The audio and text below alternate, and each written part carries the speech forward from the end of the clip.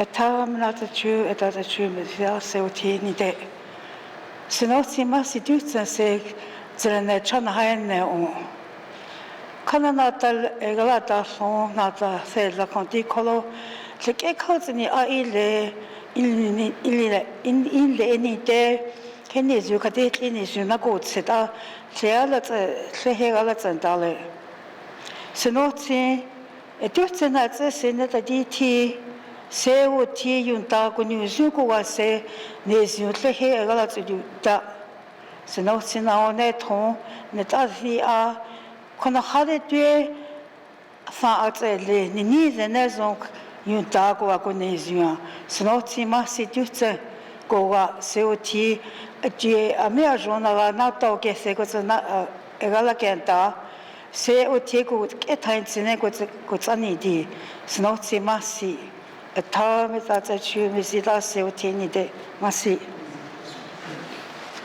sit.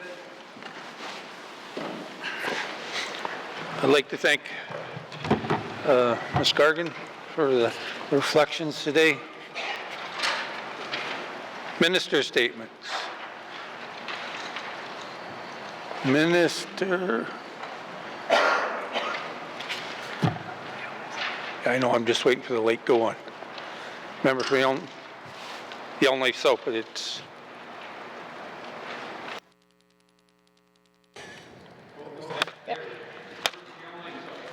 Thank you, Mr. Speaker. Mr. Speaker, I rise on a point of privilege.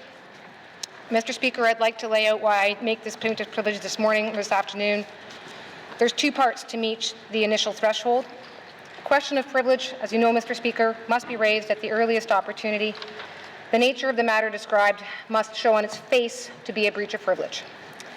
Mr. Speaker, I became aware of some accusations made last night only after the rise of House. This is my first opportunity to bring this matter forward. As to the second part of the test, I'd like to read what was written and then detail for you why it is my view that these statements impede my ability to act as a minister generally and the finance minister specifically, being the minister responsible for negotiations in support of an operating budget that reflects the priorities of this Assembly and on behalf of the people of the Territory. Mr. Speaker, when I arrived home yesterday evening, I read on Facebook a post by another member of this House, the following. I'll excerpt only one part, the second paragraph, which is this. The 2025 budget is on rails. As long as Cabinet has their supporters in line, the entire process is little more than accountability theatre while backroom deals are being made. Mr. Speaker, for a matter to be accepted as a breach of privilege, there's two aspects, and in my view, this meets both. First is that a member was impeded in the performance of parliamentary functions in the sense of being prevented from carrying out parliamentary duties, and second, that the matter is directly related to a proceeding of Parliament. I'd like to deal with the second aspect of that rule first, namely that this point of privilege is directly related to a proceeding in this House. Yesterday in Committee of the Whole, Cabinet was taken by surprise with the motion brought to the floor seeking to remove over $5 million from EC&E's operating budget. No member of Cabinet, including the Minister of EC&E, had notice of the motion, and as such, it would be impossible for any member of Cabinet to have spoken to MLA colleagues about the motion or about the budget as it may be impacted by the motion. And nevertheless, when I arrived home last night and read this statement, it implied that the vote on the motion was the result of backroom deals and or that the advancement of discussions about the operating budget is merely a theatre. The allegation that work of this Assembly is nothing more than theatre or that there are backroom deals being made in order to advance this budget is very much directly related to the work we do in this House and my role as the Finance Minister. As to the first part of the test more specifically, namely the impeding of my ability to carry out my responsibilities as a minister on behalf of the people of the Northwest Territories, Mr. Speaker, this post, in my view, puts a chill on all relationships as elected officials and on our ability to communicate one-on-one.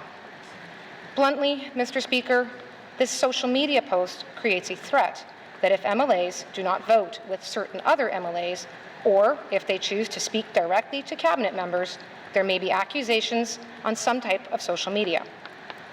The context of social media is important. We are living in an era where social media is being increasingly used as a weapon. It is an unregulated space, there is no fact-checking, The risk of cyberbullying and trolls and the like is well known, and it is often a particularly dangerous space for public figures. The impediment to my ongoing work personally caused by this situation is this. In consensus government, I must have the support of MLAs to pass the operating budget, to pass the capital budget, and also to pass legislation. There are committee processes that support negotiations, but one-on-one conversations are not only appropriate, they are expected by the residents who elected their representatives. And ministers must be able to check in with MLAs informally to get a frank reaction or to hear in detail when an issue impacts their riding. Mr. Speaker, this public statement on social media undermines the ability to have those frank conversations between MLA members and myself and other ministers. I should not have to worry whether I or the person I may have spoken to on social media will find ourselves vilified in some fashion on social media. I should be able to reach out and discuss any matter one-on-one with an MLA or within a committee proceeding, and particularly as I continue to use that broader committee process for our overall discussions. None of this, Mr. Speaker, is a theatre, and to suggest otherwise undermines my ability to utilize the processes of this House.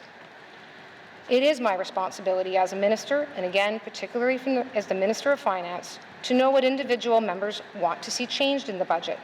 It is not my obligation to share every detail of every conversation I've had with every other member of the Assembly, but it has always been my practice to ultimately conclude negotiations through the Chair of AOC, to stand in this House and to publicly detail what changes have been agreed to, not in a backroom fashion. Finally, Mr. Speaker, this false assertion of backroom dealings or being a budget on rails threatens my ability to discharge my obligation as a minister and the function of this House. It impedes my ability to engage with MLAs freely so that we have a government with a meaningful legislative agenda and an operating budget that reflects the political priorities we set as an Assembly. Thank you, Mr. Speaker. Thank you. Member from Yonge Lake South. To the point of privilege. Member from Range Lake. Thank you, Mr. Speaker. Mr. Speaker, the privileges of the House, or of members, of individual members to freedom of speech are defined in the House of Commons procedural guide as the privilege of freedom of speech in parliamentary proceedings is generally regarded as the most important of the privileges enjoyed by members of Parliament.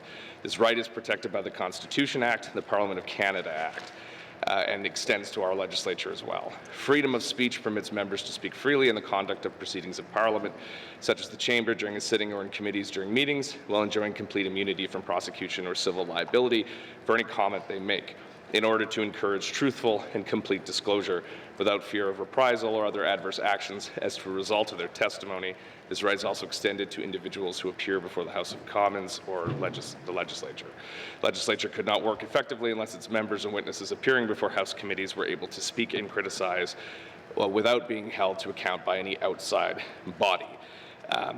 Mr. Speaker, the work we do, the underpinning of the work we do by privilege is very important, which allows us to represent our constituents freely and without any intimidation or impingement on our ability to speak freely. Now, what the minister is asserting is that she feels unable to do her work because of a message on Facebook that occurred after the proceedings in question, after votes had been taken, while the budget is still underway. Rhetorical flourishes, even if they are written, are exactly that. When we negotiate in this House for budgets, it is done in-camera discussions, in committee tables, within this institution. It is not all done in public. It could be one member's assertion that is a backroom space and that a deal is being cut there. It could be another's that is a transparent, organic, holistic way to do business. It is the interpretation of members on how things go, underpinned by rhetorical flourish, which is important in the business of politics that we are all engaged with.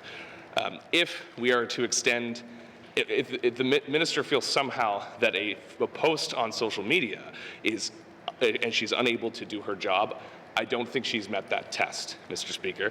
There's been no arresting of her ability to speak in this House, in this chamber. There's been no arresting of her ability to walk through the front doors and do her job here. There's been no direct accusations made in that post, certainly about any member in question, nor an officer of the Assembly, nor no one specific.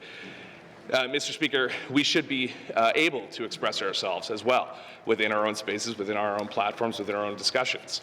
And if the frustrations, that expression can include frustrations as well about process, criticisms of the transparency around process, and criticisms of the decisions made by members in the House. That's not intimidation. That's a reflection of the record of decisions that happen here and commentary on that.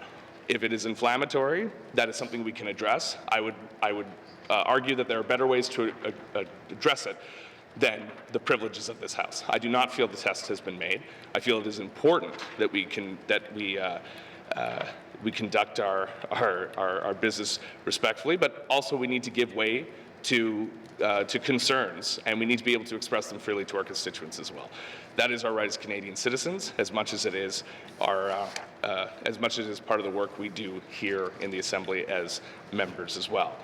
I do not see any way that the minister was unable to table her budget, to provide a budget address, to negotiate with the Standing Committee of Accountability and Oversight, to speak to individual members. I don't see how a Facebook post impeded her ability to do any of those things and infringed on her privilege.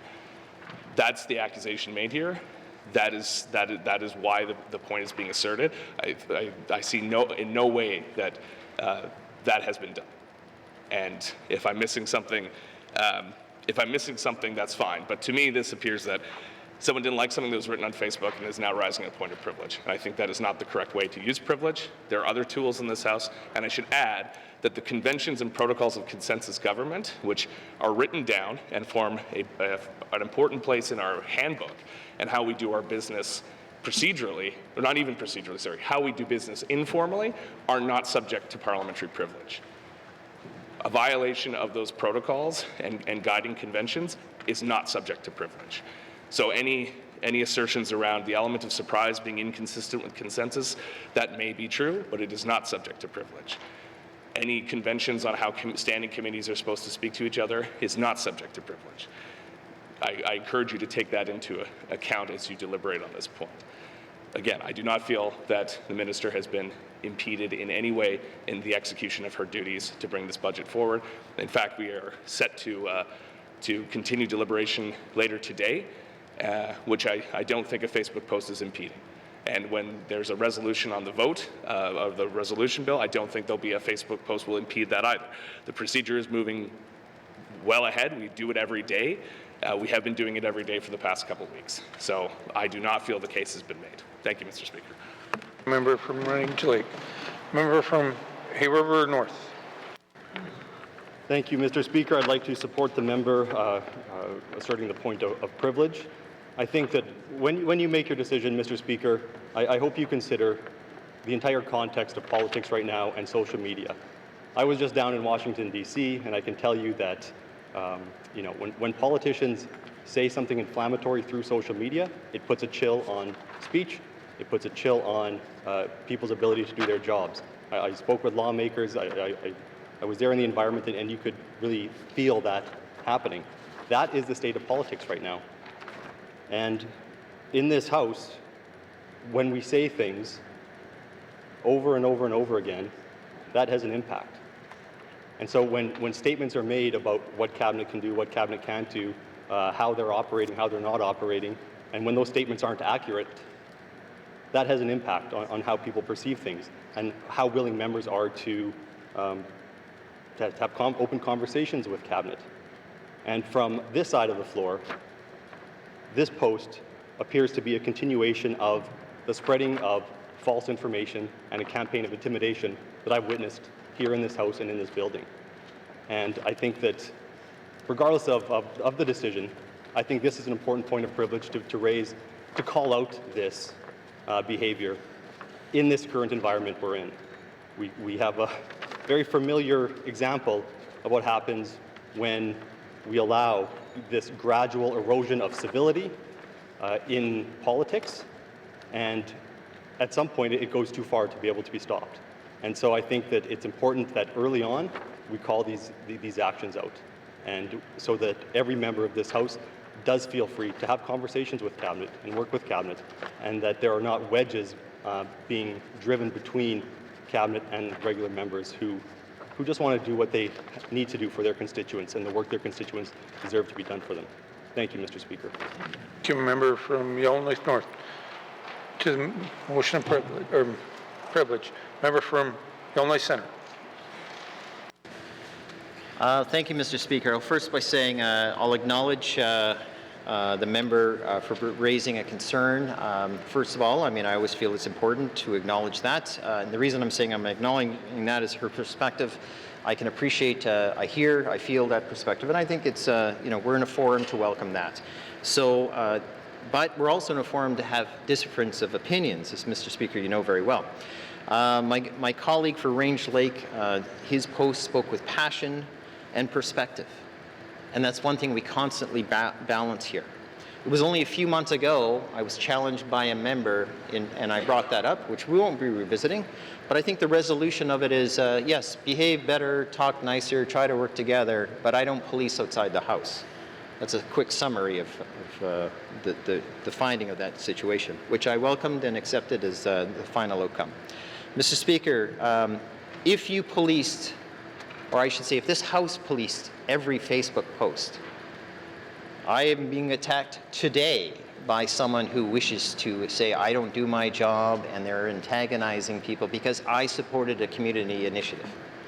I'm not even going to name the person, not that we're supposed to name him, but I'm saying I'm not even giving it any attention whatsoever, that they wish to feed on themselves. But if I chose to take every Facebook post personally, that's exactly what this would be, is we'd be asking the House to police this. I have another Facebook person who's responding to memes as facts and attacking myself, my colleague, and others. And again, Mr. Speaker, if we wish to extend your authority to Facebook and Instagram, I think we've got some other perspectives. Interpretation of perspectives and opinions has long been the hallmark of this chamber and every chamber. In other words, you can have more than one truth lie before the House, but in two different directions. So, Mr. Speaker, I think the courage of accepting that sometimes this job is someone's going to say something you don't like is part of the reality of it. The fact is that I read the statement. It's unfortunate I only heard part of the minister's comments today, but I read the statement online. And I mean, I think it's the raw truth of how people feel about the job as being here. So, Mr. Speaker, I support the acknowledgement of the person may have felt disappointed by it, but I don't feel it rises to the minimum of what should be considered the point of personal privilege. Because if it was outside the House, because it wasn't as critical as we're trying to drive. And lastly, Mr. Speaker, your precinct, unfortunately and respectfully, ends at the door. Thank you. Thank you, member from Yellowknife Centre. To the privilege, member from Frame Lake. Thank you, Mr. Speaker. Mr. Speaker, I'm just going through the rules and looking at the privilege here, and would respectfully suggest that I am not 100% sure whether or not this is a breach of privilege or not, and will leave that to your, humbly leave that to your expertise. I do want to note, though, that in the rules, the privileges of the House include, and there is in 2A there, it speaks to affronts against its dignity and authority, any act or admission which impedes or obstructs the House. So the member from Yellowknife South spoke to that. And I wanted to speak to a bit, I mean, there are the rules of debate which I don't think apply outside of the House. However, the rules of debate are there to kind of guide members on how they should conduct themselves. And one of the rules speaks to reflecting on any previous vote of the Assembly. And this reminds me of I can't remember if it was an actual rule or if it was just a principle that we tried to maintain, but that was one where, when I was on council, where I've had the most political experience, it was considered bad practice simply to reflect negatively upon votes of council once they're done. Once a vote is passed, we move on. And so I did want to note a few things here. I did want to note specifically to the post itself, it referred specifically to the 2 Yellowknife MLAs who voted against the motion last night. So I myself, being one of those MLAs, was very clearly implicated in the post. Now, this is another member's point of privilege, but I was implicated and so felt I wanted to clear the record a little bit. Something I do want to be clear about is that I've already spoken face-to-face with the member about this and raised my concerns about it, and that is how I prefer to address issues. I think it's the respectful way to address issues, and I try to maintain that kind of relationship with everybody, that if I have an issue with something you've said, or I have an issue with something that we need to work out, I will approach the person and speak about it with them personally. Mr. Speaker, I just want to clarify a few things, just for the record, because it's out there in public. Mr. Speaker, at least speaking for myself, I don't have backroom deals with Cabinet. There are no current deals associated with the current budget that I've managed to negotiate, nor have I been doing those negotiations. So the implication... Is this not to the point? Continue, please. Thank you, Mr. Speaker. Mr. Speaker, I just want to clarify what was said and share my own perspective. I just want to clarify, I don't see my role in this House as always keeping ministers happy, or that the votes that I do, they may or may not agree with a minister at any given time. And sometimes they don't. In the recent past, I have voted against the capital budget. I brought forward my own cuts, and I wanted to bring that forward because those cuts did not pass. I would have liked for them to, but when they didn't, I let it go and we moved on. I don't make a point of shaming anyone for the votes that they made, because that principle that I picked up when I was on council, I felt was a really important one. You're not going to win every single fight in politics. You've got to be able to take a loss sometimes. And so, with dignity, I move on when I don't get a win. What I do maintain with Cabinet colleagues is I meet with them frequently and make a point of maintaining relationships, because I think that understanding the complexities, identifying ways forward, and liaising with the people who carry out direction is key to my ability to be effective in this role. And that's not backroom dealing. It's simply how one is effective in a role like this, understanding that we are ultimately making decisions that give direction to a large public service, and understanding the complexity of how that public service works and working with the people who directly give it direction is how we are effective in this role. And I told my constituents that that was how I would be effective. That's what I talked to people about at the doors, that I would be maintaining respectful relationships. And I want to emphasize, Mr. Speaker, that when I went to the doors, a lot of people said to me that they wanted to see this House conducting its business, moving business forward, setting personal differences aside, and working for the betterment of the people in the Northwest Territories, and that is what I am trying to do. So that's pretty much what I have to say on it, Mr. Speaker, and I'll leave it up to you to determine if the point of privilege has indeed been met, but just wanted to clarify my own perspective on things, and I made it very clear why I voted the way I did last night, and I'll let the record speak for itself on that matter. Thank you, Mr. Speaker. From Frame Lake to the privilege. The point of privilege. Okay, colleagues, I will take this under notice, and I will provide recommendations within at least 48 hours. It could be quicker. Colleagues, yesterday I noticed, made a correction on, we didn't recognize people not being in the house, and we got a little bit joking around, and we need to be respectful. When I make a ruling, it's about the ruling, and just be respectful of our colleagues. We're not all professionals here, and as the former speaker used to say, we're not infallible, so we make mistakes ourselves. So please be respectful of that for our colleagues moving forward. So, really, I got to do that? Jeez. Sorry. Speaking of other speakers, I would like to recognize Mr. Frederick Blake, a member of the 17th, 18th, and 19th Assembly, and our former speaker in the 19th, and recently elected as the Grand Chief for the Gwich'in Tribal Council. Hopefully I'm trying to catch up to you there, Sonny, or Mr. Blake, sorry. And welcome back to the Assembly.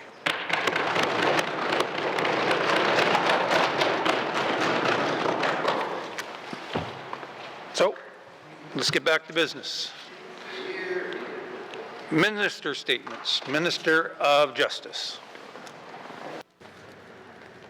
Mr. Speaker, the 20th Legislative Assembly has made safety of residents and communities of the Northwest Territories one of its priorities. Many of us have witnessed and been affected by an increase in criminal activities, particularly the drug trade. And successful public safety efforts rely on trusting relationships between the RCMP and our residents. In November 2024, Northwest Territories RCMP officers began wearing body-worn cameras. By the end of March 2025, officers in 17 of 21 detachments will be equipped with this technology. The remaining 4 detachments in Wati, Little Cay, Sax Harbor, and Uluhuktuk will be using body-worn cameras by summer 2025. Body-worn cameras are now a national standard for frontline officers, with the aim of enhancing transparency, trust, and confidence in law enforcement. The use of body-worn cameras is a well-established practice and is widely supported by the public. For RCMP detachments, this tool can improve evidence gathering and build trust with the RCMP. Mr. Speaker, while working to ensure safety in our communities, the preservation of residents' privacy remains an important consideration. As these cameras create footage showing members of the public, access to these videos is strictly controlled. The public can request access to videos of themselves by submitting a request to the RCMP under their privacy legislation. Each officer will be assigned a camera that is hard-coded to their badge number to verify ownership and continuity of evidence. RCMP officers have received training on the rules that determine when body-worn cameras should be turned on or off. For example, officers are expected to turn their camera on when exiting their vehicle and responding to calls for service. Cameras can be turned off when there is no expectation of a serious incident and there is a high expectation of privacy, such as inside schools or hospitals, or when conducting intimate searches. Public education is an important part of this rollout. Posters in all 11 official languages in the NWT have been displayed throughout communities to raise awareness about this initiative and provide contact information for concerns or feedback. Detachment commanders are contacting local governments, Indigenous organizations, and non-government organizations before body-worn cameras are deployed in their communities. While on duty, officers will carry and distribute information cards to residents, which will be available in the official languages spoken in that detachment area. To ensure the proper functioning and reliability of this technology, 2 positions in G Division are now dedicated to the body-worn camera program. These positions will support implementation, monitoring, and reporting, and will coordinate requests for access to the videos. On a technical level, there are bandwidth upgrades in progress for both fiber and low Earth orbit satellite connections to ensure reliability in all 33 communities. Mr. Speaker, the 20th Legislative Assembly is committed to building safe communities for Northerners and collaborating with the RCMP in its fight against crime. I'm confident this tool will be an asset to help RCMP detachments carry out their work and protect our communities while contributing to strengthening the trust and confidence of our residents in law enforcement. Thank you, Mr. Speaker. Thank you, Minister of Justice. Minister's statement. Minister for Municipal and Community Affairs. Mr. Speaker, I rise today to congratulate all nominees for the 2024 Outstanding Volunteer Awards and to celebrate the year's award winners. Since the establishment in 1991, the Outstanding Volunteer Awards program has recognized extraordinary volunteers and highlighted the essential role of volunteerism in the Northwest Territories. Volunteering is a true labor of love, often done without expectation or recognition. But today, we have the privilege of shining a well-deserved spotlight on those who contribute and have an impact in their communities.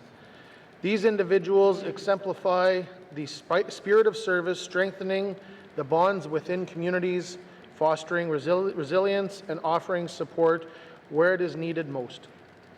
By giving their time and energy, these volunteers help promote community well-being and create a more vibrant and thriving territory for all. Mr. Speaker, every year, the Outstanding Volunteer Awards accept nominations for 4 categories: youth, elder, individual, and group. This year, we received an incredible 53 nominations representing 18 communities, a testament of the generosity and the community spirits of our residents. These include 11 nominations in the elder category, 12 in the group category, 23 in the individual category, and 7 in the youth category. To all the nominated individuals and groups, I extend my heartfelt thanks. Your contributions are invaluable to our communities and the NWT. Without your dedication, countless programs and initiatives would not be possible. Mr. Speaker, this morning I had the opportunity to present the 2024 Outstanding Volunteer Awards at a ceremony held in the Legislative Assembly. I would like to take a moment to acknowledge the award winners. The Outstanding Volunteer Award for Elders went to Roger Pilling from Fort Simpson for his dedication of leadership to local sports organizations, firefighting, and his community service. The Outstanding Youth Award was presented to Tafadzwa Mofandidza of Yellowknife for her leadership and dedication to coordination at the Folk on the Rocks. Melissa Johns of Fort Smith earned the Outstanding Individual Award for her extensive work supporting sports, cultural events, and community fundraising. The Outstanding Group Award was given to the Ulahaktak Search and Rescue Team for their tireless efforts in responding to emergencies and mentoring future search and rescue volunteers. Congratulations to all winners. You are not only making a difference your dedication inspires others to step forward, take action, and contribute to in their own ways. Your efforts show that even small acts of service can create a lasting impact in our communities. I would also like to express my appreciation to those who took the time to nominate their fellow residents. Recognizing and celebrating volunteerism is an important part of fostering culture and giving back to our territory. To all the volunteers across the NWT, whether you received an award or not, know that your work makes a real difference every single day. Finally, Mr. Speaker, I encourage everyone to keep the spirit of volunteerism alive, as volunteers play a crucial role in building safe communities for Northerners, and nominations for the Outstanding Volunteer Awards remain open year-round, and I urge residents to recognize those who go above and beyond to serve others. Let us all be inspired by the example set by this year's winners and continue working together to make our communities stronger and more vibrant. Thank you, Mr. Speaker. Thank you, Minister, Municipal and Community Affairs. Minister statements. Mr. Premier. Mr. Speaker, I wish to advise the House that the Honourable Member for Cam Lake, Minister of Industry, Tourism and Investment, will be absent for the House for the remainder of this week to attend Federal, Provincial, Territorial Committee on Internal Trade meeting in Toronto, Ontario. The Minister will also be away Monday and Tuesday next week to attend the Prospectors and Developers Association of Canada Conference in Toronto, Ontario. Also, Mr. Speaker, I wish to advise the House that the Honourable Member for Hay River South, Minister of Municipal and Community Affairs, may be absent for a portion of today's proceedings to deliver welcoming remarks to the annual general meeting of the Northwest Territories Association of Communities in Yellowknife. Thank you, Mr. Speaker. Thank you, Mr. Premier. Minister statements. Minister statements. Member statements. Member statement. Member from Yellowknife North. Mr. Speaker, lots of people here in Yellowknife dream of being able to afford their own home. But more people in small NWT communities can't even dream about it because a path to home ownership is barely possible. And it wasn't always this way. This is a story that many others in this room know much better than me. Obviously, people used to build their own homes where they wanted. Then the federal government started pushing people into government housing around the late 1950s with the promise of $2 a month rent. And sometimes the government actively demolished the homes that people had built for themselves to leave them no choice. The government houses were notoriously small, terribly insulated, and quickly started falling apart. The territory took over public housing in 1969. In the 1980s, NWT communities, starting with Fort Good Hope, convinced the government to try a way that would be better for everyone. The government would provide materials and the people would provide sweat equity to build and own their own homes. This was called the Home Ownership Assistance Program, or the HAP. And over the span of 10 years, it successfully delivered over 1,500 new homes across the NWT. It wasn't just a free house. The HAP unit needed to be completed within 2 years, or else the materials could be repossessed. Meanwhile, the government decided in the 80s that social housing was a nuisance to operate and maintain, and tried to start pushing people to take ownership over public housing units. The idea was that housing markets would just magically appear in all communities. Everyone could just own and then start buying and selling their homes. Well, that was just never realistic. There were a series of mostly failed programs that never got much uptake, from a rent-to-own program to the HELP, or H-E-L-P program we're currently phasing out. We've had a HAP, a HELP, and now a HIP. Mr. Speaker, we do need better pathways towards home ownership, so we have to learn lessons from why these programs have failed in the past. First, we've been asking tenants to take on homes that are often in very poor condition and need costly repairs or have high utility costs to maintain. Other barriers include requiring that people take on large mortgages or non-forgivable loans that they can't afford. Mr. Speaker, I ask for unanimous consent to conclude my statement. Member from Yellowknife North. The member from Yellowknife North is seeking unanimous consent to conclude her statement. Do I hear any nays?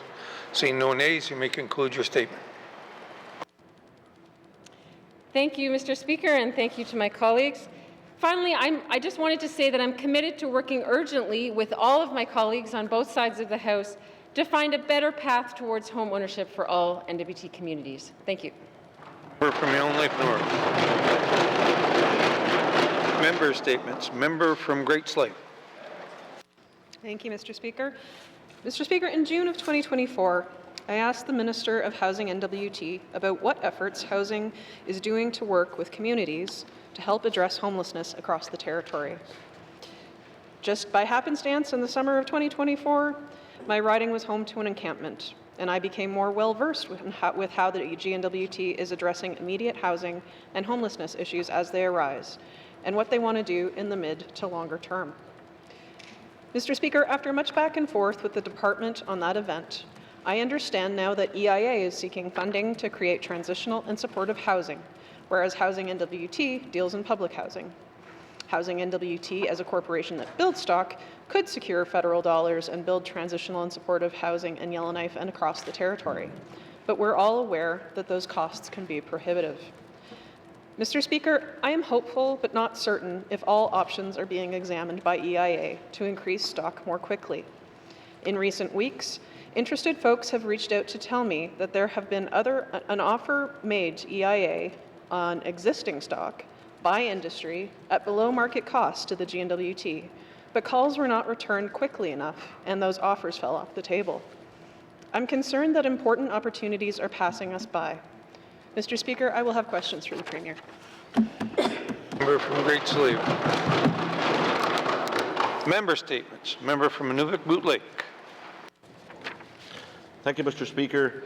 Mr. Speaker, I began the week with my reply to the budget address speaking about energy and economic development. And I'll continue today on energy security, Mr. Speaker. Mr. Speaker, non-renewables are still important to the Beaufort Delta, have been for quite some time and will be for quite some time. Given the potential shift in the federal government and their thinking around around LNG development, and regardless of who forms the next government, Mr. Speaker, we heard in the Liberal leadership race, again speaking about the importance of LNG production as we move forward. So again, Mr. Speaker, as I mentioned earlier in the week, our energy strategy or action plan has been solely focused on renewable. But the reality is we are still heavily dependent on diesel, and we all know, Mr. Speaker, there are other cleaner renewable options other than diesel. Given what the work that we've seen the Inuvialuit do in the Beaufort Delta around the M18 project, which is now fully funded, Mr. Speaker, and certainly well underway, it's time for us as a government to again engage with the significant discovery license holders in the Beaufort Delta and make it a priority of this government to have those conversations and to see what we can do as a government to move this industry forward. We have the MDLNG report, Mr. Speaker, that was tabled here, I think, in 2022, and it clearly states that it is feasible to develop natural gas in the Beaufort Delta. But I don't think, Mr. Speaker, we have a plan. How are we supporting energy, Mr. Speaker? We have to ask ourselves. We are spending millions on renewable energy initiatives, and I understand that those come with economic benefits as well. They come with jobs, they come with a lot of opportunities, they also come with a lot of money spent on consultants, and likely a lot of studies that come with those, Mr. Speaker. But what I haven't seen is how an analysis or what that means for residents who are not able to take advantage of renewable energy. What's it doing to those grids? What's happening in those regions? I haven't seen that analysis, Mr. Speaker. What will that cost be to the people that still rely on non-renewables to heat their homes?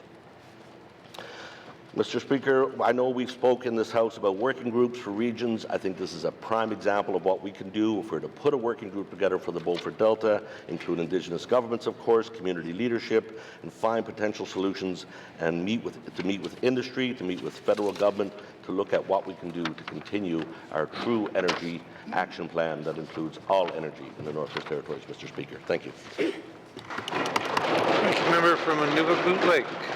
Member statement. Member from Range Lake. Mr. Speaker, if you find yourself stranded out on the land, beyond network reach, and with no alternative method of communication, how would you signal for distress? Do you shout into the air, or run around with your arms waving when a plane passes by? The life-saving facts are without communication or knowledge of your whereabouts, the pilots of that passing plane would be searching for your signal in the form of threes. 3 blasts of a whistle, 3 lit fires, even 3 piles of rocks. Anything in the shortest of patterns with the resources you have available. In a life-threatening situation that requires ground search and rescue, this knowledge can make all the difference. Promoting that knowledge is why the territorial government must support the role of a highly sophisticated network of ground search and rescue, or GSAR, organizations and volunteers that stretches across Canada. Their partners here in the north provide educational services vital in teaching northerners and tourism outfitters how to stay safe. But unfortunately, there's no funding made available to them from ECE or ITI. And now the federal government has clawed back their support as well. Even MACA, who is responsible for public safety, has cut funds to the Yellowknife Search and Rescue Team, an organization of highly trained volunteers who now must dedicate time to fundraising instead of training and saving lives. Beyond YKSAR, the GNWT still relies on smaller communities to organize their own grounded search and rescue operations or get help from the RCMP or the Armed Forces. But the RCMP has no mandate, and the Armed Forces take precious hours to mobilize. Mr. Speaker, despite several year-old reviews, ground search and rescue services, which found our territory to be the most unprepared out of any Canadian jurisdiction, there are still no commitments to implementing the recommendations. To make matters worse, budget cuts are taking us backwards. If this government is serious about public safety, the Premier must show leadership and bring volunteers and communities together with the relevant departments and agencies to finally get a real strategy for ground search and rescue to take place. Thank you, Mr. Speaker. Thank you, member from Range Lake. Member statements. Member from Mophie. Thank you, Mr. Speaker. Mr. Speaker, today I will be speaking in the House regarding the elder abuse.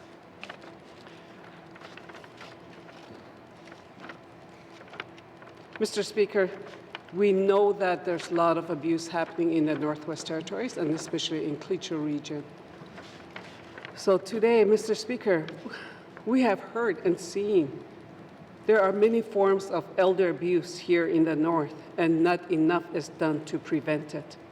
This abuse can be in the form of financial abuse, physical abuse, psychological abuse, sexual abuse, healthcare fraud and abuse, elder abandonment.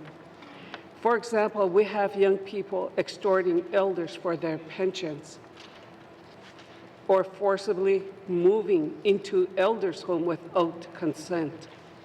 Seniors are falling victim to cybercrime and scams. Some elders suffer in silence, enduring the pain. They don't share about what is happening in their lives. It is difficult for them to take actions to protect themselves because they do not want to feel guilty if anything happens to their abusers, who may be their loved ones. Our elders worked hard raising their families.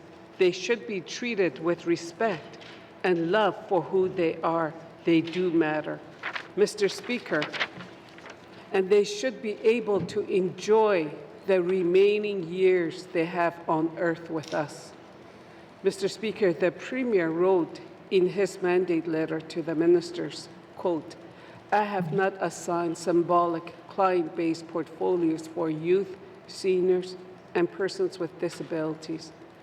I interpret this to mean that, in a way, everyone is somewhat responsible to ensure the needs of seniors are met. However, no one is accountable." Mr. Speaker, what is the government doing to intervene, support, and protect our elders? I will have questions for Minister of Health and Social Services. Thank you. Thank you, Member from Moultrie. Member statements. Member from Tune-Day-Willity. Thank you, Mr. Speaker. Last year, we were updated on several new initiatives that Jean Deputy was spearheading to tackle our out-of-control drug crisis, including drug strategy, a dedicated RCMP crime reduction unit, and the possibility of scan legislation. However, the community of my riding of the Tune-Day-Willity riding, especially in Flood Resolution, have yet to notice any positive change. Drugs are still pouring in, stealing away my community's wealth and well-being. They are obviously as hotspots in the community of criminal activity that my constituents are constantly complaining about. And worse yet, I am now hearing that some of my constituents are being threatened by these criminals to set up shop in their homes and rope in their vulnerable youth to be their drug runners. I don't want to hear my constituents' community leaders worry about every day about when the next assault or overdose will be. The RCMP are doing their best with the resources federal and territorial governments can provide to them, and Ottawa relies on feedback and advocacy from the government here in Yellowknife to make the RCMP more effective. This one, my constituents' top priorities because they feel the next overdose are just minutes and hours away. Therefore, in order to achieve a more effective RCMP, we need to improve the partnership between the Indigenous governments, federal and territorial government. I will give the Premier and the Minister of Justice the opportunity to update my constituents on the actions he is taking with the federal government to tackle the drug crisis in my community.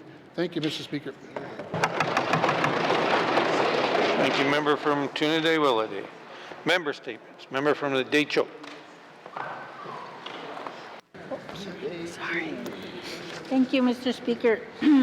Mr. Speaker, this weekend is going to be a fun-filled weekend in Hay River Dene, the reserve, Ketlo DT Reserve. Is hosting the annual Amba Carnival this week through to March 2nd. That's this weekend. Mr. Speaker, carnivals are happening all over the NWT this month and into April. This great opportunity. This is a great opportunity to join in community events, take part and show your talent at indoor and outdoor activities. At this weekend's Amba Carnival, there will be dog sled races with dog mushers coming from as far as the Yukon and Saskatchewan to compete. It's nice that the community still keeps this tradition as part of their carnival. There will be talent shows for both youth and adults, and there will be big prizes, Mr. Speaker. A local craft market for handmade goods will also be on site. Mr. Speaker, everyone is welcome, and I encourage residents to participate, especially to show off their singing, jigging, and fiddling skills. The weather is on our side, Mr. Speaker, and I look forward to seeing you all out there. Merci. You're here. Thank you. Member from the Deschutes. Member statements. Member from Yonge Centre. Thank you, Mr. Speaker. Mr. Speaker, I've spoken and will continue to speak about accessibility of healthcare in the NWT. This impacts directly my constituents, your constituents, constituents up the valley, down the valley, all the way around, Mr. Speaker. Nobody cares more about healthcare than Northerners, I'm sure. But that may not technically be a fact, so I don't look forward to the Premier calling me on my fact-checking statement on that. Everyone cares. Mr. Speaker, not to upset the government, but you know what? I've seen the hallmark of this assembly so clearly. It actually speaks more like the trademark has become, we're working on something. We're having discussions. We don't have enough policy people here. We don't have legislative people here. In other words, I hear a lot of, we haven't done a lot. Mr. Speaker, I have seen so little out of this government as far as policy legislative initiatives, I'm getting worried. It's key policy legislation, it's moved forward. This assembly was done 99% in the last assembly. So what has it done other than a few typos and a few corrections here or there? Mr. Speaker, when I hear the government again talk about how they can't do something, I hear the delay, deny, and even sadder, do they really care? Mr. Speaker, there's a phrase used in this type of business, it's referred to mirrored legislation. It's actually a keystone to how a lot of legislative assembly initiatives get done. So, Mr. Speaker, why is this government not scratching the itch of copying other legislations? Use the incentive. I say don't view it as you've stolen it, use it as you've liberated great ideas from other jurisdictions. By way of example, as I've already brought up here, Mr. Speaker, we have the Pharmacies Act and the scope of their practice used in so many jurisdictions. As a matter of fact, it's used in almost every jurisdiction where we can have pharmacists issue vaccines, things like for influenza. I can't say a few of the other words, but I can certainly say Hep A. Well, some of them are pretty tricky. Hep B, measles and mumps. Mr. Speaker, could you imagine if we had our pharmacists, healthcare warriors out there helping us with COVID-19? We'd have people cured and maybe protected in different ways, giving vaccines, flu. But Mr. Speaker, as we stand now, I had a constituent last night tell me, they went to go book a vaccine appointment. They had to wait till April. Well, they'll probably cure themselves at this rate. We're moving. Mr. Speaker, I'm not saying our healthcare warriors known as pharmacists can do everything, and I'm not suggesting they do everything, but we have willing partners, and we have smart people in the legislative branches, and we have smart people in the policy branches. Why can't they go liberate other legislation and mirror it and allow us to have our pharmacists help us part of the solution? I mean, it was yesterday, I believe, if not yet the day before, I was asking about changing the Nursing Act so we can allow to find better ways to get nurses here. Mr. Speaker, here is another simple way. So while the government over there sits on billions of dollars and says, billions of dollars and says, oh, well, the members should tell us how to do things. Well, members with their meager budgets are presenting real solutions. And I'm going to ask, would the minister be willing to do this and make minor changes to the Pharmacy Act and just get rid of some of the consultation, get the acts in the public, get it out. Let's start talking about solutions, Mr. Speaker. Let's show some courage to the public that we care about their health care, because I do, and I know everybody on this side cares about Northern health care. And as I use the last moments of my very good long statement, Mr. Speaker, which I appreciate, Mr. Speaker, I cannot say enough. Pharmacists give a darn, and Mr. Speaker, let's empower them to be the healthcare providers they so dreamt to be when they joined that industry. Thank you, Mr. Speaker. Thank you. Member from Yonge Centre. Thank you, member. Member statements. Colleagues, today I found out I'm now a senior. Today I'd like to recognize Mr. Roger Pilling on being selected as the 2024 Elder Volunteer. He moved to Fort Simpson in February 1988 from Fort Reliance, where he was a weather observer for 18 months. Roger quickly became part of the community, joining the Curling Club right away, then the Soul Pitch League in the summer, then the Fort Simpson Fire Department in February of 1989. I had to meet I had the opportunity to meet Roger in Fort Simpson at a ball tournament in the summer of 1991, and in Hay River in 1992, while my team from Coppermine was participating in the NWT Slow Pitch Championships. He was playing ball, umpiring, helping the tournament wherever he could help. I moved to Fort Simpson in 1992 and saw firsthand his involvement in the community. Roger worked as a hydrometric tech with the Environment Canada, measuring water levels, water flows, and water quality. His job provided support to the community, especially during the spring breakup time when people were worried about the flood. This is only a small impact on what he had done for the community. Roger had volunteered for many things over the years: curling, ball, golf, ski trails, umpiring, archery, and supporting his children's participation in events. One of his biggest contribution has been as a member of the Fort Simpson Volunteer Fire Department, where he has been a firefighter, training officer, lieutenant, deputy chief, and chief. He volunteered for over 36 years and still counting. He has thousands of hours training, fighting fires, rescues, and ambulance calls. Roger is always there to answer the calls and to help people. Roger and his wife Val have 2 children, Tyler and Madison. Volunteering is a family affair. It's one of them signing up, the rest of the family's volunteering too. They believe that they need to not just be in a community, but part of the community. Your community will only be as strong as your help. Recognizing the time, I'd like to have the rest of my member statement deemed as read and printed in answers. I'd like to congratulate Roger on a well-deserved award. Member statements. Member statements. Motions. Motion from the member from the Sod 2. The great state of the Sawtooth. Thank you, Mr. Speaker. State of an emergency for humanitarian reasons for Norman Wells. Whereas the town of Norman Wells has been requesting long-term solutions from the government of Northwest Territories, and whereas the town has offered to work with the government of Northwest Territories on proactive community planning because of climate change impacts on resupply to Norman Wells, which has resulted in rising food insecurity, rising heating costs, rising and prohibitive cost of living, and rising and prohibitive cost of doing business. And whereas Imperial Oil is transitioning out of the community, which will result in a reduced tax base for the community and territory, diminished opportunities for skilled workers in the community, and unknown risk and changes to the community's power generation and transmission. And whereas the Mayor and Council of Norman Wells is seeking assistance and is requesting that the government of Northwest Territories, 1, recognize the town's local declaration of state of an emergency and communicate the matter to the Government of Canada seeking humanitarian aid. Bullet 2, develop a comprehensive policy and procedure to respond to any humanitarian state of an emergency within the Northwest Territories communities.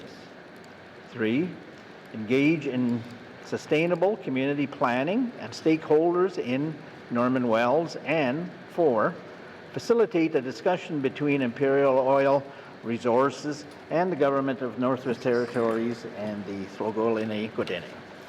Now, therefore, I move, seconded by the member from Trinidad-Willowday, that this Legislative Assembly resolve that the current situation in the town of Norman Wells is a state of an emergency for humanitarian reasons, and further, that this Legislative Assembly calls upon the Government of Northwest Territories to communicate the state of emergency with the Government of Canada seeking humanitarian aid for the community. And furthermore, that the Government of the Northwest Territories provide a response to this motion within 120 days. And Mr. Speaker, I request a recorded vote. Must see. Hear, hear. Thank you, member from the Sod 2. Thank you, member. The motion is in order. To the motion. Member from the Sod-2. Thank you, Mr. Speaker, for the opportunity to add to the motion I just tabled. In recent months, I have brought forward many concerns regarding the town of Norman Wells. The situation is dire. Climate change impacts are very real, as we see with the rising food and heating costs and the impacts on the overall cost of living and conducting business. I'm thankful to the ministers within this cabinet that I have met with myself and other leadership to discuss these issues. However, the outlook remains bleak. Norman Wells, for example, on this winter road resupply, which is an annual one, has received 34% of the total fuel supply for this season. Another 34% is expected in the coming months. I should say, Mr. Speaker, but it won't be completed, the resupply. Mr. Speaker, people are foreclosing on their homes. It's a reality. I've met people that are doing that. They are leaving the town of Norman Wells for better prospects, opportunities for themselves and their family, which will help make it more difficult for the community to succeed at large. It is time that the government of Northwest Territories to step in and declare this state of an emergency and seek humanitarian aid for the community. To add to that written statement, Mr. Speaker, and I have some time allowed, I've seen firsthand and discussed with many parents, grandparents, youth, take the youth community. As said by the mayor of Norman Wells, the community is in a state of fear.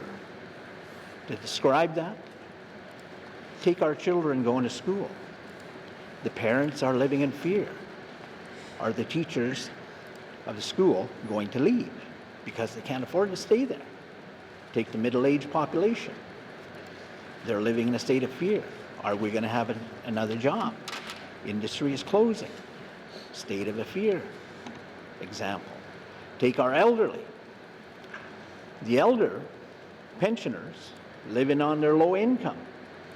Can they afford to live there under these circumstances?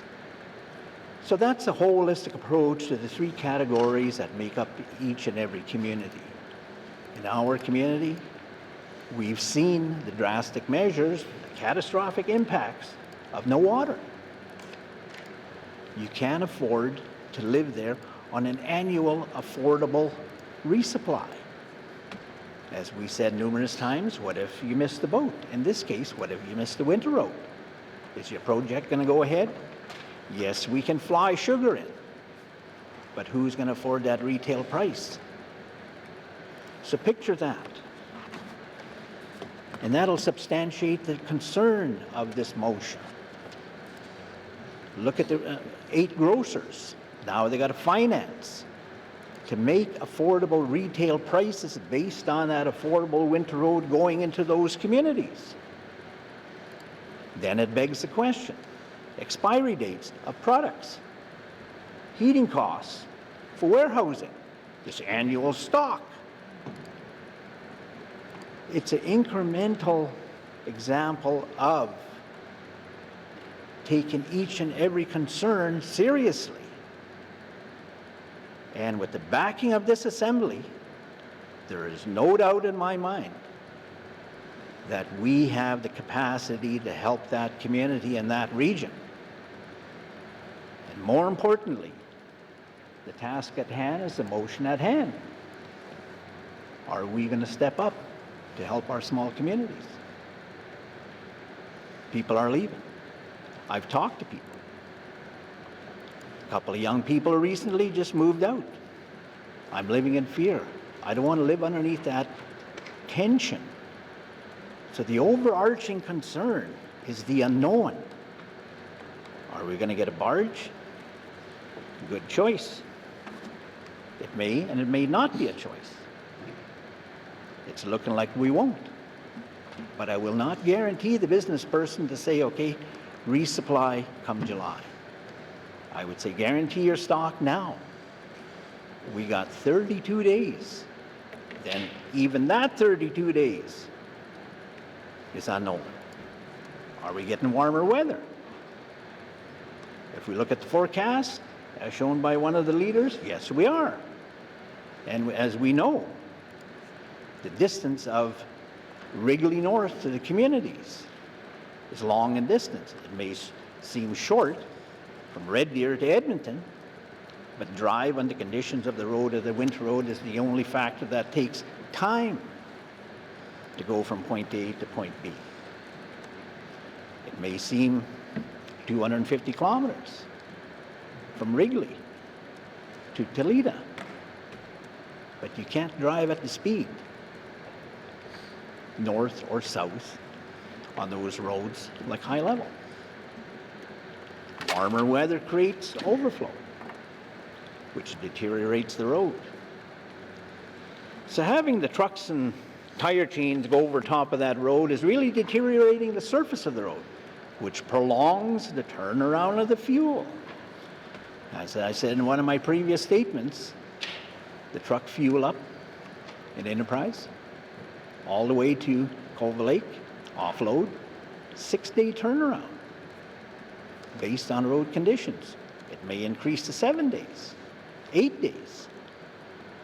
And people, Mr. Speaker, the drivers are getting burnt out. I know of several people said, no, my back can't take it anymore. That road is rough. So as I mentioned earlier, with the backing of this assembly, we can stand behind and stand proud after the road closes at the end of this coming month. We resupplied the challenges in front of us, but we did it. We supplied 17.8 million liters of fuel to 5 communities. That's just fuel. It's an essential service to our homes, our workers, our institutions.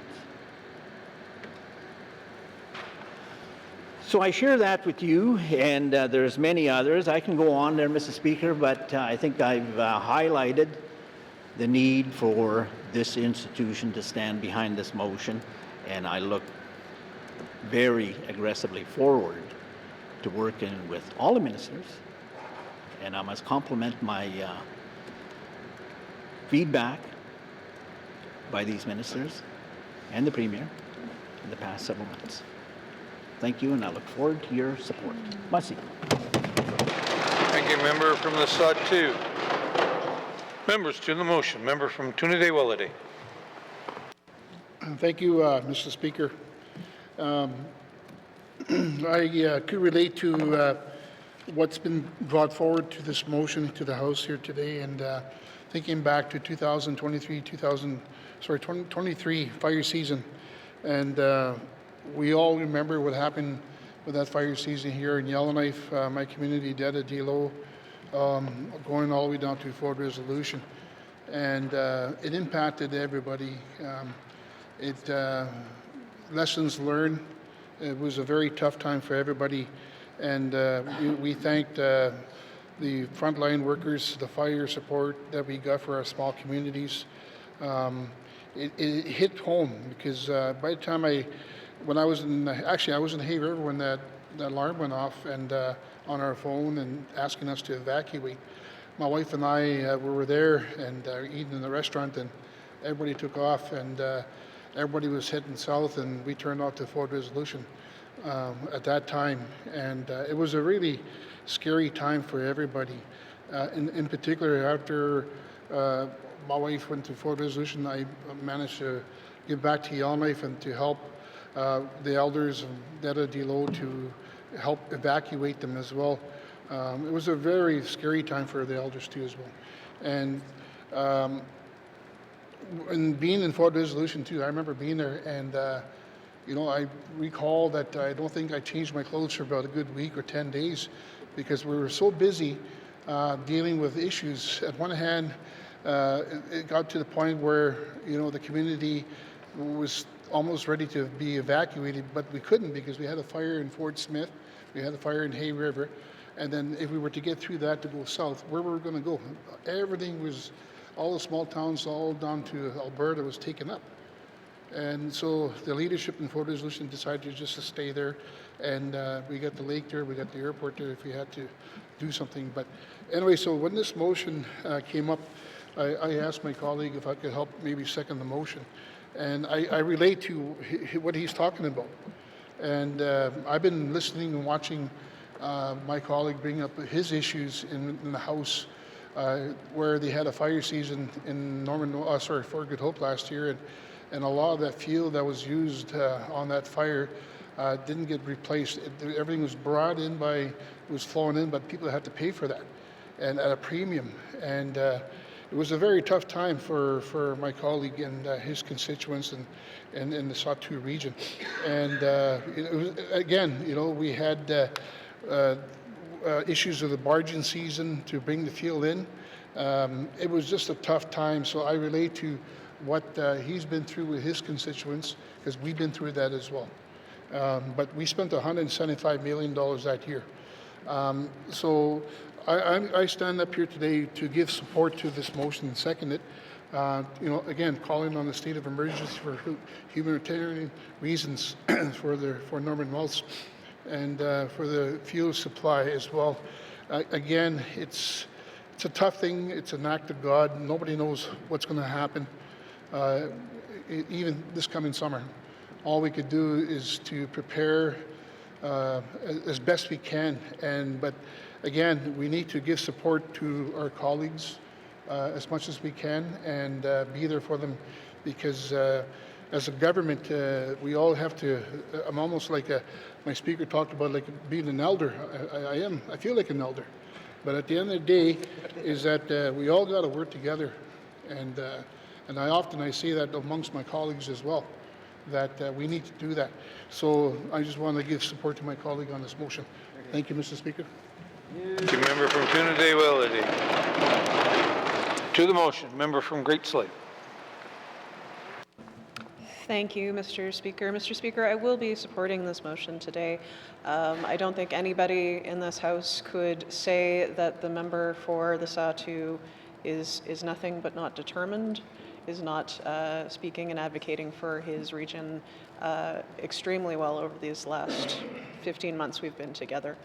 And fundamentally, Mr. Speaker, part of why I voted on the capital budget was to support the access that he is to projects that he has been talking about on the Winter Road these last few weeks. So all that said, Mr. Speaker, it's fantastic that he's trying to seek every avenue for his people to make sure that they can find some sort of reliable way to be resupplied, knowing that Mother Nature is not in our favor these last few years. And so happy to support this motion and support the Sahtu. Thank you, Mr. Speaker. Thank you, member from Great Slave. To the motion, member from Range Lake. Thank you, Mr. Speaker. Mr. Speaker, I too will stand in support of this motion.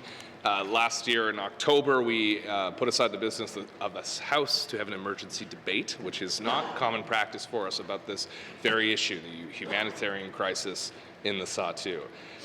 It is with some regret that I support this motion, because I would hope we wouldn't need to bring forward, the member wouldn't need to bring forward yet another call for a state of emergency in his riding and in a regional center in the Northwest Territories. We have to do a better job of caring for the people of Norman Wells. I've spoken with the mayor there as well, and his passion is very clear that this is a crisis, and there are practical things that can be done, and we need to ensure that our government is working with the municipality, the federal government, and everyone else who can help bring much needed humanitarian relief to the community. There's also a need for long-term solutions. We need to continue to invest in the infrastructure, the Mackenzie Valley Highway, that's going to, and other energy solutions as well, local energy solutions that can help support this region and not set it up for continued climate emergencies and states of emergency. And I'm just reflecting on some words that my honourable friend, the member for Yellowknife Centre, mentioned this morning, that some of the dialogue out there in our community of Yellowknife is, we shouldn't be supporting these motions. We shouldn't be supporting motions that don't relate to our ridings, that don't relate to our community, and that members who do stand and support our community members are somehow doing this for political gain, to score points. These are comments I saw this morning, and I want to stand in this House and say that's having compassion for other Northerners is why we're here.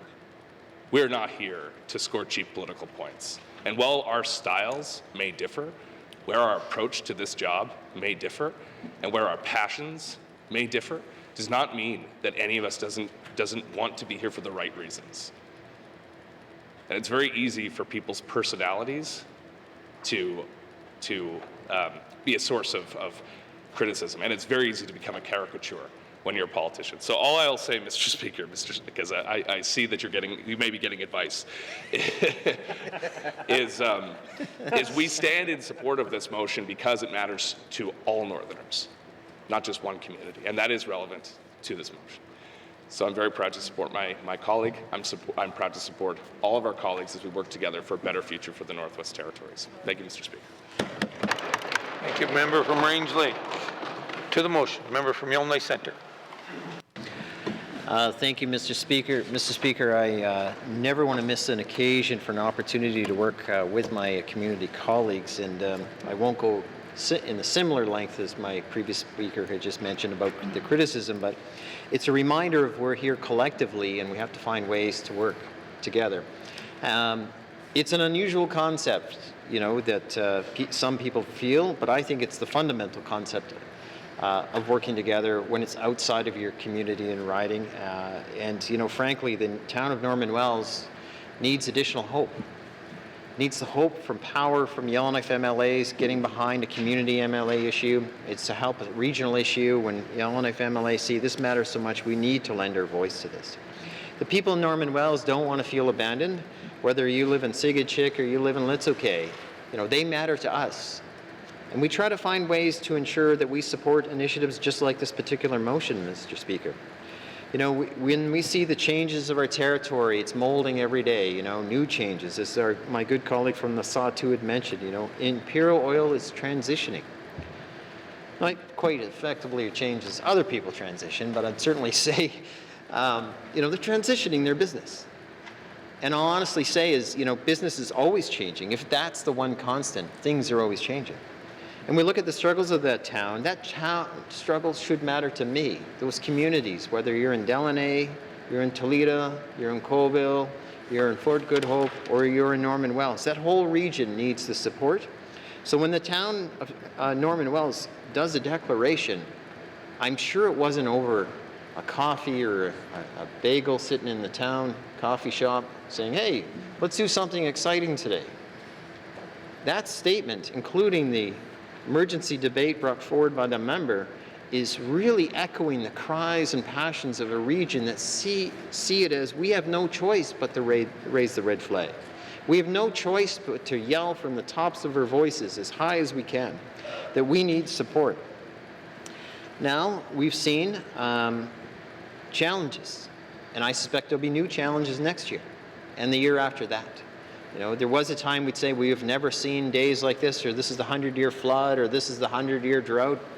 Well, it sure feels like it's deja vu every year. There's something else we're saying haven't seen happen. So I think his call for a comprehensive policy and a process to help create this, it's a framework that really asks ourselves, what do we do in times when a place is in crisis? We need, as he points out, good, sustainable community planning and support.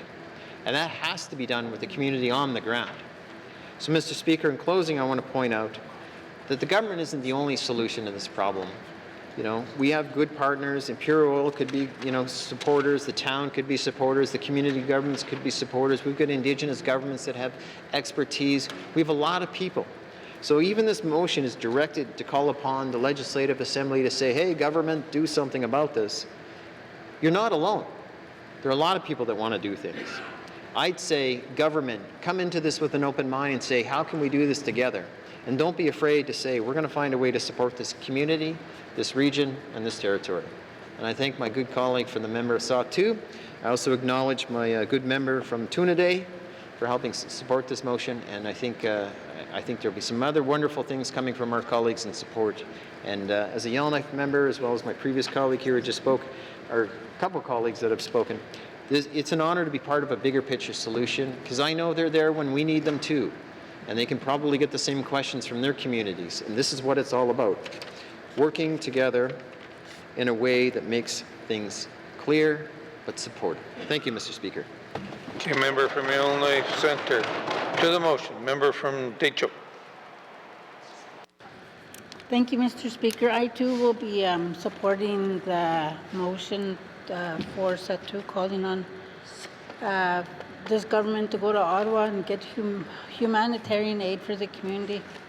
Mr. Speaker, I lived in Norman Wells for a little over a year, a few years ago, and so I know the community, and I know that I know the state of stuff that the situations they must be going through. They have a seniors home there, Mr. Speaker, that houses seniors from the Satu region. Now, if the community were to close down, it would put a lot of things in jeopardy for people in the community. So I'm thinking about that, especially those seniors who want to stay home. We keep talking about how we need things to happen at home for our own people. And so a lot of times I am told, even as a DECHO member, that if Satu needs support, help them. They're our neighbors. So that's why I'm here to stand to say I'm going to support. I support the member for the Satu in his motion calling for this government to go to Ottawa and get humanitarian aid. And if they want, I can go and help them too. Thank you. Thank you, member from the Deschutes. To the motion. Member from Hay-River South. Thank you, Mr. Speaker. Mr. Speaker, I want to take a moment to address the current situation in Norman Wells, where a humanitarian state of emergency has been declared not once, but twice. This action is a direct response to the rising costs of fuel, groceries, and essential supplies, which have surged due to the cancellation of the 2024 barge season. I have spoken several times to the Norman Wells mayor, including this morning, about the challenges that the area is facing. And we share the concerns about the increase of costs to the residents and are taking concrete actions to address them. The GNWT has taken a government-wide approach to support the safety and security of the residents, businesses, Indigenous governments, and community governments. We are focused on both immediate relief and long-term planning to mitigate future supply chain disruptions and to strengthen regional resiliency. Some of the actions that have been taken recently by this government, thanks to the hard work of the GNWT departments working together, the staff, and the hard work by the MLA from the Satu, the government has reduced the fuel costs by up to 86 cents per litre, easing financial pressures on the residents and the businesses. Enhancing the senior home heating subsidy with support reaching up to 1,455 per litre at its peak. Allocating $1.8 million through the support funding for businesses and communities impacted by the 2024 barge cancellation program to offset increased transportation costs for essential goods. The deadline to apply for this program is still at March 7th, 2025. Contributing $150,000 to the Norman Wells Food Bank to support families through the winter months. Assessing financial impacts of the community government and assessing long-term costs through financial planning. And continuing advocacy for long-term infrastructure solutions, including the Mackenzie Valley Highway to reduce resiliency on seasonal transportation and improve supply chain sustainability. The GNWT has also engaged with the federal governments to explore additional assistance options. I have spoken directly to the Minister of Federal Emergency Preparedness to discuss potential supports for Norman Wells and the region.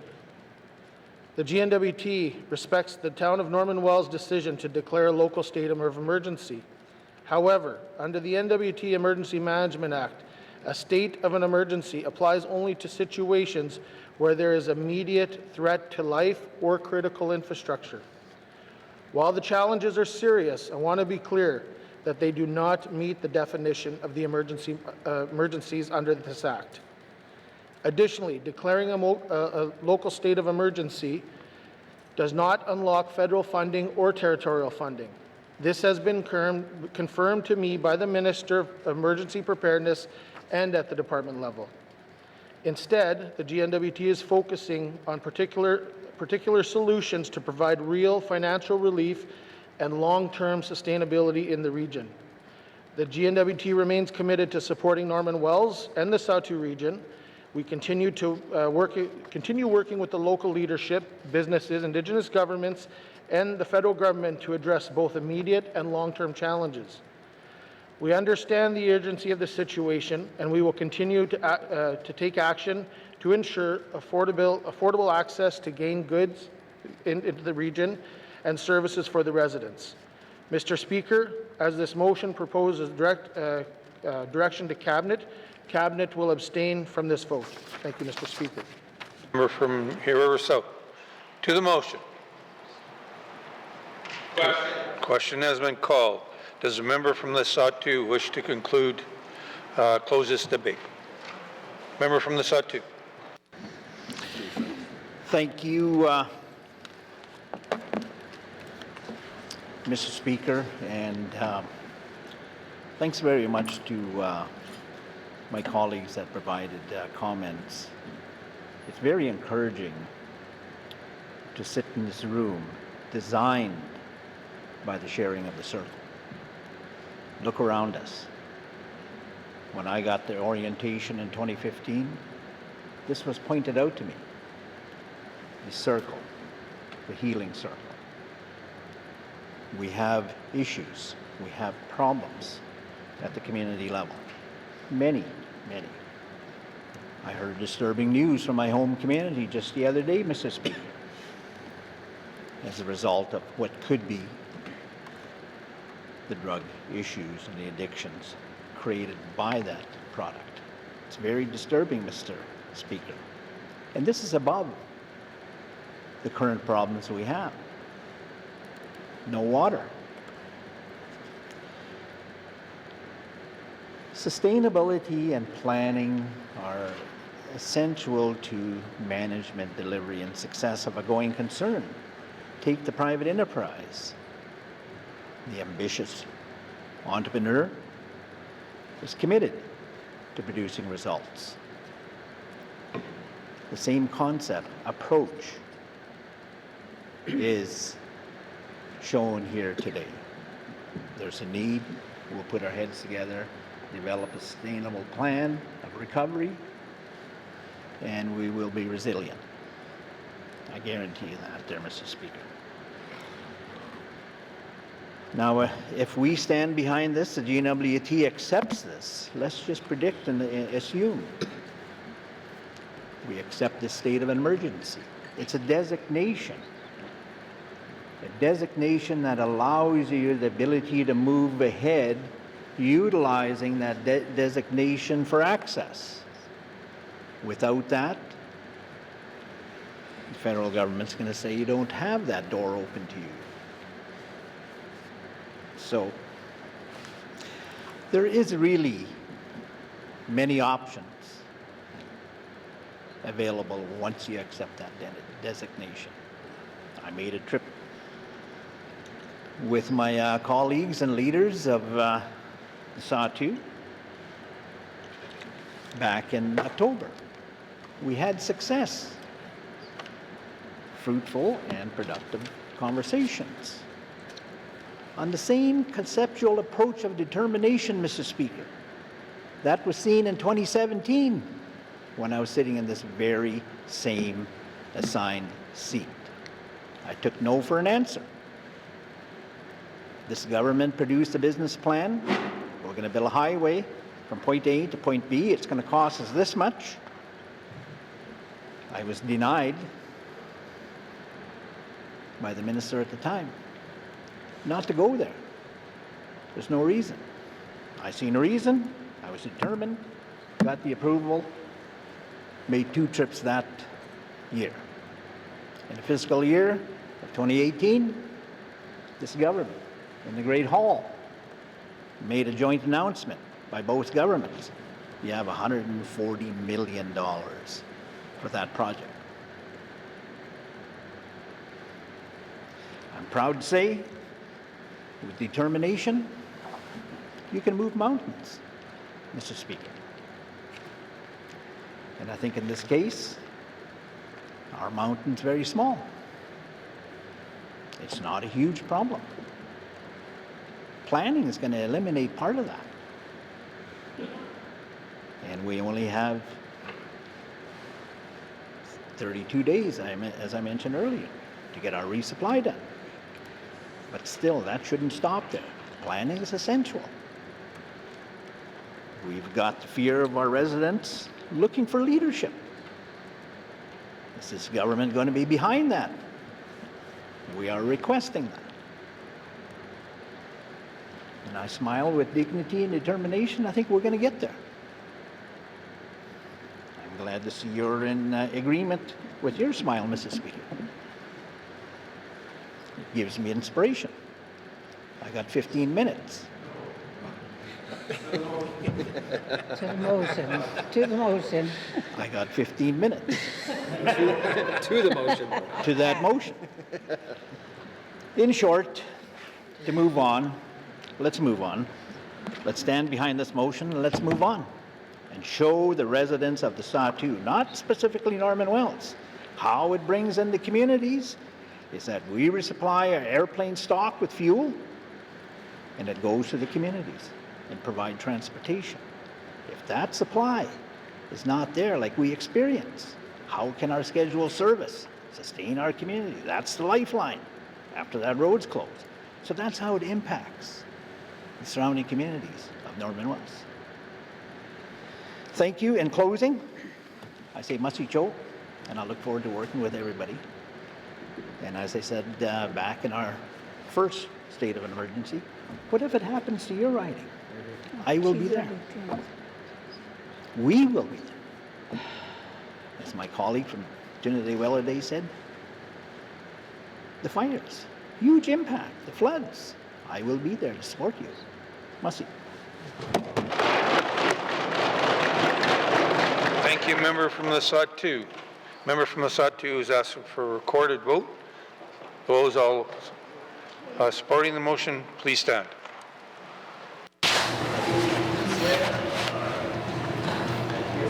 The member for Sahtu, the member for Yellowknife Centre, the member for Range Lake, the member for Inuvik Boot Lake, the member for Montfouille, the member for Frame Lake, the member for Great Slave, the member for Yellowknife North, the member for Trinidad the member for Deschaux.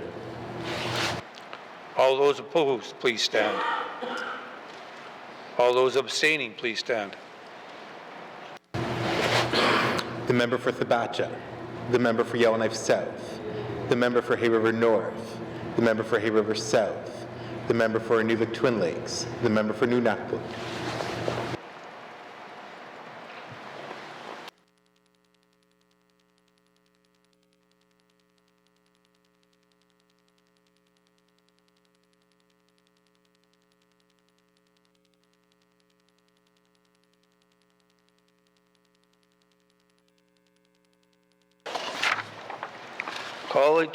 Colleagues, to the motion, 10 in favor, 0 opposed, 6 abstaining. Motion has been carried.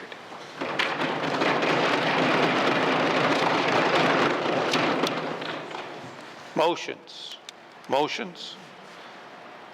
Returns to oral questions. Recognition of visitors in the gallery. Member from Nuvik Boot Lake. Thank you, Mr. Speaker. Mr. Speaker, I would like to recognize 3 residents from the town of Inuvik here to attend the Northwest Territories Association of Communities, Mr. Speaker. We have Mayor Peter Clarkson, Mayor for the town of Inuvik. We have Cynthia Pilaya, the SAO for the town of Inuvik, and Melinda Gillis, Town Councillor of Town of Inuvik, Chair of the Inuvik Community Corporation, and member of the Board of Directors for the Inuvik Regional Corporation. Mr. Speaker, all 3 of these members are part of the amazing leadership team in the town of Inuvik, and I'm so happy they're here today. Thank you. The member from Inuvik Boot Lake. Recognition of visitors in the gallery. Member from Inuvik Twin Lakes. Thank you, Mr. Speaker. And Mr. Speaker, I'm not going to repeat all of their titles again, but His Worship Peter Clarkson, the SAO Cynthia Falaja, and my cousin Melinda Gillis. That's one title that she didn't get, so I'd like to welcome them here. Thank you, Mr. Speaker. Thank you. Member from Inuvik Twin Lakes. Recognition of visitors in the gallery. Recognition of visitors in the gallery. Okay, member from Masatu. Go get him, man. Thank you, Mr. Speaker. I too would like to recognize Peter Clarkson. Peter and I have known each other in his role capacity as a regional director, so it goes way back. So, and also I'd like to recognize our staff and Mayor Frank Pope from Norman Wells, and Kathy Clark, the SAO for the town of Norman Wells. Musty and welcome to the Assembly. Thank you. Member from the Satu. Recognition of visitors in the gallery. Hay River North. Thank you, Mr. Speaker. As I mentioned earlier, our Minister of Municipal and Community Affairs had to step out. So on his behalf, I would like to... I announced that earlier for those members who were in the House. They probably remember that. Mr. Speaker, I'd like to recognize their worships, Frank Pope and Peter Clarkson, and welcome them to the Capitol for the NWT AC AGM, as well as to this House. So thank you very much, Mr. Speaker. Thank you. Member from Hay River North. Recognition of visitors in gallery. Member from Range Lake. Thank you, Mr. Speaker. I'd like to recognize Kate Cannell. Kate is one of the leading lights of the Yellowknife Search and Rescue team here in Yellowknife. Does a lot of very good work and has been really instrumental in bringing this important area of public safety to my attention. And I thank her for that support, and thank you for being here today. Member from Range Lake. Member from Trinidad Willity. Yeah, thank you, Mr. Speaker. I too would like to recognize the Worship Frank Pope and Mr. Clarkson, and also your staff, the SEO and Ms. Giller. Also, I just want to say that welcome to the House and nice to see you guys. Mussy. Thank you. Member from Trinidad Willity. Recognition of visitors in the gallery. I'm going to jump on the bandwagon here and welcome Mr. Mayor Hope for being here. I appreciate all the work you're doing for members or residents of Norman Wells, and Mayor Peter Clarkson, who I met in 1988. That was, I'm an elder now, on the ice rink. So welcome here. He's still skating, I'm not, so I appreciate you being here. If we've missed anyone in the gallery today, we welcome to your chambers. You put us here. We thank you very much for this honor. And I hope you're enjoying the proceedings. It's always nice to see people in the gallery. Colleagues, acknowledgements. Colleagues, we're going to take a brief recess.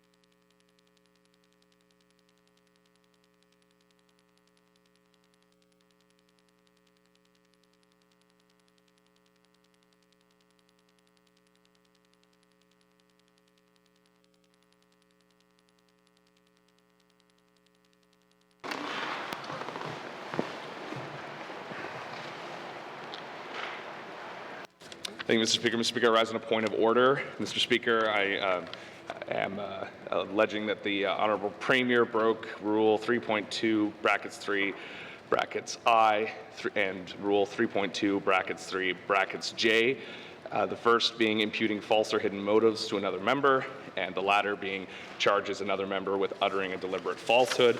Mr. Speaker, I've had the chance to review the live feed of our proceedings earlier today, and to quote from the Premier's speaking to the point of privilege raised earlier this morning, and I quote, "And from this side of the floor, this post appears to be a continuation of the spreading of false information and a campaign of intimidation that I witnessed here in this House and in this building. Mr. Speaker, it is against the rules of this House to make allegations, but further specifically to impute false or hidden motives to another member and to charge another member with uttering a deliberate falsehood, which the Premier has done." Thank you, Mr. Speaker. Thank you, member from Range Lake. To point of privilege. What? Point of order, sorry. Point of order.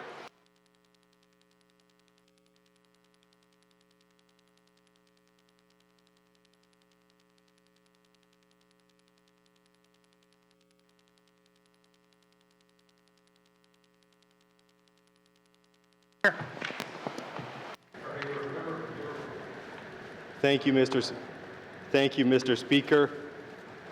I never like to speak ill of my colleagues or the work that they do, and I know that when we speak in those types of terms in this House, it can cause disorder and it can cause the public to lose faith in our institutions. And so I want to apologize to this House, to all of my colleagues in this House, and I withdraw my remarks. Thank you very much, Mr. Speaker. Thank you, member from Hay River North. Oral questions. Oral questions. Member from Yonley Centre. Thank you, Mr. Speaker. Mr. Speaker, in my member statement today, I talked about the Pharmacy Act challenges and the scopes thereof, and I also talked about the opportunity this government could have if it would only seize the day of capturing some excellent work done by other jurisdictions. I don't have to name them all because it's all provinces have updated their scope of work for our pharmacists. Mr. Speaker, what can the Minister of Health and Social Services do to either capture, emulate, create, or borrow the work that's already done to ensure our pharmacists can be a healthcare partner in our needs here in the NWT? Thank you. Member from Yonley Centre, Minister of Health and Social Services. Thank you, Mr. Speaker. Mr. Speaker, as of right now, the work that's happening with the regulations under the Health and Social Services Admin Act, which oversees the professional-specific regulations. The regulations that I've been working on right now are the midwives, the pharmacists, the dental hygienists, and the social workers, and all that work is in conjunction with the updating, and the LP will be coming forward in the winter of 2025. Thank you, Mr. Speaker. Minister of Health and Social Services. Member from Yonley Centre. Thank you, Mr. Speaker. Mr. Speaker, what is specifically holding them back? As I mentioned, the example I gave, a constituent went and told they would wait 2 months to get a flu shot, which they could have gone to the Royal Court for Pharmacy and got. So that said, what is holding up this work? Thank you. Member from Yonley Centre, Minister of Health and Social Services. Speaker, the public engagement proposed key elements took place between July 29th and August 30th of 2024. And what we heard report was done in December 3rd, 2024. Drafting instructions are currently being developed right now, and it's anticipated that the regulations will be ready to come into force with the coming into force of the Health and Social Services Professionals Health Act. The one thing that I would like to add is that we are not the same as, like we always say, we're not the same as in the South, so we have to ensure, we've been working with our pharmacists in the Northwest Territories to ensure that the things that we are going to put forward in the legislation as part of that working group is that they're going to be able to do those things. Thank you, Mr. Speaker. Thank you, Minister of Health and Social Services. Final supplementary, member from Yonley Centre. Mr. Speaker, I talked about delays, I talked about opportunities. I'm going to ask the Minister, what opportunities can we do to accelerate appointments that people need? Simple, straightforward care. As I said, someone needed a flu shot, they got to wait 2 months. There must be a better way. What can the Minister propose as a solution? Thank you. The member for Mjolnir Centre, Minister of Health and Social Services. Mr. Speaker, if we're speaking about flu shot clinics were open to the public when flu shots are available, usually in October, November. There are ongoing clinics. They have space occupied. It's a walk-in. And so now, after that time is over, they have to book the appointments through public health. And you know, even when we have pharmacists, you know, they're not going to have on ready, on hand. You know, there will be times when, you know, I'm sure that they're going to have to book appointments there. What's happening now is there is a shortage in public health. There was some recruitment challenges going on. They are recruiting. They have recruited public health nurses in Yellowknife to be able to administer vaccinations. So I'm hoping that there'll be more appointments coming in the near future. Thank you. Thank you, Minister of Health and Social Services. Oral questions. Member for Moultrie. Thank you, Mr. Speaker. Mr. Speaker, one day all of us in here will become an elder and seniors. And even you said it today that you are seniors today. So, you know, like, congratulations. And a lot of us will be following between 5 to 25 years. We will be there. But yeah, so with that in mind, Mr. Speaker, I want to ask the GNWT if there is a tracking rates of elder abuse in the NWT. Thank you. Thank you, member from Moultrie. Minister of Health and Social Services. Thank you, Mr. Speaker. Mr. Speaker, in 2020, Statistics Canada reported that the NWT had the highest rate of police-reported family and non-family violence against seniors in Canada. Unfortunately, Stats Canada stopped breaking out statistics of family violence against seniors, and so we're unable to provide more up-to-date statistics. The GNWT is currently not able to track rates of elder abuse. Thank you, Mr. Speaker. Minister of Health and Social Services, member for Moultrie. Thank you. That's good to know, Mr. Speaker. So what programming is available for seniors that are being abused? Thank you. For Moultrie, Minister of Health and Social Services. Thank you, Mr. Speaker. Mr. Speaker, older adults facing abuse can access the same supports, services that other adult victims of crime use. This includes victim services, court orders, emergency shelters, counseling, helplines, legal support. Older adults may not recognize these services are available to them, which is why the 2024 Senior Society Handbook includes information about elder abuse, warning signs, where to seek help. This handbook was distributed in the summer of 2024 and is also available online. Additional work undertaken by the department includes a territorial-wide elder abuse awareness campaign that was launched in June 2024, resources with information on elder abuse, available supports. The department is also in the process of drafting materials to support the development of training for service providers and the public about recognizing and responding to elder abuse. In addition to this, department provides funding to the NWT Senior Society for a variety of initiatives and workshops that empower seniors and community members to identify and address elder abuse. Also, the GNWT's Office of Public Guardian and Public Trustee under the Guardianship and Trustee Act can support older adults who do not have the capacity to make decisions for themselves if they are experiencing or are at risk of psychological or financial abuse or neglect. Thank you, Mr. Speaker. Minister of Health and Social Services. Final supplementary, member from Moultrie. Thank you. Thank you, Mr. Speaker. Without a minister or ministry responsible for seniors, I know she answered some of these questions, but I would like to still ask. Responsible for seniors, where is the best source of information for people who want to help seniors who are being exploited or abused? Thank you. Thank you, member from Moultrie. Minister of Health and Social Services. Thank you, Mr. Speaker. Mr. Speaker, The GNWT maintains a dedicated elder abuse webpage on getting help for elders abuse. I would be happy to send these links and pages to the member or all MLAs. People can also phone the NWT Senior Society information line for relevant information. People can also call 811, and if it's an emergency, 911. And, Mr. Speaker, I think it takes all of us to be keeping aware of our elders in our community, educating, youth, advising our seniors in our community when we witness the abuse. We know that we find sometimes that our elders do not want to press charges and things like that, but there are ways, and I think having them reach out to the Senior Society, the helpline, to be able to find ways to support their individual needs. Thank you, Mr. Speaker. Minister of Health and Social Services, oral questions. Member from Range Lake. Great Slave, that's it. Try one of those lakes. Great Slave. So many lakes, Mr. Speaker. Thank you very much. Mr. Speaker, can the Premier please explain if our main focus and strategy moving forward with transitional and supportive housing is only with building new stock with federal dollars, or will other opportunities be considered? Thank you, Mr. Speaker. Member from Great Slave. Mr. Premier.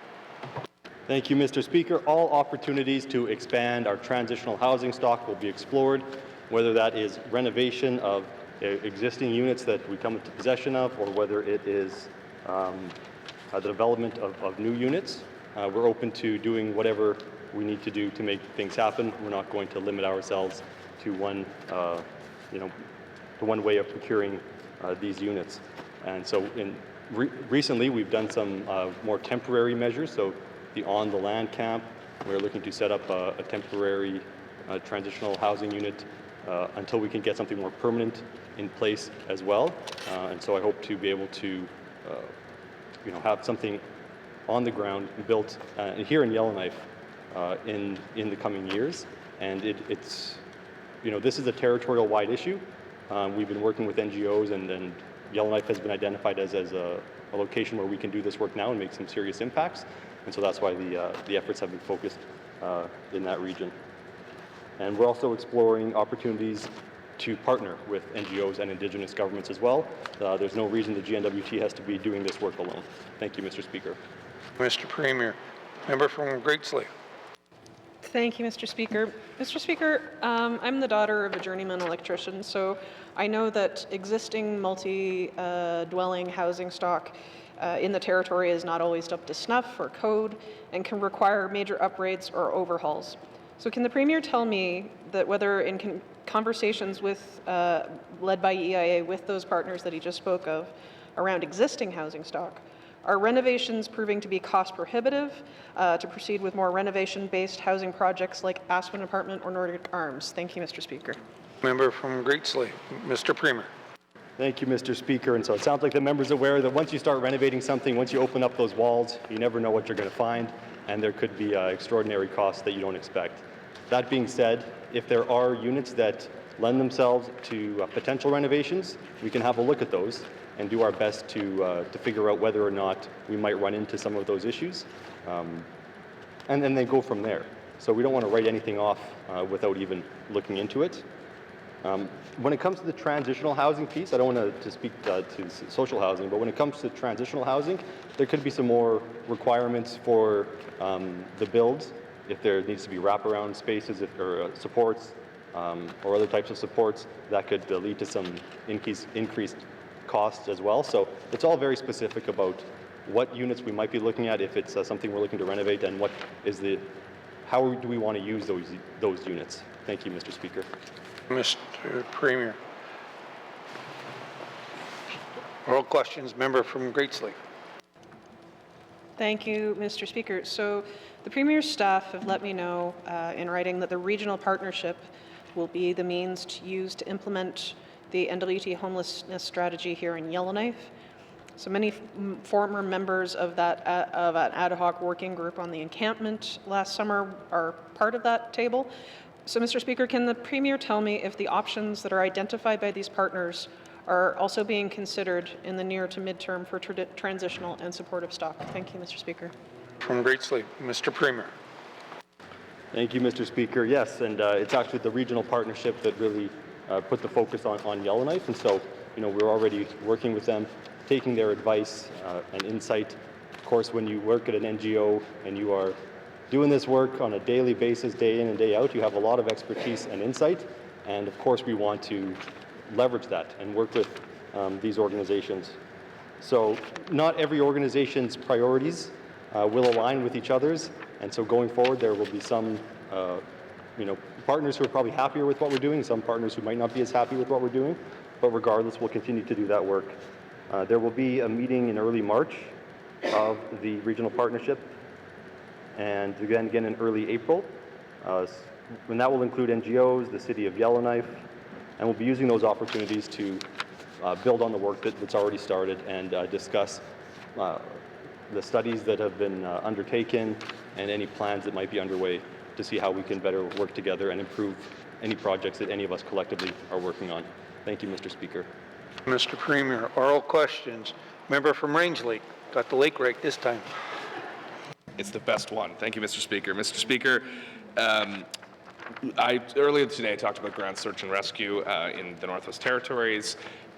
Can the Department of Justice indicate when they're going to provide an action plan to start implementing the recommendations provided in the review of ground and search and rescue services that they commissioned themselves? Can we get a timeline and a costed plan so we can get these recommendations in place and improve ground search and rescue in the Northwest Territories? Thank you. Member from Range Lake, Minister of Justice. Thank you, Mr. Speaker. A few years ago, the federal government offered us some money to undertake a review of search and rescue in the Northwest Territories, and so we did that, and the report came back with a number of recommendations. The government's responses to those recommendations have been tabled in this House as part of a response to a written question that the member made. And so what that written response says is that the government is not adopting those recommendations, so there will be no action plan. Thank you, Mr. Speaker. Minister of Justice. Member from Range Lake. Well, thank you, Mr. Speaker. I mean, that's concerning, and it's concerning to volunteers who are working in ground search and rescue, and it's more concerning to people who might get lost and need ground search and rescue. Mr. Speaker, at the very least, can we improve? Can we ensure there's consistent recording of data? Because there's not. This data is lost year on year. We don't have a central repository. Can we at least start to implement some of these things that are low-cost options, like a central repository for search and rescue data? Thank you. Member from Range Lake, Minister of Justice. Thank you, Mr. Speaker. So I believe that would be a sort of a difficult task. The RCMP records some statistics about search and rescue. They provide incident command services during search and rescues, but there is no central body beyond that records this data. So the cost that a community or individuals might spend on a search and rescue, that's not covered. There might be individuals out there supporting efforts that don't let anyone know that they're supporting efforts, and so we can't necessarily record that information either. So because this involves so many different groups and we don't have a coordinated system, I can't make that commitment, but I'm happy to look further into it. Thank you. Mr. Justice, final supplementary. Member from Range Lake. Thank you, Mr. Speaker. Well, I hope the Premier does, because this is life and death stuff. Mr. Speaker, can the Minister, the Premier, establish regions at least to organize ground search and rescue efforts with part-time staff responsible for their administration? These meetings could be done via Zoom. They don't have to be expensive things where we fly everyone in. But can we start to see some of those changes where we could get administrative regions in place so we can ensure there's more than just one team in Yellowknife doing work, and we have teams in every region of the Northwest Territories? Thank you. From Range Lake, Minister of Justice.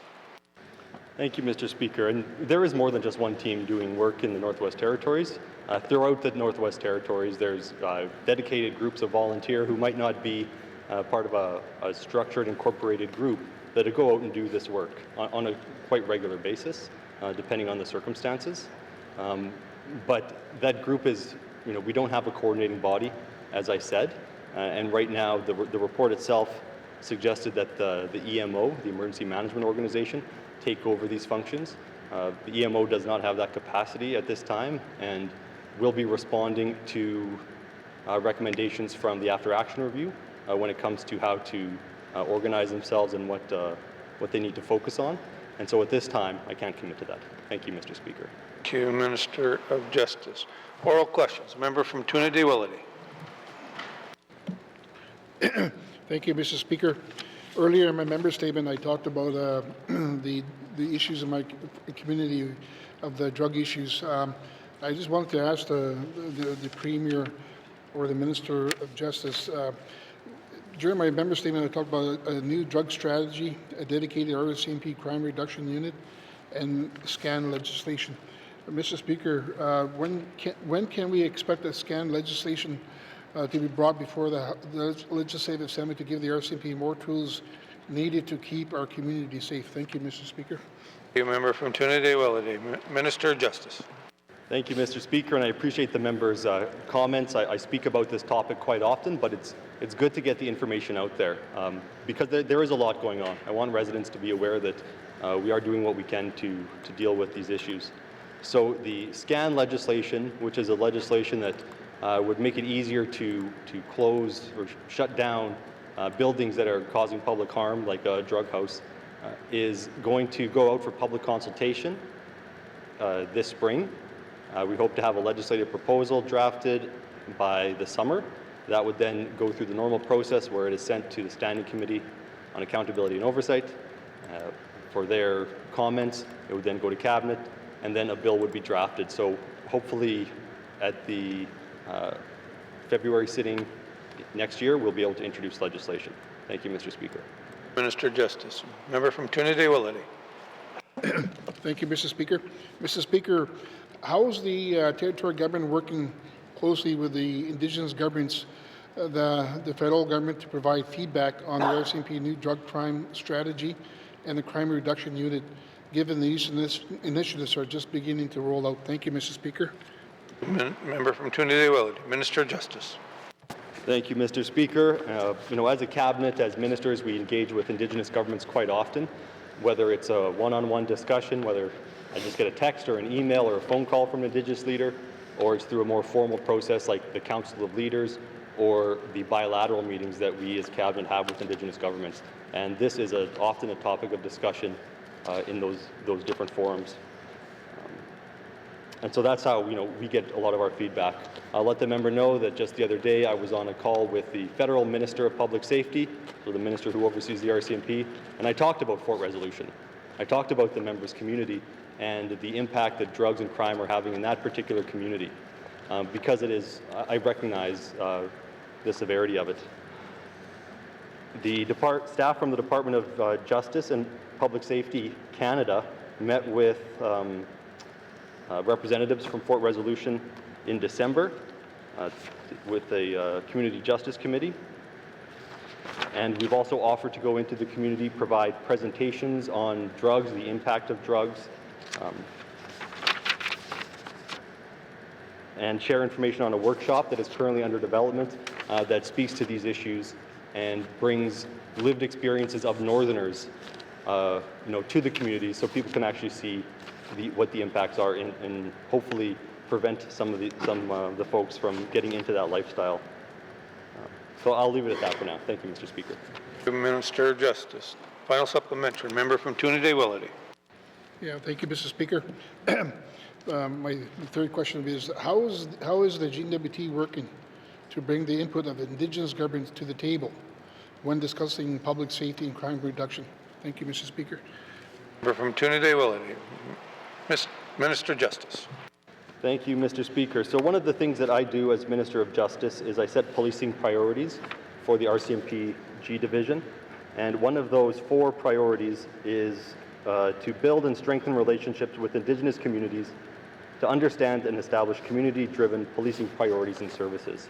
So the RCMP themselves in the communities are, on at least a monthly basis, supposed to be meeting with leadership, is my understanding, and they share information, they hear back from leadership, and they develop their own community policing plans using that information. So there's opportunities at that level. And as well, I mentioned a number of other forums where we work with Indigenous governments, and drugs and crime are quite often topics of those discussions, and I always take that into consideration as well. Thank you, Mr. Speaker. Minister of Justice. Oral questions. Member from Nunavut Lake. Thank you, Mr. Speaker. Mr. Speaker, following up on my member statement and my comments around the energy strategy, my questions are for the Minister of Finance. Can the Minister give me, and I understand this would be more than one initiative, and there's a lot of, probably likely a lot of categories, but a ballpark kind of what our spending is on renewable energy, our new renewable energy initiatives, Mr. Speaker. Thank you. Nunavut Lake, Minister of Finance. Thank you, Mr. Speaker. Mr. Speaker, there is quite a variety of items that we do undertake within the GNWT towards improving renewable energies. For example, there are about $12.3 million put towards greenhouse gas emission reduction projects. This consists of money that goes to Arctic Energy Alliance, for instance, where they do obviously have renewable energy systems that they provide supports for. There's another $2 million that goes to an energy action plan, which includes some programming and some supports to residents and communities around energy planning. The retrofit program in GNWT or in the Department of Infrastructure. Then there's, of course, Mr. Speaker, there's a number of other initiatives, electrical vehicle stations, low program access for energy poverty to provide some subsidies to low-income residents. And of course, then there's some of the big ticket items, Mr. Speaker. There's the Inuvik Wind project that was provided a subsidy to the tune of $38 million. Thank you, Mr. Speaker. Minister of Finance. Member from Nunavut Lake. Thank you, Mr. Speaker. So my quick math on those is about $50 million on what we spent on those. Mr. Speaker, does those budget items also include the climate action strategy and the energy action plan included in those numbers? Thank you, Mr. Speaker. Member from Nunavut Lake. Minister of Finance. Thank you, Mr. Speaker. Mr. Speaker, firstly, the rough math of about $50 million is correct insofar as what I've listed here. There's additional money that we get from the federal government, so this is not the sum total of all that we spend. And indeed, there is some further and additional funds that do go towards the climate change framework that is out of my colleague's department and ECC. The energy action plan or the energy strategy that is being renewed right now, some of that I can list out as being at around $2.1 million, but that does not necessarily include staffing costs that we have associated with that plan or similarly that we would have with the climate change action strategy. Thank you. The Minister of Finance. Final supplementary. Member from Nunavut Lake. Thank you, Mr. Speaker, and thank you for that information. Just kind of flipping gears for a second, Mr. Speaker, I also spoke about the Mackenzie Delta LNG report that was tabled in this House. I believe it was 22, but it could be incorrect. It could have been 21. I guess, Mr. Speaker, my question is: Have we taken this report off the shelf and given it some dust off, and how are we continuing to promote this amazing opportunity in the Beaufort Delta? Thank you. Member from Nunavut Lake. Minister of Finance. Thank you, Mr. Speaker. It certainly is related to all of these other initiatives to try to remove our reliance on fossil fuels. And I am happy to say, and really I've passed this torch to my colleague from ITI, Minister Cleveland, with respect to the efforts that she is now taking to indeed dust this off. She's been out all year speaking to the Japanese consulate, to PENWAR, the Pacific Northwest Economic Region, going to be coming up at the Arctic Energy and Resource Symposium in Calgary in March. I believe she's spoken to the Canadian Association of Petroleum Producers. So, Mr. Speaker, I'm happy to flag the good work that's happening there. This is an important report that has not perhaps seen as much light as it could have, but as I say, in the last year, it does seem to be getting some traction. So happy to add that here. Thank you. Minister of Finance. Oral questions. Member from Trinidad-Willity. Thank you, Mr. Speaker. Mr. Speaker, yesterday in Bishopco, the MP, Michael McLeod, made an announcement of funding from the federal government of Canada to announce counseling and coaching and harm reduction strategies for the Cleachville government. And that's really welcome news. And the money that was announced is $1.9 million. The theme was no one was left behind. I just want to ask the Premier if we could work together with my 4 communities in Tuna-Day-Willity riding as to how we could give support to find similar monies to help curb the issues in drugs in my community. Thank you. From Tuna-Day-Willity, Minister of Justice, or is it the Premier? Okay, Mr. Premier. Thank you, Mr. Speaker. The question took a bit of a left turn there. It started talking about wellness. I thought it was going to go a different direction, so I probably need a bit of clarity on what was asked. I think it was about how the territorial government could work with the community to access some of these funds. Is that correct?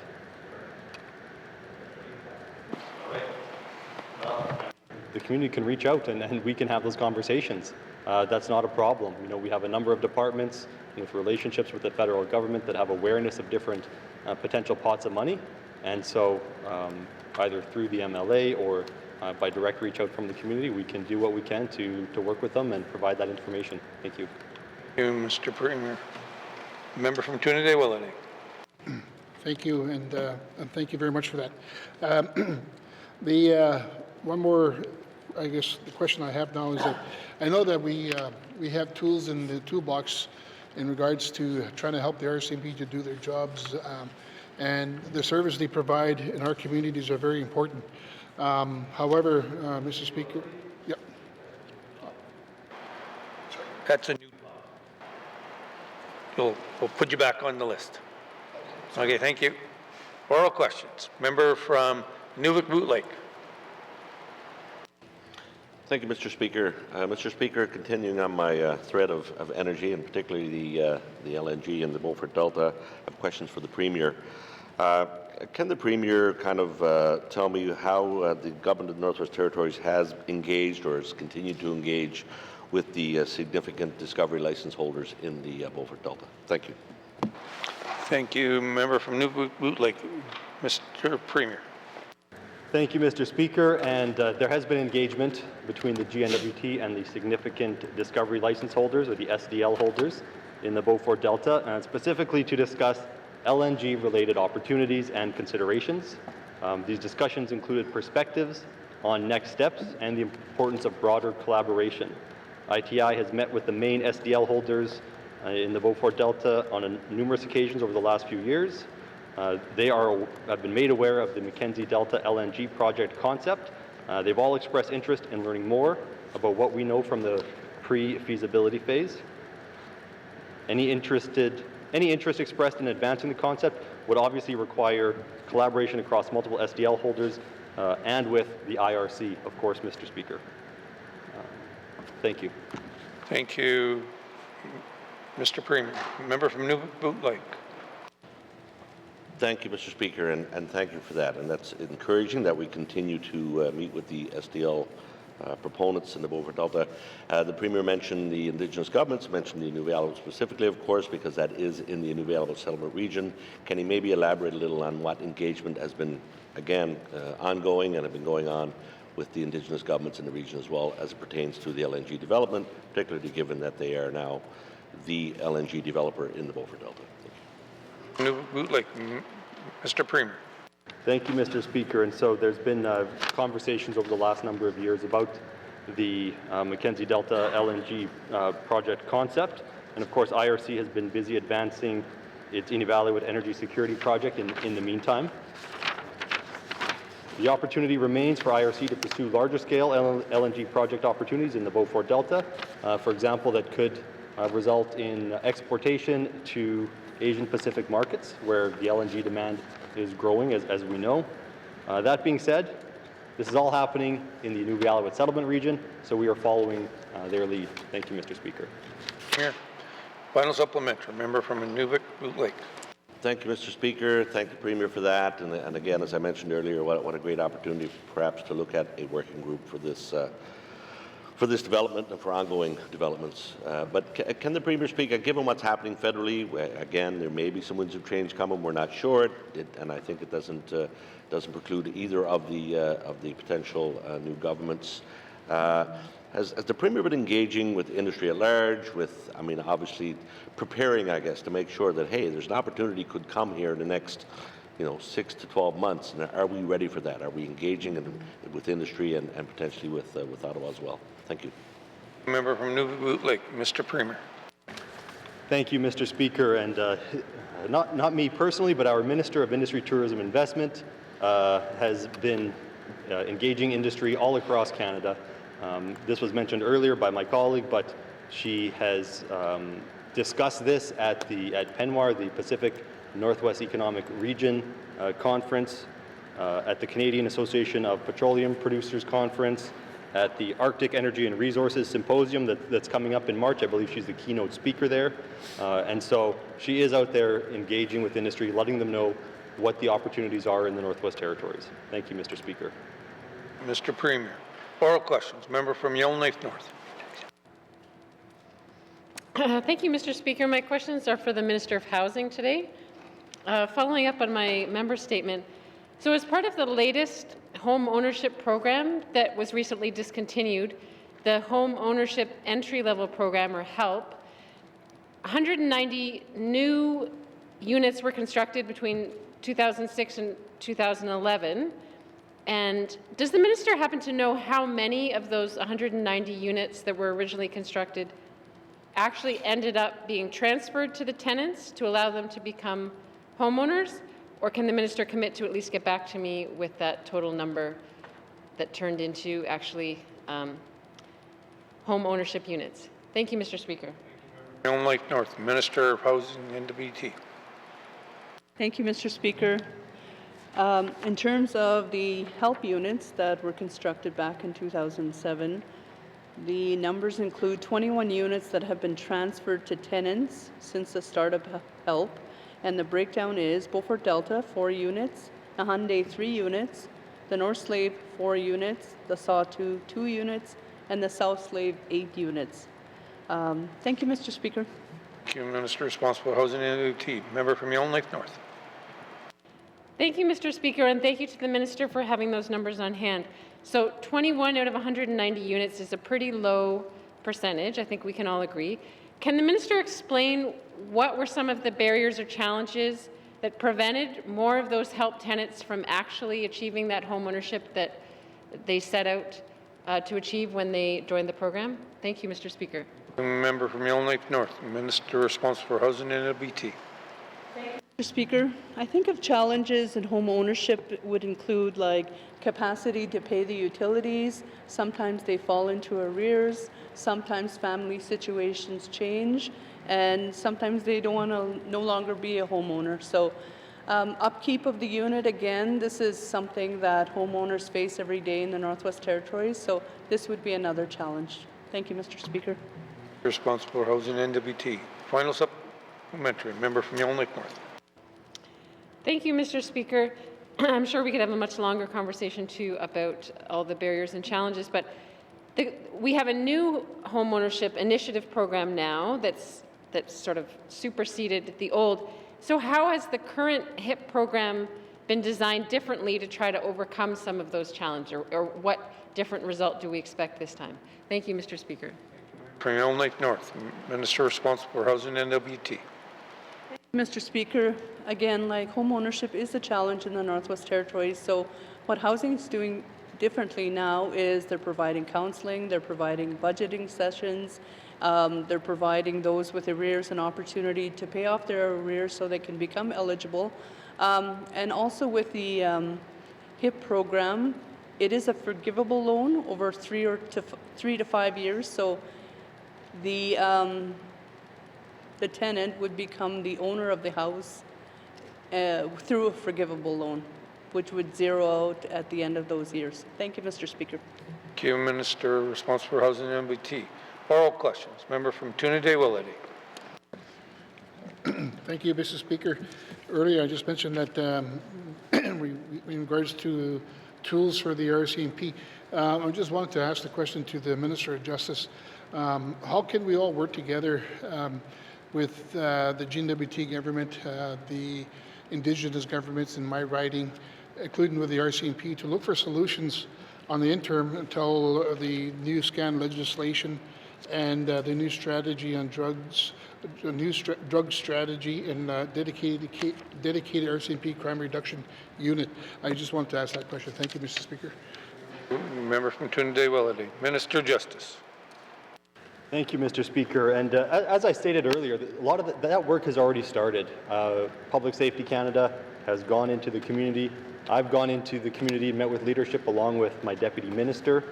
The RCMP, as I mentioned, I've made one of their priorities to strengthen relationships with Indigenous governments. So ensuring that those touch points are actually happening, that those conversations are happening, is important. And one of the most important things that the community can do is report things to the RCMP. And I understand that there's times when people don't want to put their name towards a tip. They don't want to testify because of potential retribution. But regardless, we have to make those reports. And when we can, we have to be willing to testify. That really is, from what I've seen, maybe the biggest barrier in the Northwest Territories to dealing with this issue on the enforcement side. Thank you, Mr. Speaker. Thank you, Minister Justice. Oral questions.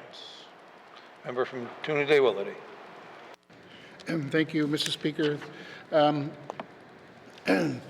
My question to the Minister of Justice, now that we're talking about the scan legislation next year, February, is there any way we could try to help move that date up so that we could get that into action? Thank you.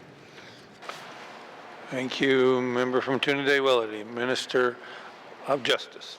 Thank you, Mr. Speaker. And I've received this request about scan legislation and civil forfeiture legislation quite often because there is a real concern about what's going on and people want more tools to move things forward. So I will ensure that we're working as fast as we can on this, but I don't want to get anyone's hopes up that we're going to be able to get this done and introduced prior to the next sitting. Scan legislation has proven to be controversial in the Northwest Territories.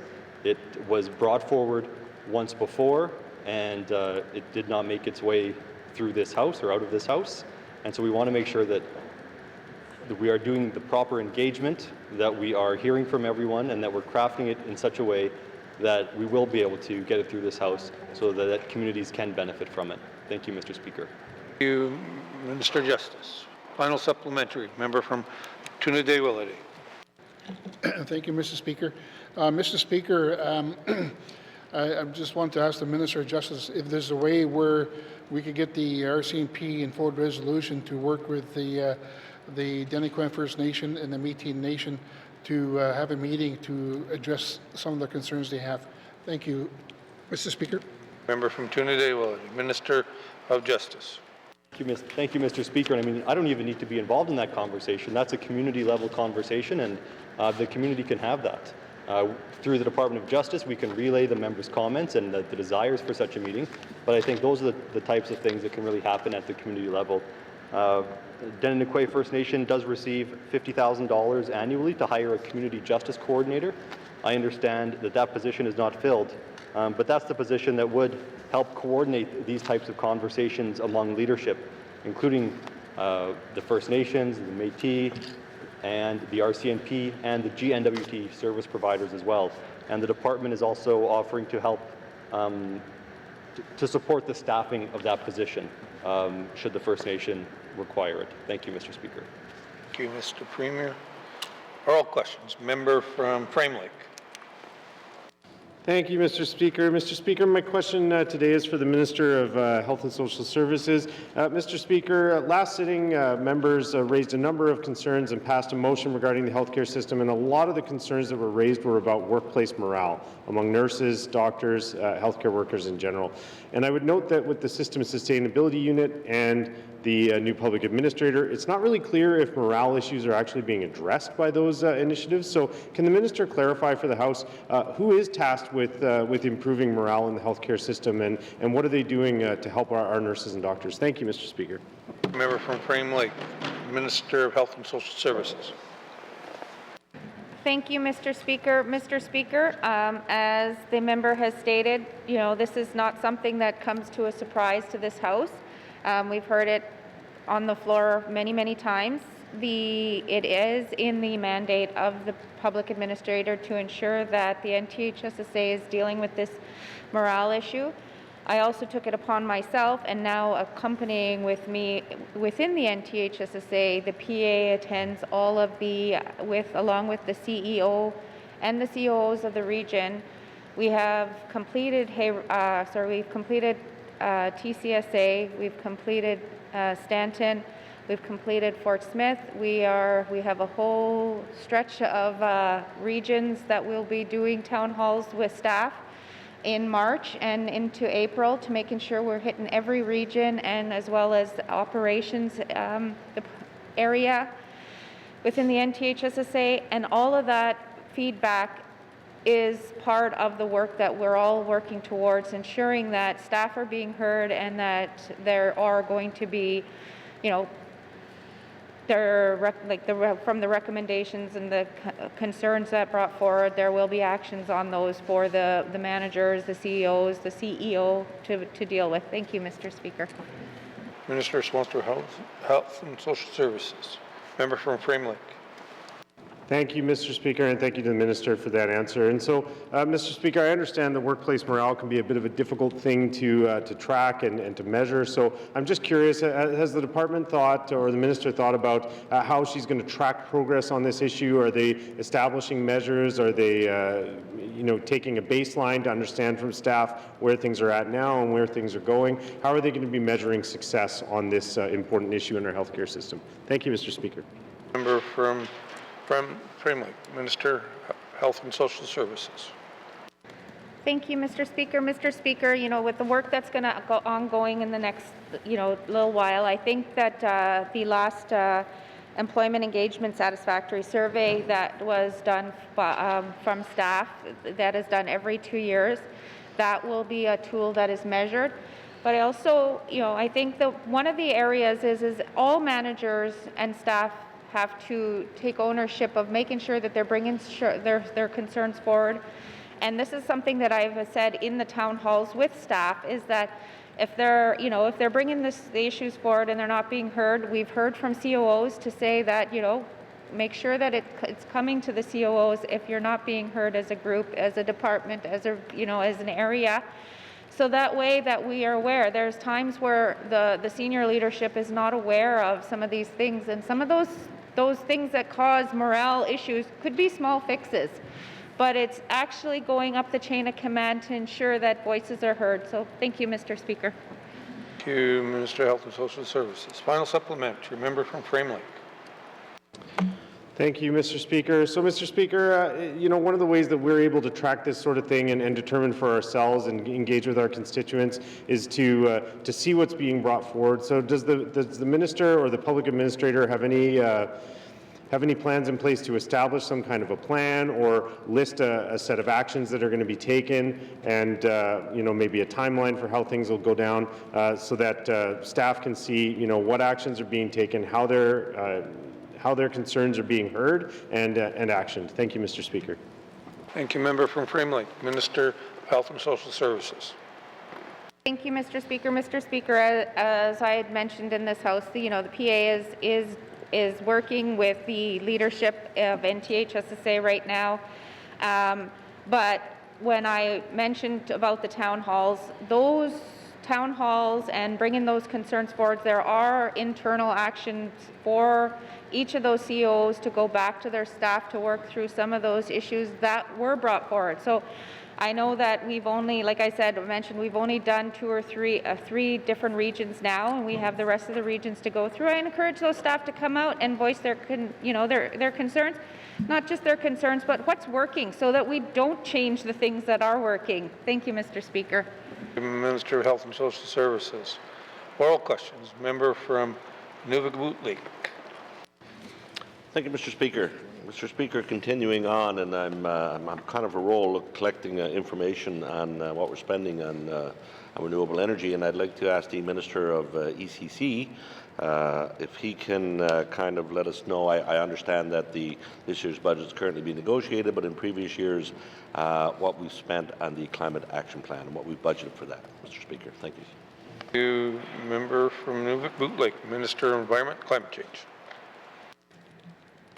Thank you, Mr. Speaker, and thank you very much to the member for the question. The Climate Change Action Plan budget is not something that I have right at my fingertips at this specific moment, the amount, but I think as we look at our action plan and how we roll that out from the department, it supports an all-of-government approach, so a lot of the work that we do through that Climate Action Plan involves many of the departments and supports many of the initiatives that the GNWT does as a whole. Thank you, Mr. Speaker. Environment and Climate Change. Member from Newt Lake. Thank you, and I appreciate that, Mr. Speaker, and I'm sure if I'd have given the Minister a little more time, he certainly would have got those numbers for me.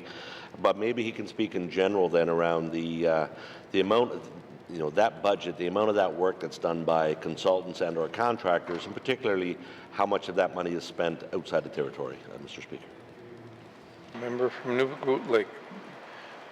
Minister of Environment and Climate Change. Thank you, Mr. Speaker. Mr. Speaker, maybe just to finish the end of the last question, I'm happy to provide that information to the member on what we spend in the budget and with a bit of a breakdown just to and to the other members of the House as well. When we talk about consultants, again, not a number I have off the top of my head, but happy to get that information and bring it forward for the member and the other members, and with a bit of a breakdown, we can see what percentage of that work is done by NWT firms within the territory and break that out for work that may be done by other firms outside of the NWT. Thank you, Mr. Speaker. Thank you, Minister of Environment and Climate Change. Oral questions. Member from Yellowknife Centre. Thank you, Mr. Speaker. And in talking with some of my constituents who've traveled to Edmonton, and they've gone to Edmonton for medical travel, and they're concerned about some of the medical travel rates and the accommodations at Larga House. I'm curious on how often these programs get reviewed, specific to location and the rates. Thank you. From Yellowknife Centre, Minister of Health and Social Services.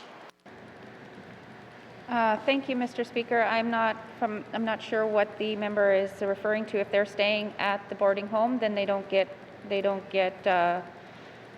everything when they're assigned a room there is free. Thank you, Mr. Speaker.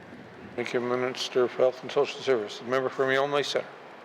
Fair enough. I'll say it this way. In some cases, they go to the Larga House, and I'm curious on how often that opportunity gets reviewed. In other words, is Larga the only location or the preferred location? And if so, how often does that go to competition? I was referring to the rates as the per diems. Thank you. Thank you, Member from Yellowknife Centre. Minister of Health and Social Services.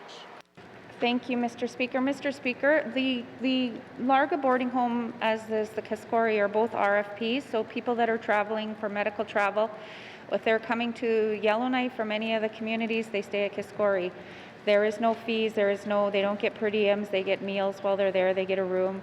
If there's no room, then they be put into a hotel. Their meals are provided to them. If they're in Edmonton and they stay at Larga, that is the RFP that we have. It is a hotel in Leduc. There is transportation provided to and from the appointments. There is meals provided. They will provide them with a lunch if they're going to be away from Larga for extended periods of time and miss meals. So there is no per diems provided to those who stay there. Thank you, Mr. Speaker. Minister of Health and Social Services. Final supplementary. Member from Yellowknife Centre. Thank you, Mr. Speaker. Mr. Speaker, it's, do we ever do any follow-up or surveys of people with respect to their stay at Larga? I've heard complaints from constituents that they don't find it very comfortable, don't find the meals, etc. I mean, it goes on, I won't go on, but it goes on with a lot of further not very happy experiences. That said, do we do any surveys with our medical travel clients to get a sense of how they've enjoyed their stay or may not have enjoyed their stay in ways we can make them better? Thank you. Member from Yellowknife Centre, Minister of Health and Social Services. Thank you, Mr. Speaker. Mr. Speaker, I hear from many MLAs and many constituents when it's not a good stay. However, since Larga has moved to Leduc, there were concerns and complaints.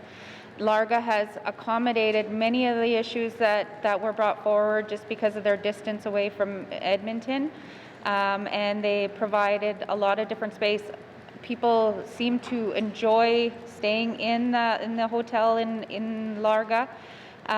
Recently, I haven't had a lot of complaints. There are GobaCare is working a lot out of there for, providing programming while people are there for extended stays. We do, however, have concerns with our capacity here in Yellowknife, but we are in the process of going back. We are going back out to RFP, and we are looking at taking in consideration all of the concerns that we have. Unfortunately, right now within Yellowknife, the issue is that the dental travel has really increased the capacity that Kaskori could hold, but we haven't had the problem in Edmonton. But I would, and I mean, in any program that we provide to our residents, and if there is a way that we can take feedback from residents through our RFP process going forward, I would look into that and commit that to making sure that that's something that we would do with our residents that are traveling. Thank you, Mr. Speaker. Mr. Health and Social Services. Oral questions. Oral questions. Written questions. Written questions. Returns to written questions. Returns to written questions. Replies to the Commissioner's address. Replies to the Commissioner's address. Petitions. Petitions. Reports on committee on review of bills. Reports on committee review of bills. Reports on standing and special committees. Reports of standing and special committees. Tabling of documents. Tabling of documents. Notice of motions. Notices of motions. Notice of motions for first reading of bills. Notice of motions for first reading of bills. First reading of bills. Minister responsible for WSCC. Mr. Speaker, I wish to present to the House Bill 21, an act to amend the Workers' Compensation Act, to be read for the first time. Thank you, Mr. Speaker. Thank you, Minister. Minister responsible for WSCC, pursuant to Rule 8.2 brackets 3. Bill 21 is deemed to have first reading and is ready for second reading. First reading of bills, first reading of bills. Second reading bills, second reading of bills. Consideration in committee of the whole of bills and other matters. Table document 275-20 brackets 1 with the member from Toonaday-Willoughby in the chair.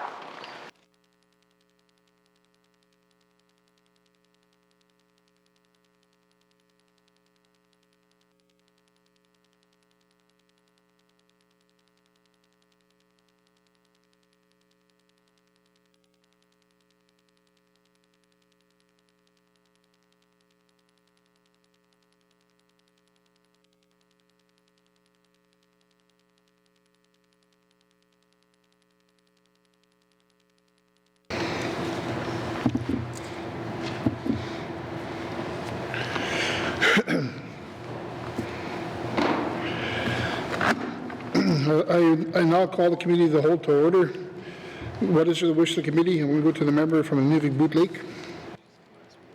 Thank you, Mr. Chair. Mr. Chair, the committee wishes to consider table document 275-20 bracket 1, the 2025-2026 main estimates, Department of Housing, Northwest Territories, and Municipal and Community Affairs. Thank you, Mr. Chair. Thank you. Does the committee agree? Agreed. Thank you. Committee, we have agreed to consider table documents 275-20 brackets 1, 2025-2026 main estimates. We will now continue consideration of Housing Northwest Territories. I will remind the committee that the Housing Northwest Territories is included in the main estimates as information, and the totals are not votable items. We will review these estimates as we have for the previously considered departments. However, we will not vote for the totals. If members have comments or questions, they can be raised at the appropriate time. Does the minister responsible for Housing Northwest Territories wish to bring witnesses into the House? Yes, Mr. Chair. Thank you. Does the committee agree? Thank you. Sergeant Arms, please escort the witnesses into the chamber.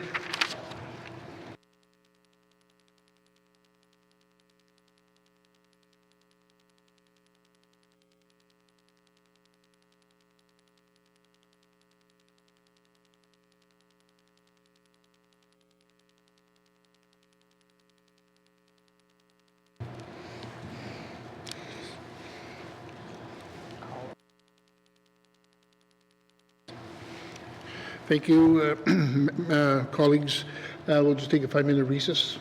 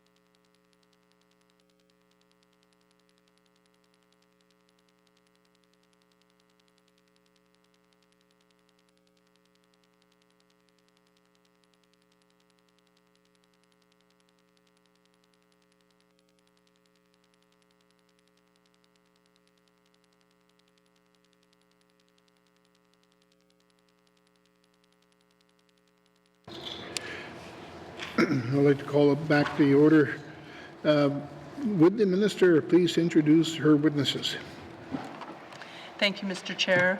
To my right is the President of Housing Northwest Territories, Dr. Aaron Kelly, and to my left is Mr. Jim Martin, who is our Vice President of Finance and Infrastructure. Okay, thank you. Committee, we will resume where we left off yesterday. We are considering community housing services, starting on page 386. Are there any questions? I'm going to go to the member from Yellowknife North. Thank you, Mr. Chair. I do have a few remaining questions. The first is just following up on the last line of questions that I was asking about the HELP program and the disposition of those 51 units. The minister or her staff people had said that the adjustment is 408,000. I think there's a reduction there. Can the minister explain where those savings come from? How are we saving 408,000 by disposing of the units? Thank you, Mr. Chair. Thank you. I'm going to go to the minister. Thank you, Mr. Chair. Mr. Jim Martin here will provide some insight to the savings of the 408,000. Thank you, Mr. Chair. Okay, thank you. I'm going to go to the Vice President. Thank you, Mr. Chair. The savings as a result of disposing of the HELP units is the cost savings that we would realize by no longer operating those units. Thank you, Mr. Chair. Okay, thank you. I'm going to go to the member from Yellowknife North. Okay, and can the minister clarify, and maybe this is not all decided or sorted out yet, but who is going to operate the units? So if residents don't want to own them and they don't necessarily need to be kicked out, and we're going to save money by not owning and operating them anymore, who is going to own and operate them and rent them to tenants? Thank you, Mr. Chair. Okay, thank you. I'll go to the minister. Thank you, Mr. Chair. So the HELP units, the disposal of the HELP units, what we'll do first as Housing Northwest Territories is we'll talk to the tenants to see if they're interested at all to take ownership of the unit. If they're not interested in taking ownership, Housing remains the owner and will continue to operate and maintain those units and perhaps turn them into a public housing unit or a market housing unit. Thank you, Mr. Chair. Okay, thank you. I'm going to go to the member from Yellowknife North. Okay, thank you, Mr. Chair. I'm going to leave that for now. I'm still confused. If we don't even know yet who's going to own and operate or how these units are going to work, I'm not sure how we can get a very specific number like 408,000 in savings if we're not sure what's happening to the units. But to be continued. I had a few questions about items in the business plan that I think are related to this page. So on page 407 of the business plan, it's titled Initiatives of Community Housing, it talks about the goal of working with Indigenous governments or NGOs to create supportive or transitional housing, or working with ECE to provide market housing for teachers. And the specific goal that's listed is 3 per year. And I wonder if the minister or her staff can clarify 3 of what per year? Are we talking about the goal of 3 units, 3 communities, 3 partners, 3 projects, or what counts as a project? Thank you, Mr. Chair. Okay, thank you. I'm going to go to the minister. Thank you, Mr. Chair. Dr. Aaron Kelly will provide some information to that question. Thank you, Mr. Chair. Thank you. I'll go to the president. Thank you, Mr. Chair. We're referring to 3 units for the example that the member put forward. Thank you. Okay, thank you. I'm going to go to the member from Yellowknife North. Okay, that is good to clarify, so thank you for that, although that does seem like a pretty low goal. But I just wanted to finish, so page 409 of the business plan sets a goal for total housing investment in the territory. And the goal that's written in the business plan is that there would be $50 million per year of housing investment coming from Housing NWT, and then $50 million a year coming from outside organizations. Now, we heard yesterday from the minister that the $50 million per year from Housing NWT, we're not sure if we can find yet because we need to go to outside funders like the federal government to find that $50 million. So I find maybe the minister can clarify what it means then to say in the business plan that we're going to contribute $50 million. It sounds like of our own money and then $50 million coming from the outside. But now we're hearing that that $50 million isn't our own money, it's from the outside. So I'm wondering if that goal can be clarified, or if really it should be just changed to saying we're looking for $100 million from the outside, period. Thank you, Mr. Chair. Thank you. I'm going to go to the minister. Thank you, Mr. Chair. Dr. Aaron Kelly will provide information to that question around the business plan. Thank you, Mr. Chair. Thank you. I'm going to go to the president. Thank you, Mr. Chair. So we have spent over $50 million the last 2 years. Much of that money is from federal investment, and we still are looking to the federal government for increases to that investment. We've also, we're aware of Indigenous governments and the distinction-based funding, which is also contributing to housing in the Northwest Territories in large amounts of money, but we don't have the specifics related to that. I think one of the things I will comment on is that if you look at the positions that Housing NWT is looking in our internal resources to fund, one of them is a planning and evaluation specialist, and we plan to take a look at the targets and measures that are in the business plan and work to improve them. And one of the pieces would be related to the last question that the member had as well. Thank you, Mr. Chair. Thank you. I'm going to go to the member from Yellowknife North. I'll leave it there for now. Thank you, Mr. Chair. Thank you. Is there any further questions? Okay. Seeing no further questions, I remind the committee that the estimates for housing Northwest Territories are included as information items only.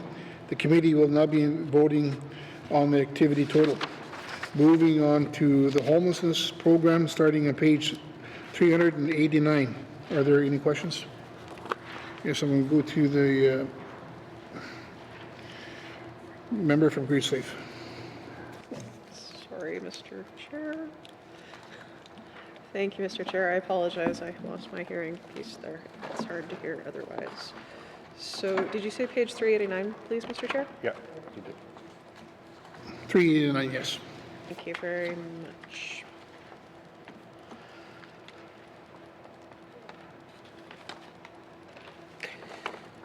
So in the item of emergency shelters, I'm just curious, can the minister please confirm that the reason the funding for that line item has dropped since 23-24 is because of a change in which department is actioning that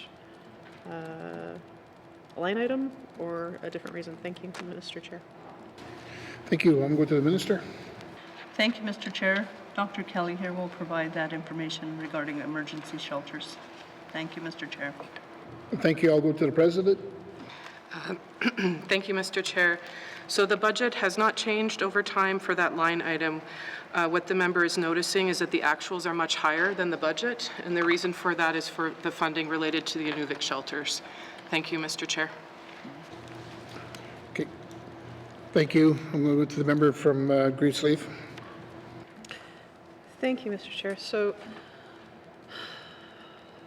as I was saying earlier in my member statement to the Premier today, it did take me a while to understand the differences between the portfolios between EIA and housing, and just clarifying who is in charge of what when it comes to transitional and supportive housing versus where Housing NWT is public housing and home ownership programs and the like. Can the minister please clarify how she sees the relationship between EIA and Housing NWT working in lockstep to create more options for transitional and supportive housing, or if indeed Housing NWT is involved. Thank you. Thank you. I'm going to the Minister. Thank you, Mr. Chair. An important question, especially around the transitional housing piece, but again, like the Premier stated earlier, these homelessness and housing solutions, we need comprehensive and sustainable solutions around housing and homelessness in the Northwest Territories. So what we do as a department is we work with EIA together and have these discussions around shelters in the Northwest Territories and work in partnership, have discussions, have working groups around the homelessness, transitional housing piece. Thank you, Mr. Chair. Thank you. I'm going to the member from Greensleeve. Thank you, Mr. Chair, and thank you to the Minister for that. I was trying to relay an example of urgency and decision making, and I know that more cooks in the kitchen sometimes slows things down. But is the Minister finding that there are clear targets and pathways forward for these kinds of transitional and supportive housing pieces? I recognize there's lots of work going on in the background that we may not see as regular members, and you're basing your work off of the homelessness strategy. The Premier is basing his work off the homelessness strategy, but I just want to make sure that everybody's pulling in the same direction. Thanks, Mr. Chair. Thank you. I'll go to the Minister. Thank you, Mr. Chair. Dr. Erin Kelly will provide some more information around that question because it's important that we get to specifics. Thank you, Mr. Chair. Thank you. I'll go to the President. Thank you, Mr. Chair. I think it's important to envision the role of EIA as a coordinator. There's many departments that work on the relationships, and in particular for specific clients. And the focus from an EIA perspective is to ensure that we're doing the best for the client and trying to make sure that we can all work together. So I can say that there's a lot of work that's being done to look at client-specific needs, determine who in the departments needs to work on those issues, and getting them working on those as quickly as possible and as effectively as possible. Thank you, Mr. Chair. Okay, thank you. I'll go to the member from Greensleeve. Okay, so thank you for that. Thank you. Just for clarity, then, if there are industry partners or private multi-family dwelling property owners that are looking to partner with Housing NWT and or EIA to start developing more options for both the homelessness and transitional supportive housing piece, but also just more units available in Yellowknife for public housing clients.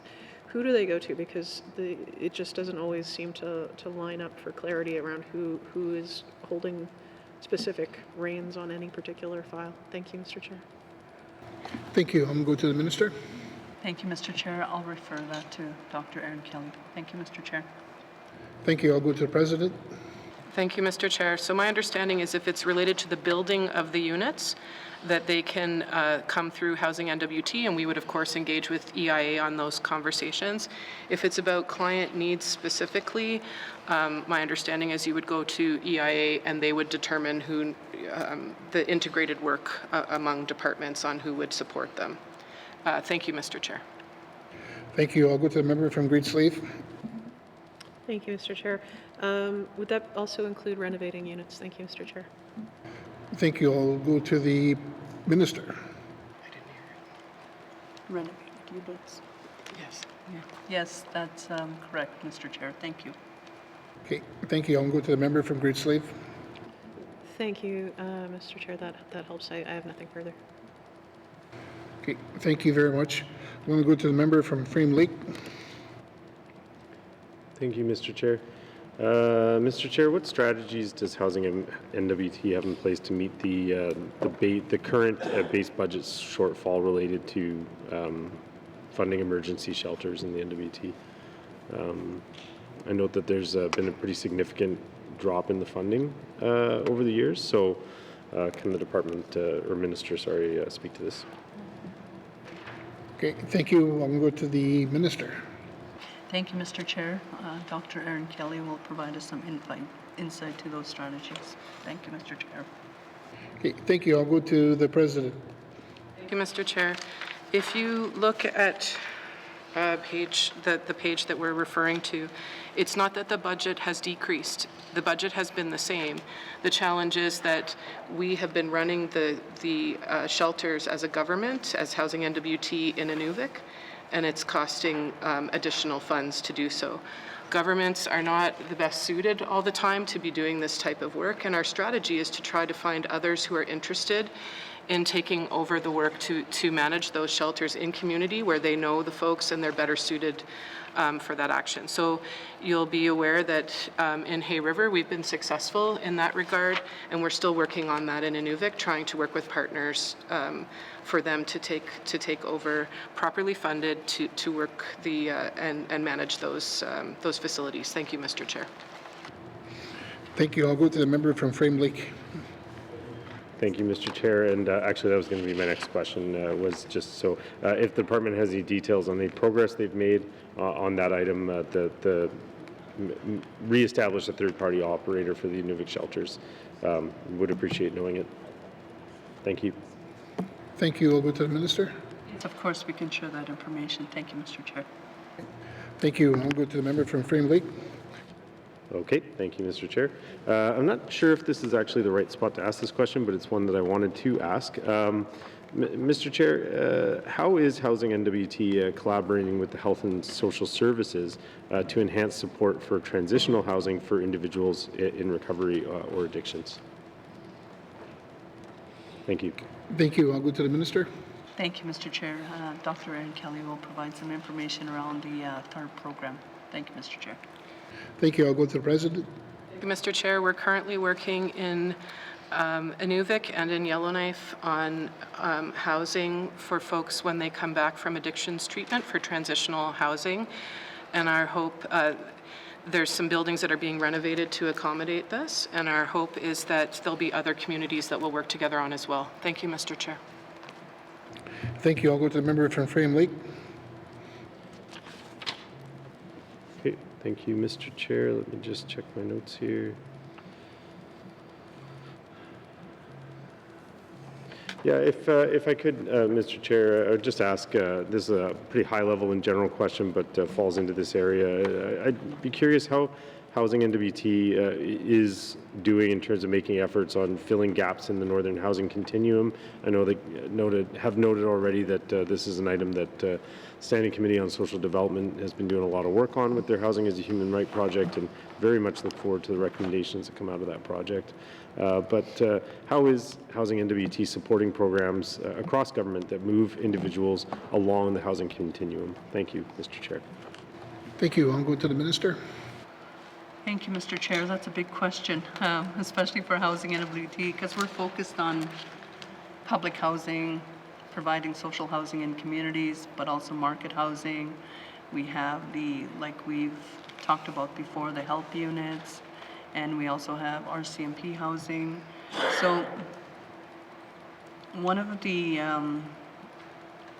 things I've noticed, and especially when I went to Betchico recently, was going into a transitional housing. There was an individual in there for a number of years, and the reason why he was in there for a number of years was there's no housing available in the community for him to move on. And he's ready to move on, but considering the 135 people on the wait list, there is no housing to move on to. So these are difficult discussions that housing has on a continuous basis, especially with the other departments and partnerships. But we do what we do, and we do what we can with what we have. Thank you, Mr. Chair. Okay, thank you. I'm going to go to the member from Frame Lake. Thank you, Mr. Chair. Maybe to give a bit more of a specific question, I do want to note that, I've heard from constituents, and I certainly experienced when I was on the on the board of the Yellowknife Housing Authority, that we're still working on perfecting the Housing First model in terms of ensuring that there's adequate wraparound service, that it's a model that is getting people into housing. And, you know, one of the issues I heard about recently was a constituent who got themselves into Housing First, and they're now homeless again because they were kicked out. And it's the hope with Housing First, of course, is that it moves people up, and gets them out of Housing First and into, as I asked in the first question about the housing continuum, we want to be moving people kind of along. I'm just curious if the department can discuss any improvements or changes or enhancements to the Housing First program to kind of address some of the hiccups that have been happening and to better support residents to ensure that there are system supports in place to ensure that the Housing First model isn't just simply sticking people in a home and we're done, but that there's supports in place to help people succeed with Housing First and use that as a stepping stone. Thank you, Mr. Chair. Thank you. We'll go to the Minister. Thank you, Mr. Chair. And this is something we can discuss further, but, in my FPT meeting this morning, another province was talking about the different models they have with their public housing units, and that's interesting because there's about 5 or 6 different models just within that one department. So I'm interested to know what other provinces and territories are doing. But in terms of what we're doing with Housing First here in the territory, Dr. Kelly will provide more information to that, Mr. Chair. Thank you. Thank you. I'll go to the President. Thank you, Mr. Chair. I think that we recognize that there's some growth to do with respect to Housing First, and we're trying to make sure that we're learning lessons from past experiences. But I think one of the challenges, as the Minister put forward very clearly, is that because of the lack of transitional housing, we are putting people into public housing that sometimes are not ready to be in those units, and the support for them is less than what we would like. So our preference is to try to work, and that's much of the work that we're doing, to support some of these transitional housing projects across the board with Indigenous government partners as well, and hopefully increase the stock that we have, and the supports, the folks can go to those units instead to get the support that they need. Thank you, Mr. Chair. Okay, thank you. I'll go to the member from Frame Lake. Okay, thank you, and I'd just like to build upon what the President just shared there. So if the goal is increasing stock and making sure that we've got enough resources to move people through the spectrum, can the President or Minister discuss what is being done, particularly within the term of this Assembly, to do that, to achieve that goal? Thank you, Mr. Chair. Thank you. Go to the Minister. Thank you, Mr. Chair. I'll pass that to Dr. Erin Kelly to provide more information. Thank you, Mr. Chair. Thank you. I'll go to the President.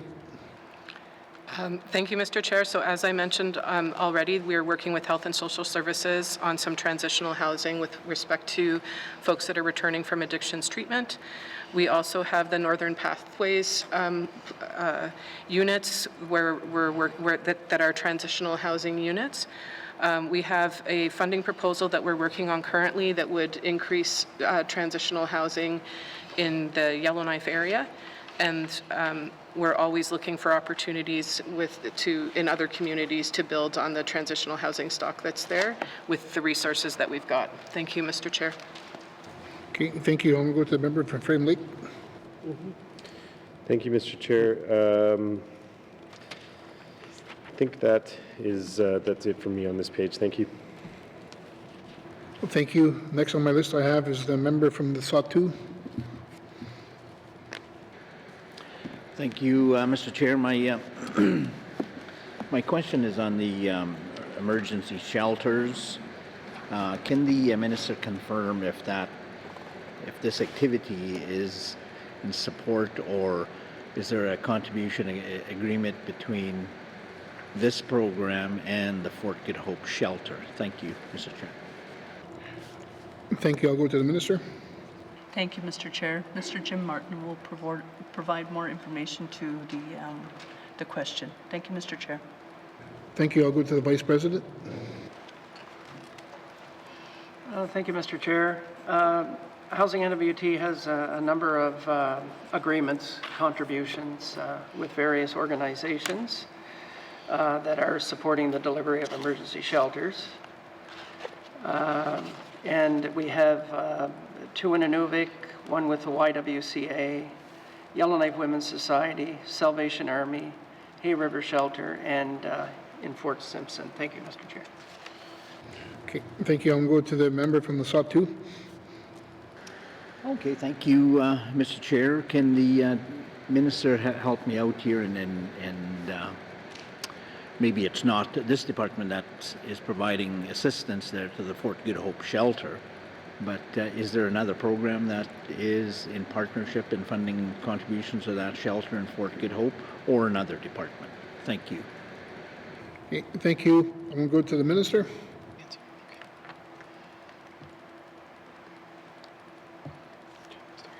Thank you, Mr. Chair. Mr. Jim Martin will provide information to that. Thank you, Mr. Chair. Thank you. I'll go to the Vice President. Yeah, thank you, Mr. Chair. Housing NWT is providing support through the Northern Pathways to Housing program. Thank you. Okay, thank you. I'll go to the member from the Sawtooth. Thank you. So it's Northern Pathways that is supporting the Fort Good Hope shelter. Yes or no? Thank you, Mr. Chair. Thank you. I'm going to go to the minister. Thank you, Mr. Chair. Yes, that is confirmed. Thank you, Mr. Chair. Thank you. I'll go to the member from the Sawtooth. Yes, thank you, Mr. Chair. Is there going to be renewed funding in this budget for that shelter in Fort Good Hope through Northern Pathways? Thank you. Okay, thank you. I'll go to the minister. Thank you, Mr. Chair. Yes, that is confirmed. There is renewed funding for that program. Thank you. I'll go to the member from the Sawtooth. Mussey. Thank you.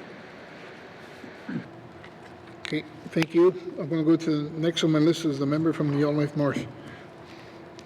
Thank you, Mr. Chair. Okay, my first question is, so the minister had previously indicated that the extra like $2.3 million that showed up in the 2023-24 actuals under emergency shelters was due to funding the Inuvik Day Shelter. But that money doesn't appear after that. It goes back down to about $3 million, both in terms of the program and the contributions. So can the minister clarify how the Inuvik Day Shelter is being funded now and whether the GNWT is still running it directly? Thank you, Mr. Chair. Okay, thank you. I'll go to the minister.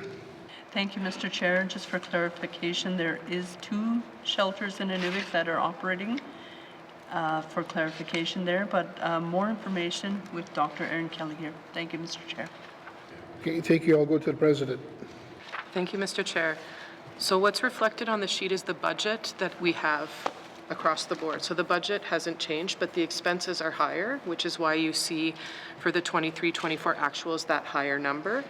And what that means is that we do have a smaller amount that is budgeted for the Inuvik shelters, but we're spending much more to support those shelters. So what's happening right now is that Housing NWT is finding that money from within, and we're working with local organizations to try to find a provider that is relevant to the community and would be able to do this for a more cost-effective price. Thank you, Mr. Chair. Thank you. I'll go back to the member from Yellowknife North. Thank you, Mr. Chair. So just to clarify, some of the cost of the shelter is included here, or the assumption of what the cost would be if it was contracted out to a nonprofit, but it's just the extra that's coming from within. My concern is that currently we're funding the actual amount that's needed from within and it's not showing up, but is that a sustainable way to budget for providing this service that clearly needs to continue being provided? Thank you, Mr. Chair. Thank you. I'll go to the minister. Thank you, Mr. Chair. Dr. Kelly will provide that information. Thank you, Mr. Chair. Thank you. I'll go to the president. Thank you, Mr. Chair. So in the budget that we have, there is an amount that used to be spent with other providers to fund the Inuvik shelters. It is costing us additional funding, mostly because of the overspend is because of compensation and benefits, because we're hiring the staff through the GNWT. We recognize, and in our discussions with folks in Inuvik, have discussed that there will need to be an increase in the amount, but not to the same extent that we're seeing here if another organization was to take it over. Thank you, Mr. Chair. Okay, thank you. I'll go to the member from Yellowknife North. Thank you, Mr. Chair. And on the same subject of sustainable funding for shelters and nonprofits, I mean, we see under the contributions for these various kinds of shelters and initiatives that support homelessness, the numbers haven't increased over time. It's the exact same, right? And so we're not incorporating inflation, which we know has been a big rate of inflation over the last couple of years. And yet, I mean, across all other aspects of GNWT operations, we see the budget increase due to forced growth, inflation. So I guess the question is, why don't we see the numbers increase? Why do we expect our nonprofit partners to continue year after year, no matter how much inflation there is, to continue offering services around shelters, homelessness, for the exact same as the year before? And especially when we're seeing increased numbers of people accessing these services and increased need. Thank you, Mr. Chair. Thank you. I'll move it to the minister. Thank you, Mr. Chair. Dr. Aaron Kelly will provide that information. Thank you. I'll go to the president. Thank you, Mr. Chair. I completely understand what the member is bringing forward, and I know that there's ongoing discussions about that, and that EIA has been leading some discussions with ENGOs related to it. In this case in particular, we're challenged by the fact that we're an organization that's being, there's a lot of want to build new units and to spend the budget on items like that, and we're trying to balance the budget across all of the needs that folks have for housing NWT. Thank you, Mr. Chair. Okay, thank you. I'll go back to the member from Yellowknife North. Thank you, Mr. Chair. I mean, I do understand that, but I also think that by trying to spread the money thinner or sort of take for granted that we can keep this number the same and do other things instead, we're endangering the current relationships and arrangements that we have, and then we could end up in more situations like the Inuvik situation where, you know, the government has to take over operating a shelter and realizes that it has to spend much more money than it was paying before to the nonprofit. Anyway, that's another soapbox for another day. But my final question on this item is, so the rapid rehousing last year had a line item of $400,000, and there's nothing in the 2025-26 main estimates for rapid rehousing. My understanding was that the contributions that had previously been distributed under rapid rehousing are now going to be distributed under Northern Pathways to Housing, but then I don't see that number going up in terms of contributions coming out of Northern Pathways. Can the minister explain where that $400,000 has gone? Is it that we're giving out $400,000 less in total, or it's coming from somewhere else that I can't see on the budget here? Thank you, Mr. Chair. Thank you. I'll go to the minister.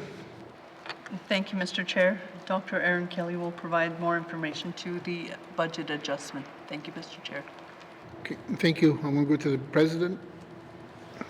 Thank you, Mr. Chair.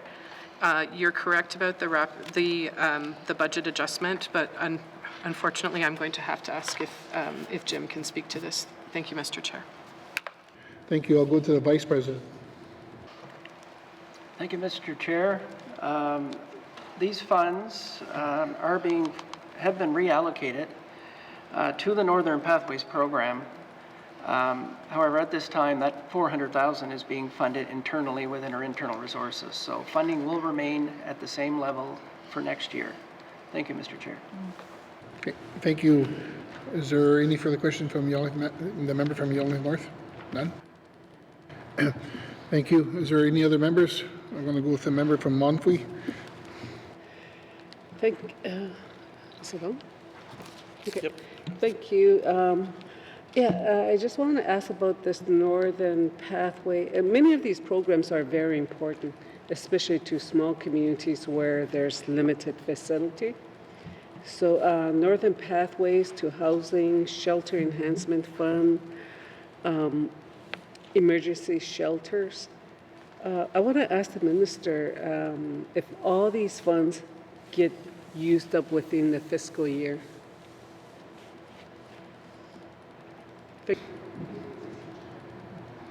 Okay, I'm going to go to the minister. Thank you, Mr. Chair. I can confirm that all the funds get used up. Thank you, Mr. Chair. Okay, thank you. I'll go to the member from Monfrey. Okay, yeah. Shelter enhancement funds. Okay, if it gets used up, because like I said, it's very important, especially for small communities where we rely many of these programs and these funds. For example, the Shelter Enhancement Fund, $100,000. Is it going to increase anytime soon? Because I'm sure there's facilities out there in small communities. They access these funds. So is it allocated based on first come, first served basis, or how does this money get allocated? Because it's not a lot of money. So thank you. Thank you. I'm going to go to the minister. Thank you, Mr. Chair. From what I understand with the Shelter Enhancement Fund, it is an application based with Housing NWT. It's not a lot of money, but perhaps Dr. Erin Kelly could provide more information related to that fund. Thank you, Mr. Chair. Thank you. I'll go to the president. Thank you, Mr. Chair. So my understanding of the question is, will this increase? And the answer is, this is what we've got in the budget. But if you look at the actuals versus the budget, often you'll see that there's increases above what the budget is. And when that happens, it's Housing NWT using our internal resources to augment what we have. So where there is need, we try our best to try to help to support that. We also try to look in our internal resources, and you were provided with a page that shows, and try to project where we need to put some more money, because we know that there's going to be pressures there with our internal resources. But we don't have enough money to increase everything over time. Thank you, Mr. Chair. Thank you. I'll go back to the member from Monfrey. For that information, and I'm grateful that the minister and her team went to Bichicote and look at some of the programs and see how hard many of these people that are working there or the program and the organization are working hard to house our people. I mean, these funds are very important to many of them. So I would like to ask too is that, emergency shelter, I don't think we have that. We have a warming shelter, but it's not the same as this emergency shelter where there's a facility in Yellowknife, Hay River, Fort Smith, and Inuvik.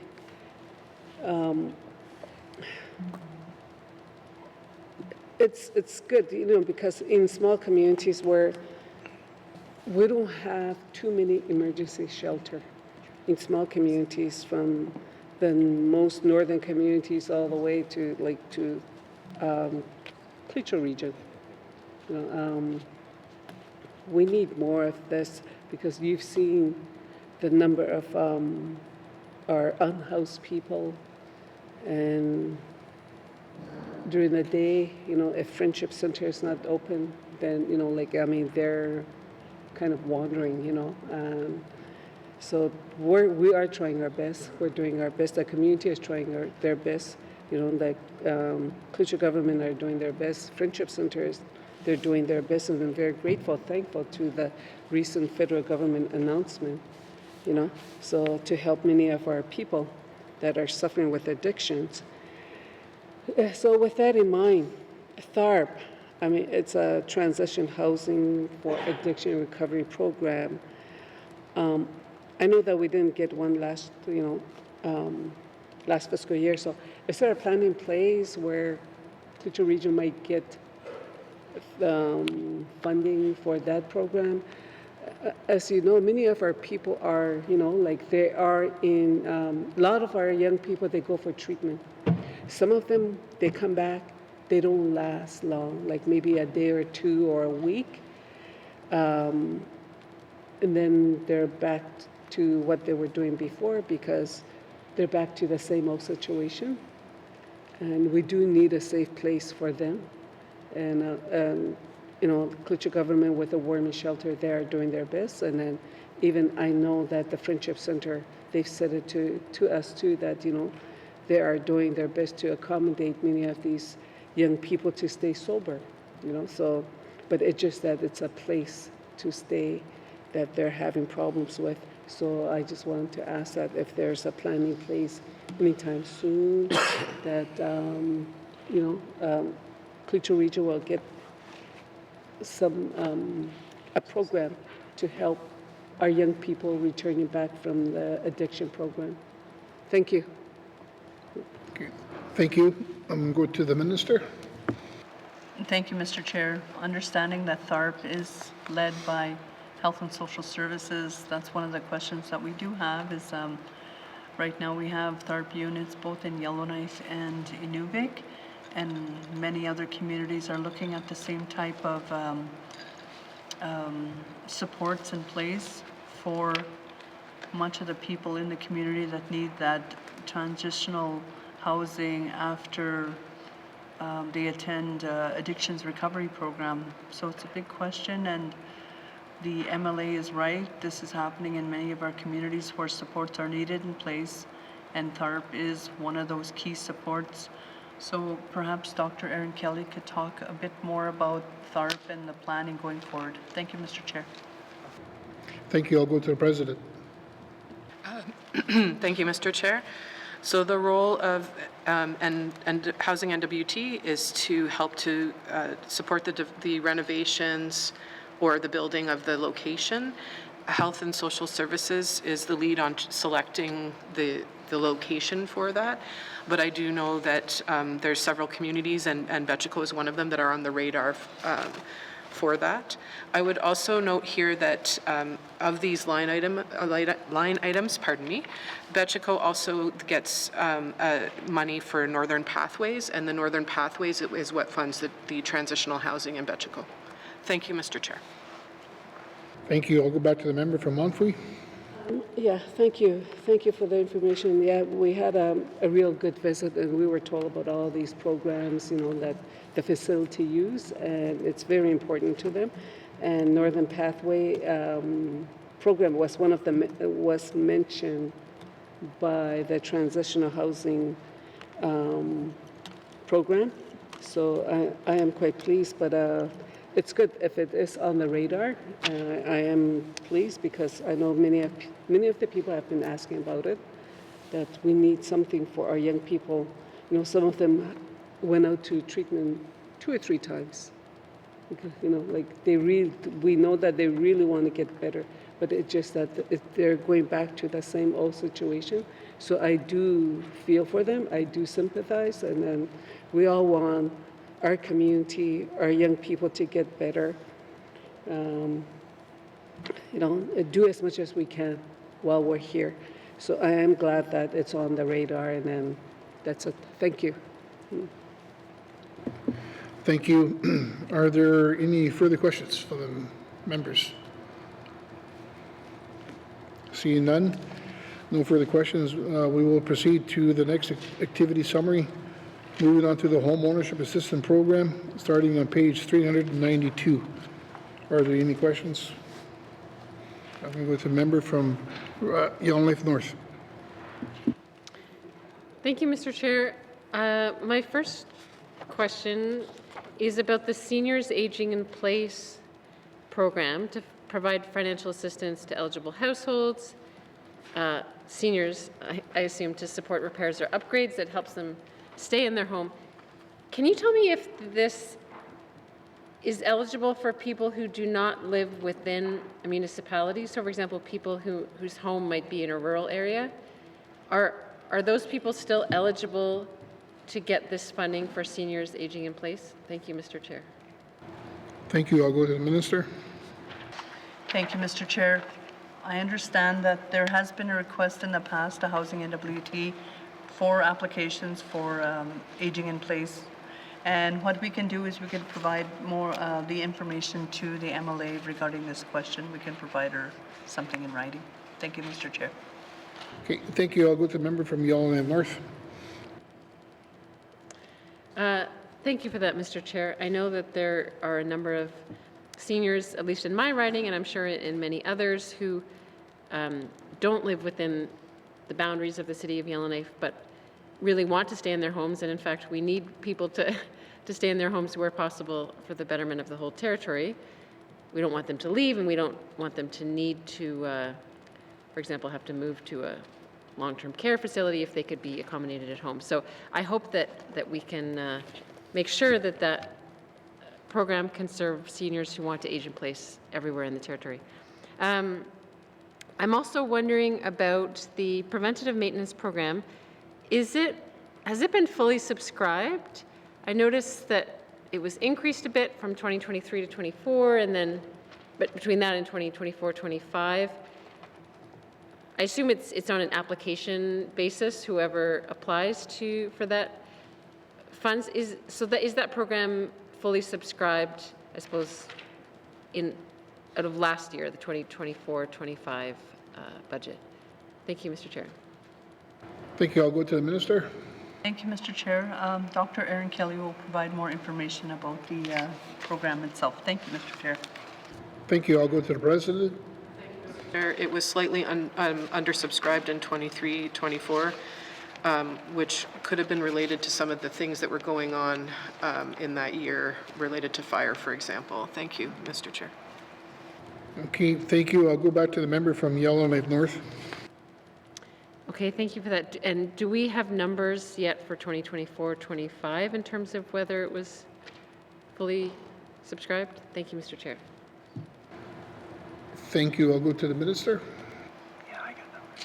Thank you, Mr. Chair. Mr. Jim Martin will provide information with the number of subscriptions for this current year. Thank you, Mr. Chair. Thank you. I'll go to the Vice President. Thank you, Mr. Chair. In terms of approved applications, as of September, we had 5. To be completed, however, in progress, 231. So the target would be 240 to date. Thank you, Mr. Chair. Okay, thank you. I'll go back to the member from Yellowknife North. Okay, I'm going to have to maybe get that in writing to get the math straight. But it seems that this is a really valuable program to help people prevent, their like larger problems from developing over time, and the need for larger repairs and renos if they can just do that preventative maintenance early on. So what is Housing NWT doing to raise awareness about this program and its availability, and that people can take advantage of that to help prevent problems later on? Thank you, Mr. Chair. Okay, thank you. I'll go to the Minister. Thank you, Mr. Chair. Dr. Erin Kelly will provide information related to the comms piece around this. Thank you, Mr. Chair. Thank you. I'll go to the Vice President. President. Thank you, Mr. Chair.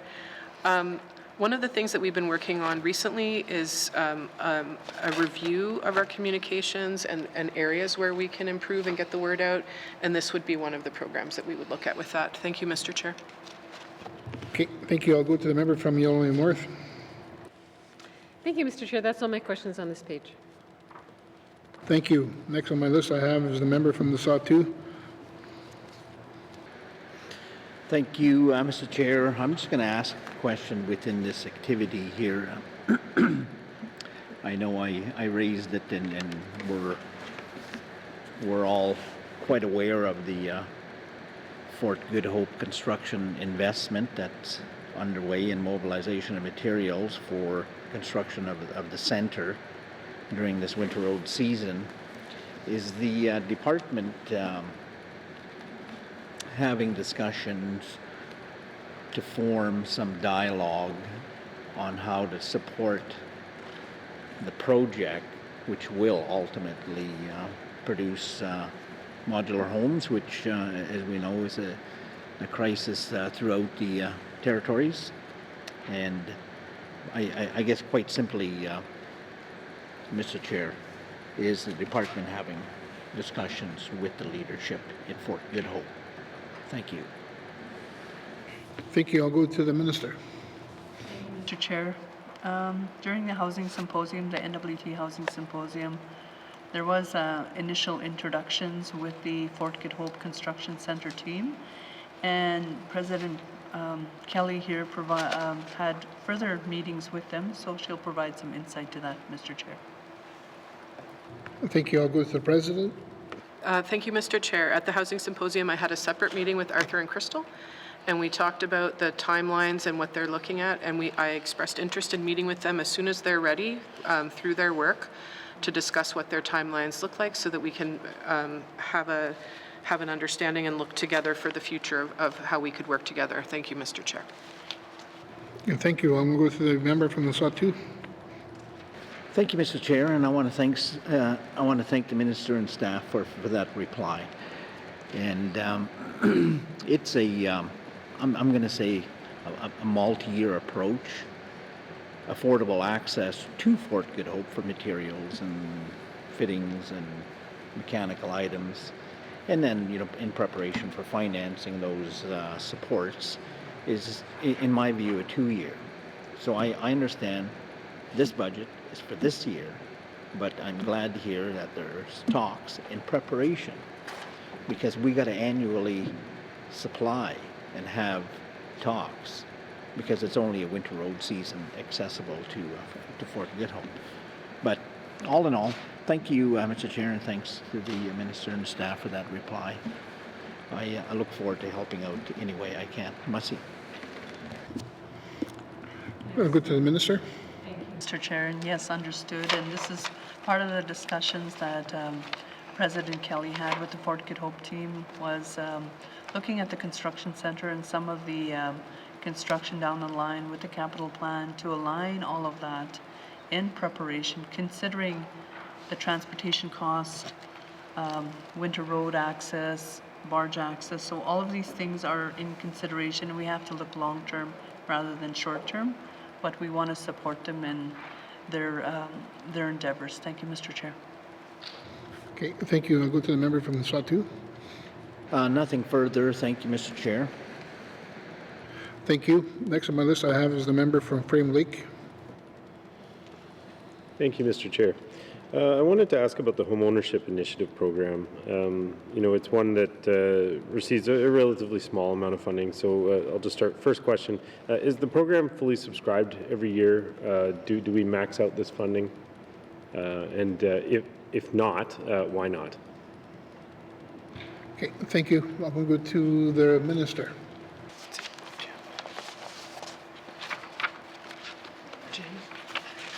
Thank you, Mr. Chair. Mr. Jim Martin will provide information related to the Home Ownership Initiative Program. Thank you, Mr. Chair. Thank you. I'll go to the vice president. Thank you, Mr. Chair. Currently, this program is not fully subscribed. Housing NWT continues to promote the opportunities with existing tenants to assume ownership of their units, and that work continues. Thank you, Mr. Chair. Okay, thank you. I'm going to go to the member from Frame Lake. Thank you, Mr. Chair. Could the minister or staff kind of elaborate a bit further on that? Like, what are the real barriers that are getting in the way? Because, and I wanted to talk about this one because it comes up very often. Some of our community MLAs in particular, speak to, and we heard about this a lot when we were doing our priority setting. We heard it from Indigenous governments. People want to have a sense of ownership of their homes. And it seems to be a goal that everybody agrees is a great goal to have. And yet here we have even quite a modest program that just isn't getting enough uptake. So can staff kind of help MLAs understand, what's getting in the way? And are there things that we need to change about this program, or are there barriers that we need to reduce in order to get the program fully subscribed and perhaps even expanded? Thank you. Thank you. I'll go to the Minister. Thank you, Mr. Chair. In terms of barriers with the Home Ownership Initiative program, and I spoke about this in the House earlier, but many times people are not prepared to take on the Home Ownership Initiative and apply to the program. That's one of the barriers. The second barrier is this is related to coordinating of thresholds. So there is a salary threshold for people to be applicable to this program, and you have to be below that threshold to be to apply to the program. Thank you, Mr. Chair. Okay, thank you. I'm going to go to the member from the Frame Lake. Thank you, Mr. Chair. So can the minister help me better understand this a little bit better? So there's a income threshold that you have to be below in order to get it, and I'm assuming if you go above the threshold, you're not eligible anymore. But wouldn't we think that people who are above a certain income threshold would be even better able to kind of own and operate a home? And so I kind of, is that threshold really helping us in this program? I mean, certainly the idea of people starting to own a home, I mean, that's the goal that we're trying to achieve here. So why do we even have a threshold which would prevent people from accessing the program? Thank you. Okay, thank you. I'll go to the Minister. Thank you, Mr. Chair. Dr. Aaron Kelly will provide more information related to the thresholds. Thank you, Mr. Chair. Thank you. I'll go to the President. Thank you, Mr. Chair. So my understanding is the reason you would want to have a threshold is because there are folks who make enough money that they would be able to access in a market community the market on their own. And so you would have a threshold. I will comment here that one of the things that the Associate Deputy Minister at Housing NWT is working on right now is the renewal project, and we'll be looking at the organizational design and which will lead to some program design work, and home ownership programs have already been flagged as something that we need to look at. And so there will be work to assess the program details for the home ownership programs. Thank you, Mr. Chair. Okay, thank you. I'll go back to the member from Frame Lake. Okay. Thank you, Mr. Chair, and really appreciate that information, and certainly encourage the department to pursue that work, which they're already doing. So I guess, yeah, I appreciate that work's taking place. Because, and I guess I would just say, I mean, yeah, in a market-based community, that makes perfect sense to me. I'm wondering do we need then to maybe think about splitting up the requirements of this program? Because again, I can't stop highlighting the work that social development's been doing, and some of the great presentations that committee's been receiving about this sort of thing. But in some of the non-market communities, programs like this are really a great way to help people kind of not just develop a sense of ownership, but in fact actually achieve ownership of their homes. So is there maybe a need for a different stream, or maybe that already exists, or a different set of criteria for communities where market-based solutions just aren't available? Thank you. Thank you. I'll go to the Minister. Thank you, Mr. Chair. Dr. Kelly will provide information related to that question. Thank you, Mr. Chair. Thank you. I'll go to the President. Thank you, Mr. Chair. So I will say that we have definitely been having conversations about the fact that some of our programs are across the NWT when they should be looking at the difference between market communities and non-market communities, and that is something that will be looked at when the review of these programs is done. Thank you, Mr. Chair. Okay. Thank you. I'll go back to the member from Frame Lake. Thank you, Mr. Chair. I really appreciate that, and just I wanted to highlight it because I have a feeling that these kinds of programs are certainly going to be a part of what social development ends up coming forward with as recommendations, not to preclude the committee, but it's just based on the presentations I've been seeing at that committee and what we've been hearing from Indigenous governments. It really is the trend that I think we're heading towards, and I think it's a good one. I think we want people moving in this direction. So I wanted to highlight that. And, really all I'll say further on this is, it's a relatively modest aspect of the GNWT budget. Out of our $2.6 billion, we're putting, 9.3 into these home ownership assistance programs, and certainly this is something that I would be very excited to see grow. I note that some of these issues, like most of these items, have either received, very small reductions or are just kind of proceeding along status quo. And as Emily Morgan, I'm sorry, the member for Yellowknife North pointed out, there's been pretty high inflation over the years, and if we don't keep up with inflation in programs like this, we're going to be falling behind. And just similar to what the member from Montfouille was saying, with programs like this, they're so crucial to people in the communities, to the housing continuum in the NWT, and I certainly want to express my support to the department and to cabinet, for the ministers who are listening, to be putting more money towards our housing programs. It's one of the top priorities of the Assembly, and I'm very, you won't hear any complaints from me if we start to see these budget items increasing. Thank you, Mr. Chair. Okay, thank you. I'll take that as a comment. Did the minister want to respond to? Mr. Chair, no complaints from me either. Thank you, Mr. Chair. Okay, we're going to stop there. We're going to give the translator some time. We'll take a 30-minute break and we'll come back. Thank you.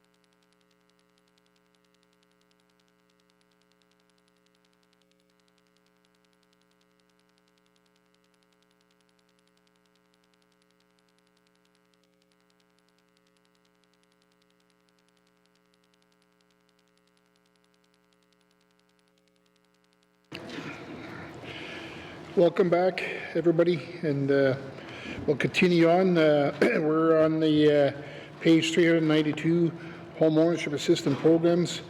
Are there any further questions from members?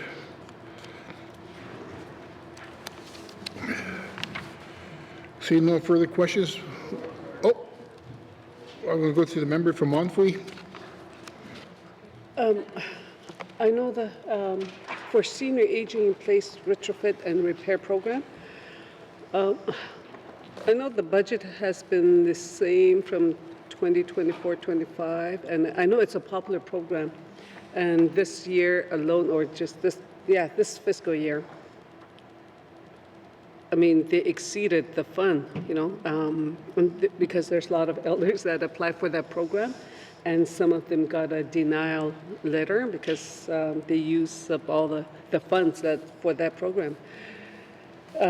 So I just wanted to ask to find out to see if there's going to be any increase to that budget, because there's like a lot of our elders who are, aging in home. I'm sure this 1.6 is for the whole of Northwest Territories. So, and if they exceeded, then it was like greatly needed. And this year alone was focused on that program alone. So I would like to know if there's going to be an increase in the budget for upcoming fiscal year, since the program was very popular among our elders, seniors aging at home. Thank you, Mr. Chair. Thank you. I'm going to go to the minister. Thank you, Mr. Chair. Dr. Aaron Kelly will provide more information to seniors aging in place budget item. Thank you. Thank you. I'll go to the president. Thank you, Mr. Chair. So there's no funds to increase the budget, but the reason that you see these additional costs is because we've been able to find other funding, and some of those internal resources has been able to be put towards it. So we'll definitely continue to have a look where resources are available to augment the programs when we see that they're oversubscribed. Thank you, Mr. Chair. Okay, thank you. I'll go to the member from Montfrey. And for emergency repair program, I know that, so far that since I've been here, and then there's dealt with lots of my constituents needing this repair program. How does this fund is administered to people needing emergency repair program? Thank you. I'll go to the minister. Thank you, Mr. Chair. The emergency repair program is an application-based program. They work with the district office, the local LHO or the district office to apply for this program. Thank you, Mr. Chair. Okay. And thank you. I'll go to the member from Montfrey. Thank you. So the emergency repair program and preventative maintenance program, I know that it's closely linked together, preventative and emergency repair program.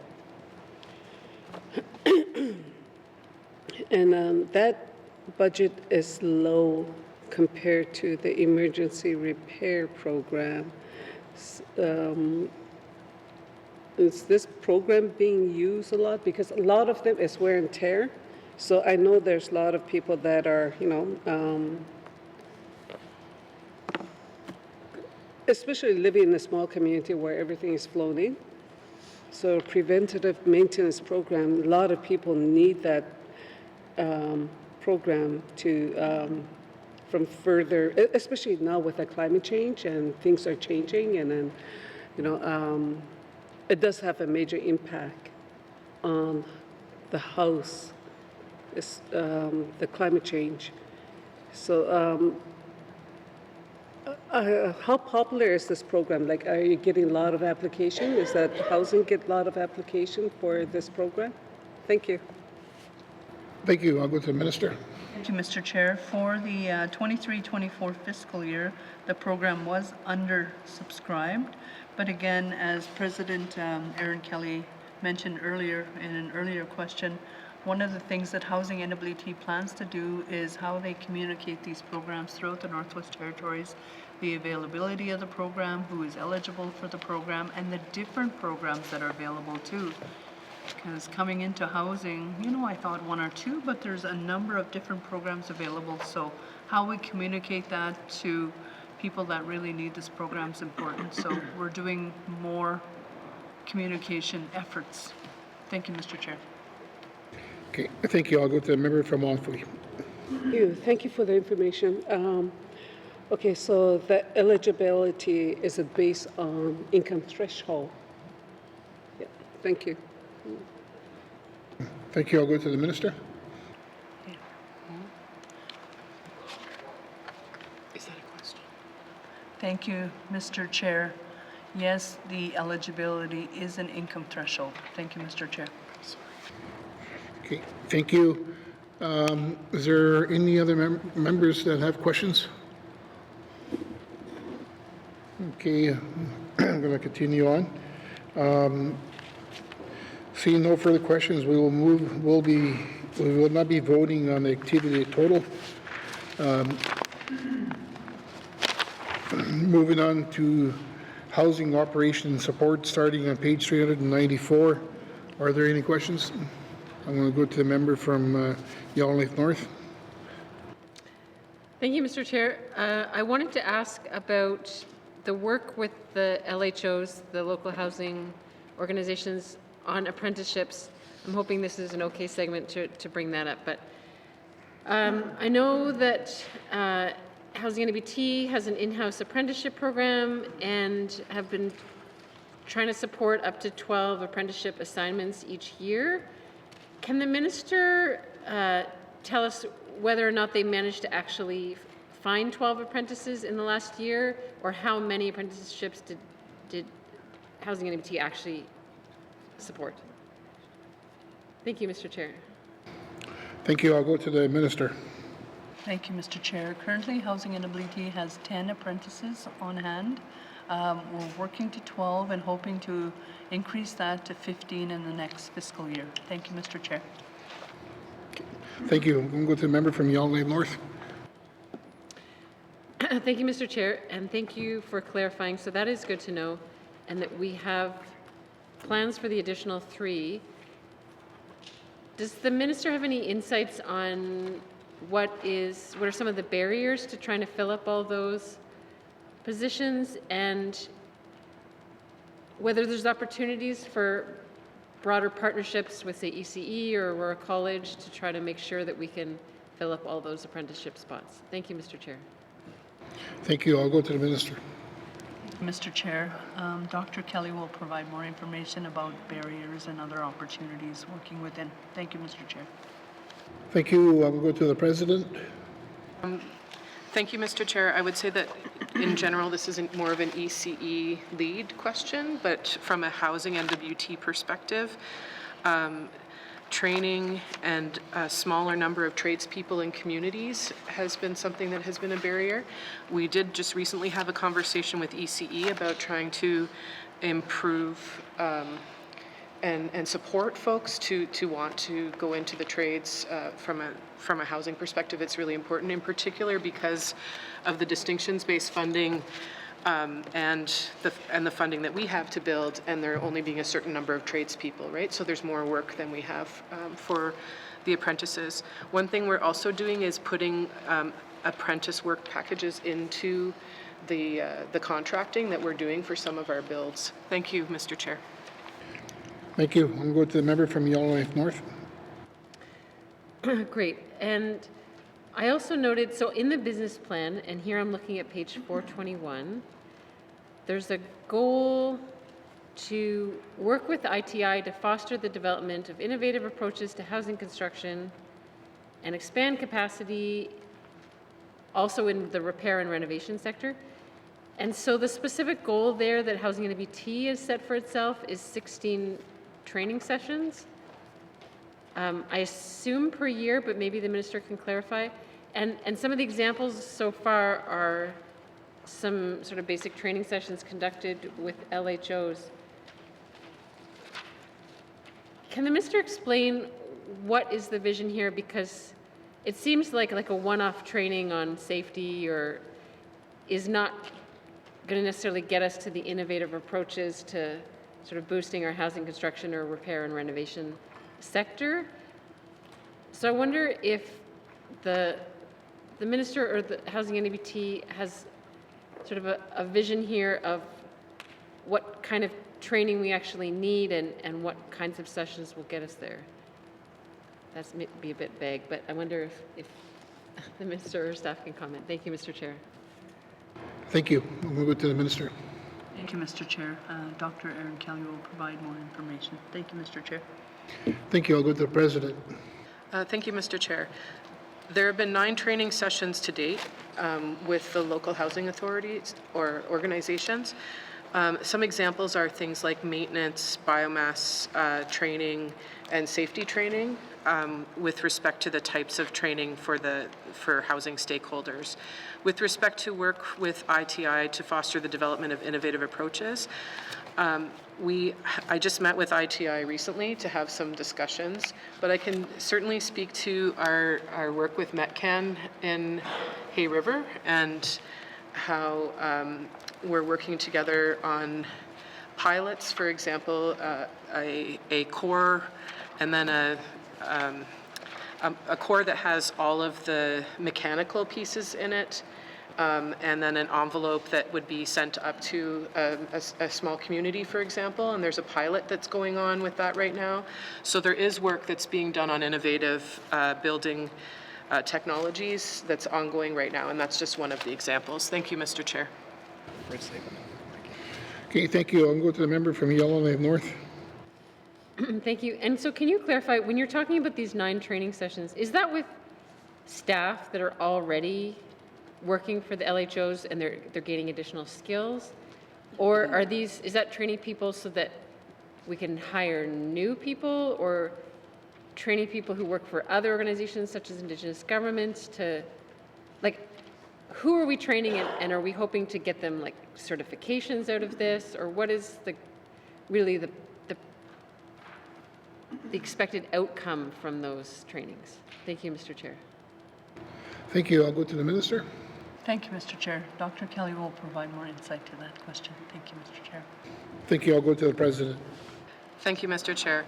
I think it could be any of those things, but where we have been focusing right now is on training related to kind of these new units that are coming in. Some of them require additional expertise, like biomass, for example, or training on other pieces. So we've been focusing on training the folks that are going to be doing the maintenance on those to make sure that they're up to speed on those elements. Thank you, Mr. Chair. Thank you. I'll go back to the member from Yellowknife North. Thank you, Mr. Chair. So it does sound like perhaps the focus is on training existing staff to sort of up their skills for what is coming and what's needed, which is super useful, I understand.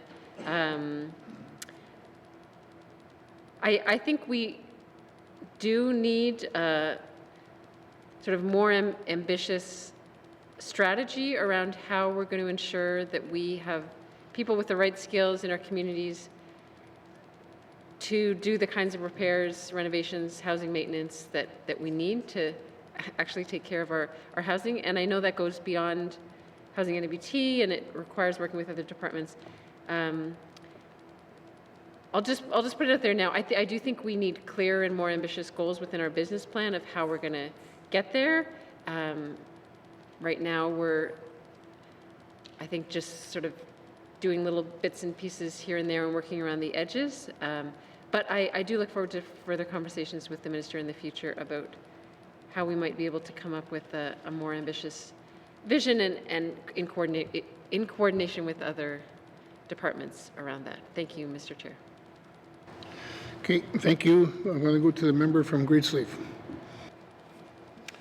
Thank you, Mr. Chair. So, on page 388 of the business plan and at the end, the legislative initiatives, it speaks to revision of the Housing Northwest Territories Act.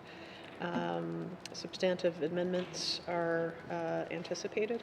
But in the business plan, it speaks to the fact that there would be information gathered on potential areas for change to this act at the housing symposium, and I'm wondering if the minister can elaborate on how those discussions went and what particular changes are being identified. Thank you. Thank you. I'll go to the minister. Thank you, Mr. Chair. Dr. Kelly will provide more information about the changes around the legislation. Thank you. Thank you. I'll go to the president. Thank you, Mr. Chair. The Associate Deputy Minister Saturnino has been working with the forum, and they're at the stage of initial scoping at this time. Thank you, Mr. Chair. Okay. Thank you. I'll go to the member from Greensleaf. Okay, thank you, Mr. Chair.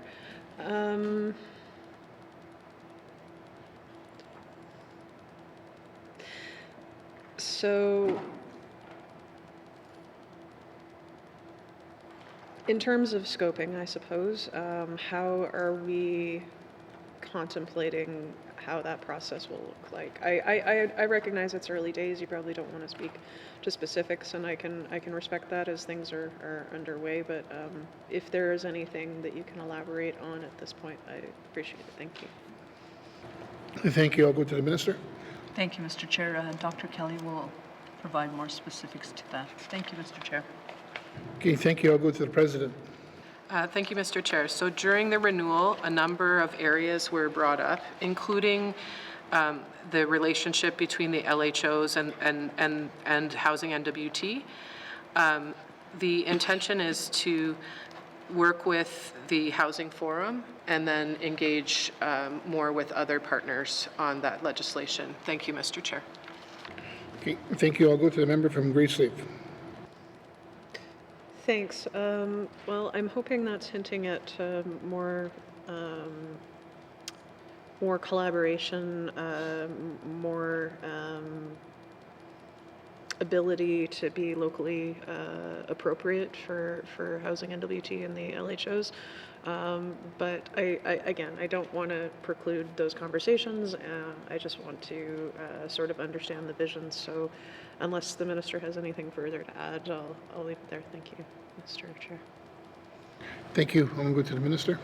Thank you, Mr. Chair. Just to elaborate on that, and with Dr. Kelly here, the one thing that we have discussed with Housing NWT and our strategic renewal approach was working with Indigenous governments, and part of the mandate for the Government of Northwest Territories is working more closely with Indigenous governments, especially concerning their distinction-based funding, and having that as part of the change in legislation for Housing NWT.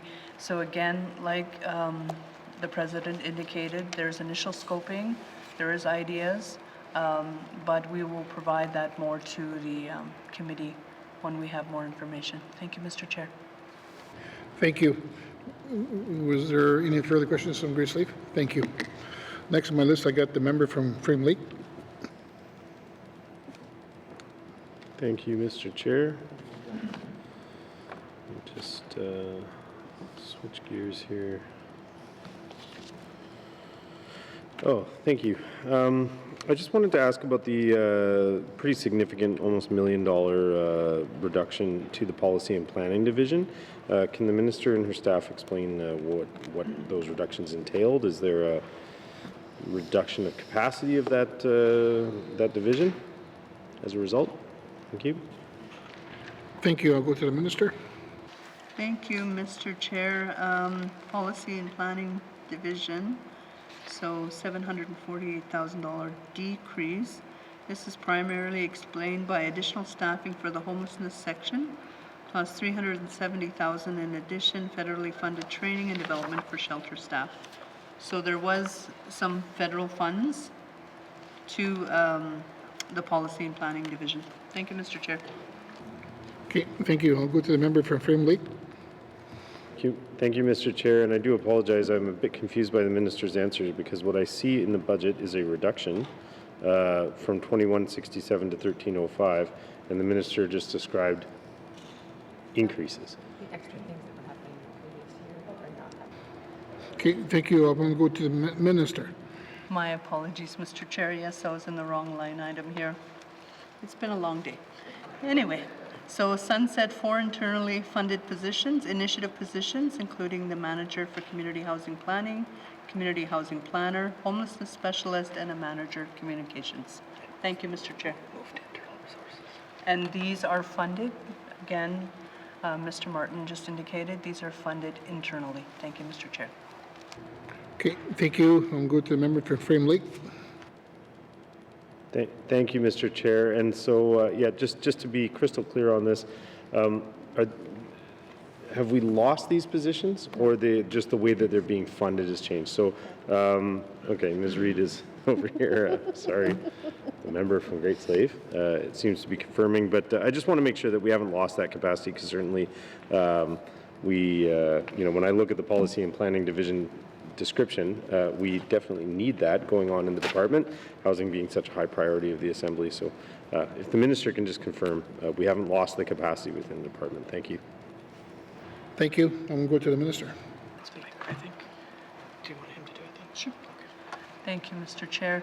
Just to be crystal clear, I'll give it to Mr. Martin here to provide that answer. Thank you, Mr. Chair. Okay, thank you. I'll go to the Vice President. Okay, thank you, Mr. Chair. So the adjustments from 24-25 mains was to remove the manager of community housing planning, the community housing planner, the homelessness specialist, and the manager of communications. These were previously included in the prior year mains, and we moved these initiative positions to internal resources to be funded internally. Now, the positions that have been carried over to 25-26 to be funded internally, we now are going to be funding 6 positions out of internal resources. And the 6 positions include the Associate Deputy Minister, Senior Advisor to the Associate Deputy Minister, Senior Planning and Evaluation Specialist that was mentioned previously by our President. Manager of Communications comes forward. Manager of Community Housing Planning came forward. A Policy Analyst, and the final position for 25-26 is a Pathfinder position, Integrated Services Delivery for Housing. Thank you, Mr. Chair. Okay, thank you. I'll go to the member from Frame Lake. Excellent. Thank you, Mr. Chair. I really appreciate those answers and understanding better what's going on within that division. I do note that the President kind of mentioned in her answer the community housing plans, and I am curious, is that was updating the community housing plans, has that project been completed? Is there, or is that ongoing work? Thank you. I'll go to the Minister. Thank you, Mr. Chair. President Kelly will provide an update on the community housing plans. Thank you. I'll go to the President. Thank you, Mr. Chair. So the Community Housing Planning Initiative predated some of the funding that was provided to Indigenous governments, and so for housing. And in some cases, our focus with Indigenous governments and communities has shifted. So what we've done is those that want to continue to work on those community housing plans, we're working with them. And if they want to work on different and focus on different options, we're focusing on those. Thank you, Mr. Chair. Thank you. I'll go to the member from Frame Lake. Thank you, Mr. Chair. That's all my questions for this page. Thank you. Are there any further questions? Okay, seeing no further questions, we will move on to non-residential building operations, starting on page 396. Are there any questions? We'll go to the member from Yellowknife North. Thank you, Mr. Chair. I just wanted to ask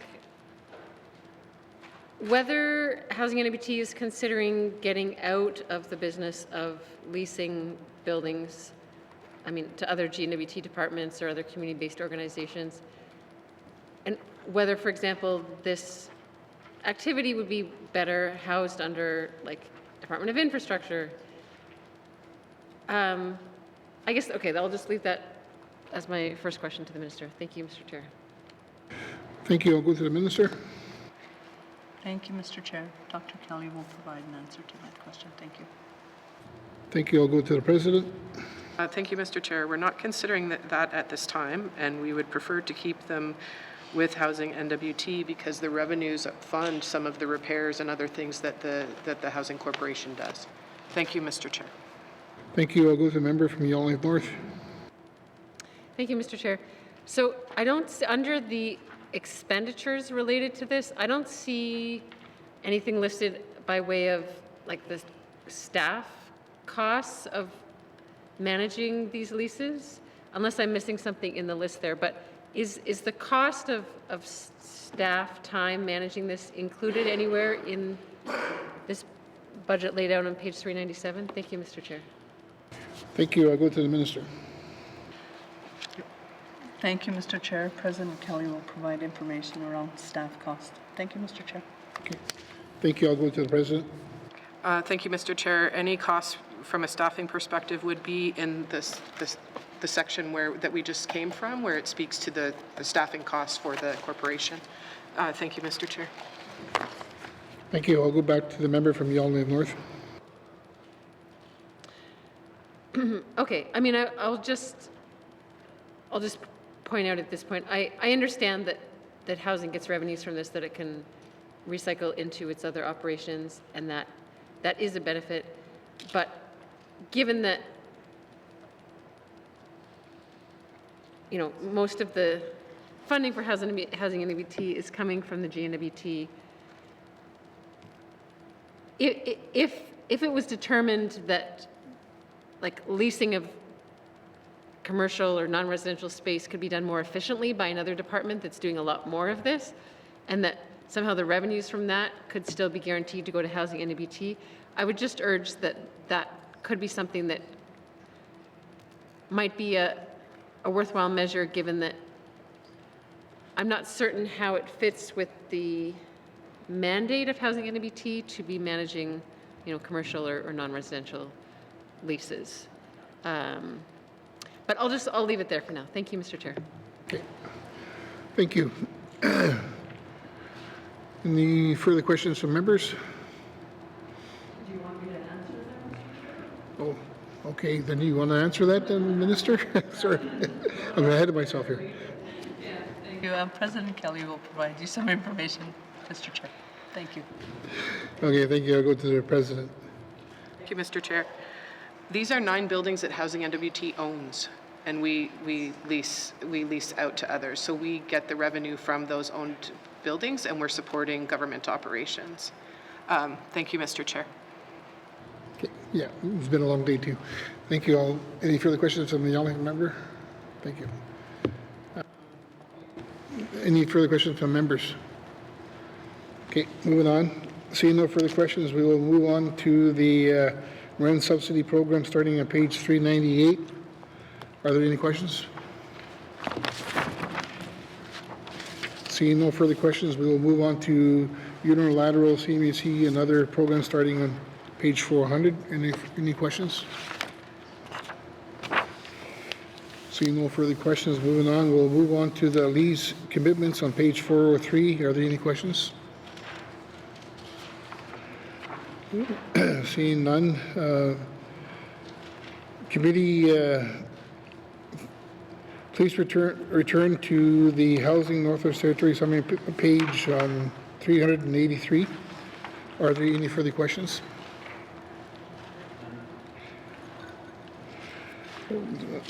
Nothing. I see nothing. No further questions. Does the committee agree that consideration of Housing Northwest Territory is not complete? Okay, thank you, Minister, and thank you to the witnesses for appearing before us. Sergeant Nimes, please escort the witnesses from the chamber.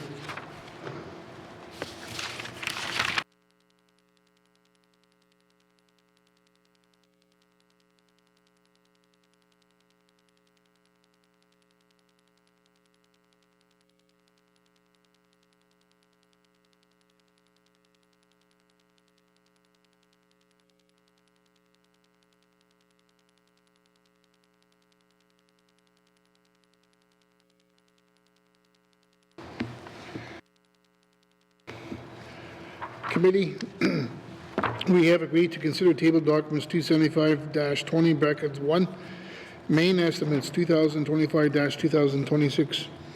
We will now consider the Department of Municipal and Community Affairs. Does the Minister of Community Affairs wish to bring witnesses into the House? Yes, I do. Thank you. Does the committee agree? Thank you. Sergeant at Arms, please escort the witnesses into the chamber.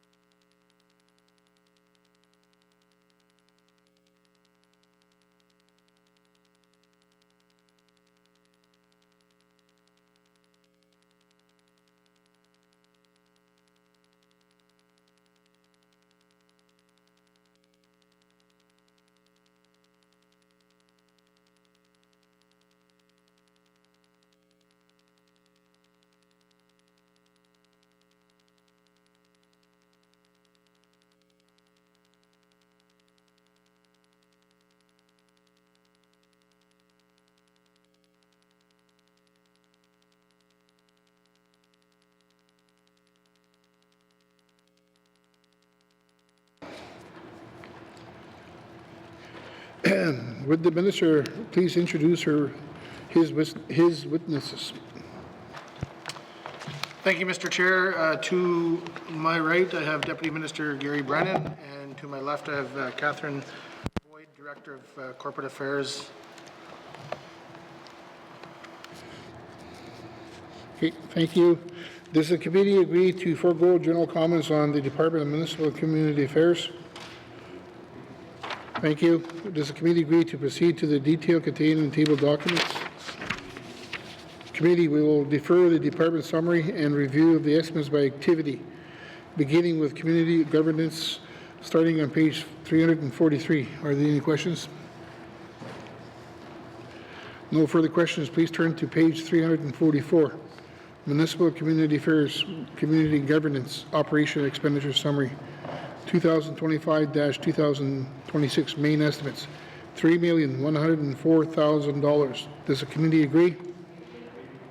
Thank you. Moving on to the Community Governance, Learning and Development beginning on page 347. Are there any questions? No further questions. Please turn to page 348.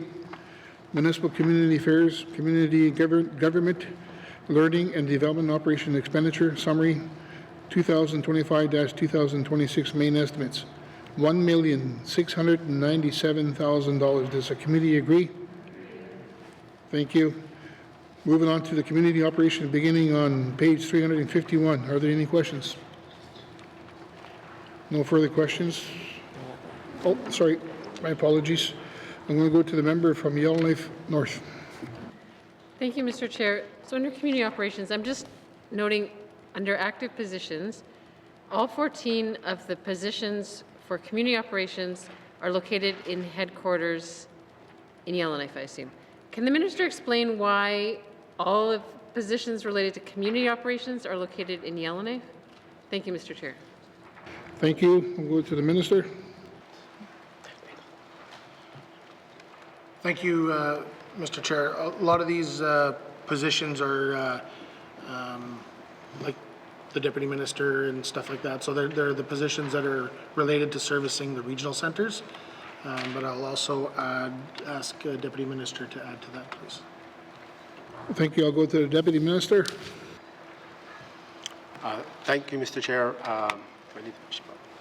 No, you're good. Okay, thank you, Mr. Chair. Yeah, so those 14 positions are mostly technical positions consisting of designated accountants, engineers, and the like. And because of the technical positions, they're difficult to staff outside the region, and they tend to work closely together on a daily basis in Yellowknife. Thank you. Thank you. I'll go to the member from Yellowknife North. Thank you, Mr. Chair. I mean, overall, looking at all the active positions in MACA, it seems that this year we have 69 out of the 113 in total, which are based out of headquarters. However, I am noticing that from last year, there's two that seem to have been transferred from headquarters to the regional offices, if I'm interpreting that correctly. Can the minister explain what they managed to do to transfer at least 2 positions to regional offices out of Yellowknife? Thank you, Mr. Chair. Thank you. I'll go to the minister. Thank you, Mr. Chair. One of them is a training position that's the School of Community Governments that's moved out to from Yellowknife. And the other one, I believe, is the one in Inuvik, which is the climate change initiative position. Okay, thank you. I'm going to go to the member from Yellowknife North. Okay, I mean, just to follow up on that line of questioning, I wonder, is the minister considering any other possible strategies or ways to try to recruit or find qualified people who either currently live or are willing to live in some of the communities outside Yellowknife? Thank you, Mr. Chair. Thank you. I'll go to the minister. Yeah, thank you, Mr. Chair. So we're always looking at ways to get positions into the communities. Some of the most recent positions were the emergency management coordinators to assist with the regions for the position or for emergencies and stuff. So we have currently those 2 positions that are one in the South Slave and the one in the Beaufort Delta that are relatively new, and we're constantly looking at ways to getting more positions in the smaller communities through training initiatives or anything like that. So, thank you. Thank you. I'll go back to the member from Yellowknife North. Okay, I'll leave it there for now. That's fine. Thank you, Mr. Chair. Thank you. I'm going to go to the member from the Sawtooth. Thank you, Mr. Chair. Can the minister explain a little bit more about the School of Community Governments? How is that? Is it a department or a division of the organization?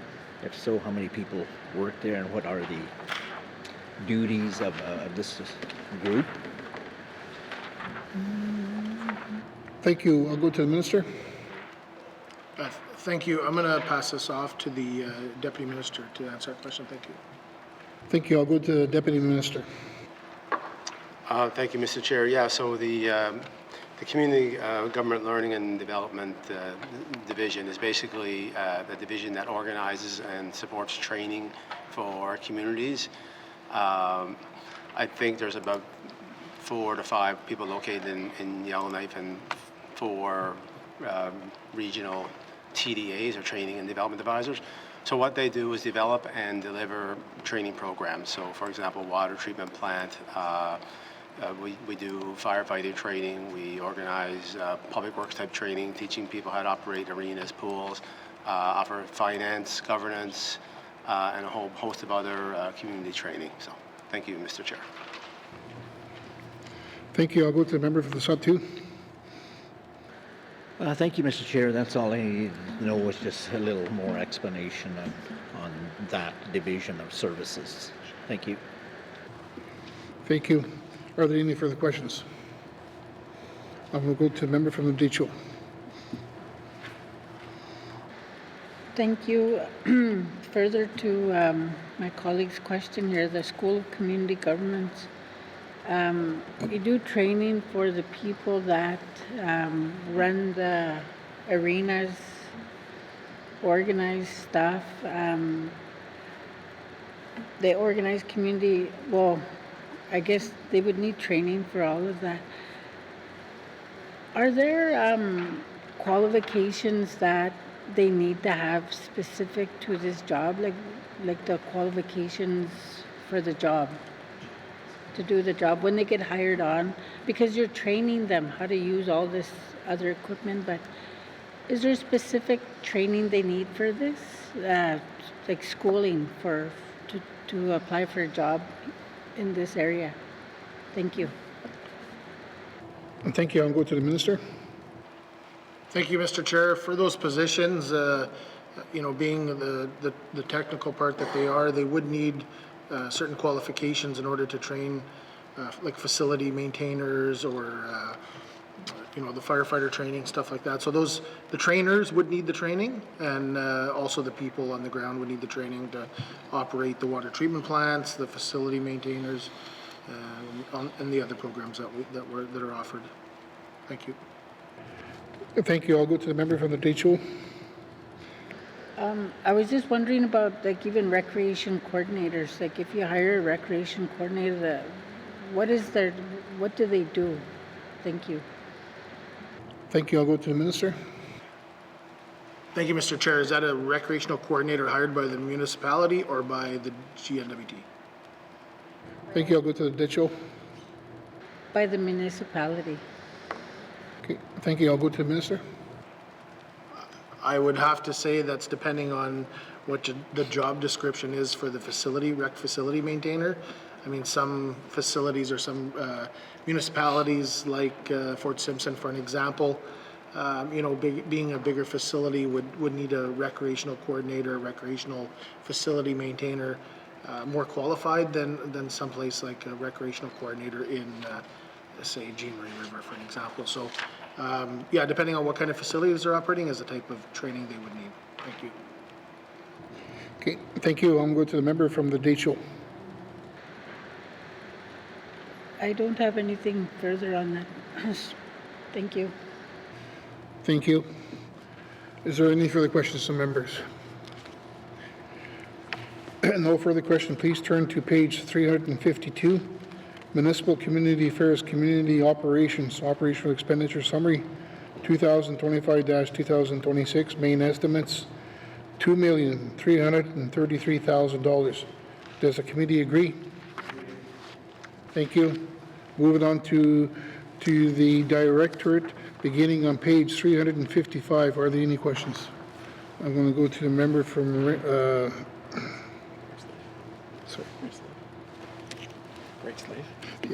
Great Sleeve. Sorry about that. That's okay, Mr. Chair. We're getting late into the evening. My question for the minister is around the legislation for MECA.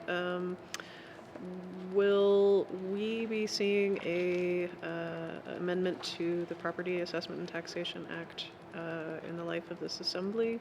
And will it be developed under the Legislative Development Protocol? Thank you, Mr. Chair. Thank you. I'm going to go to the minister. Thank you, Mr. Chair. Finance is leading that section. All right. Thank you. I'm going to go to the member from Great Sleeve. I just thought it might have some interplay with MACA due to your assessments, but what input will you be providing? Thank you, Mr. Chair. Thank you. I'm going to go to the minister. Thank you, Mr. Chair. The department is supporting the working group for that. Thank you. Thank you. I'm going to go to the member from Green Sleeve. Nothing further. Thank you, Mr. Chair. Okay. Thank you. Next on my list, I got the member from Range Lake. Thank you, Mr. Chair. So under the partner contribution funding, it's $460,000, and it's provided to the NWT Association of Communities, the local government administrators of the NWT organization, and the Arctic Energy Alliance. I understand the contributions to LGANT and NWTAC. Can you explain the nature of the contribution to Arctic Energy Alliance? Thank you. Thank you. I'm going to the minister. I'm going to ask the deputy minister to respond to that. Thank you. Thank you. I'm going to the deputy minister. Thank you, Mr. Chair. Yeah, so we do pay a nominal amount to the Arctic Energy Alliance just because of the work that they do on climate change in the north, and we utilize some of their service at that time. So I'm not quite sure of the amount, but I think it's around $20,000 per year. Thank you, Mr. Chair. Okay, thank you. I'm going to go to the member from Range Lake. Thank you. And is this a defined contribution, or is it is it something more like core funding? Thank you. Thank you. Thank you. I'll go to the minister. Thank you. I'll pass that to the deputy minister to respond. Thanks. Thank you. I'll go to the deputy minister. I believe that's core funding. Thank you. Thank you. I'll go to the member from Range Lake. Thank you. I'm on a continuing mission to find out who we core fund and who we don't. So that's helpful. As to the 2023-24 actuals compared to the revised estimates, financial services, policy and planning, and regional management are basically cut in half. Can you explain why that is the case? Okay, thank you. I'll go to the minister.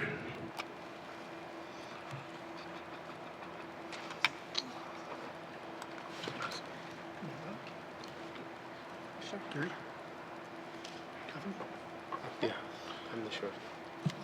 Thank you, Mr. Chair. I'm going to ask Catherine to respond to that. Thanks. Thank you. I'm going to go to the director. Thank you, Mr. Chair. Just to clarify the member's question, I believe you're referring to the actuals are twice as big as the budget. So it's over expenditures due to such things as unfunded positions, various other, I think it's unfunded positions. I'll leave it at that, Mr. Chair. Thank you. Okay, thank you. I'll go to the member from Range Lake. Thank you. So is this part of the sustainability exercises? Thank you. Thank you. I'll go to the minister.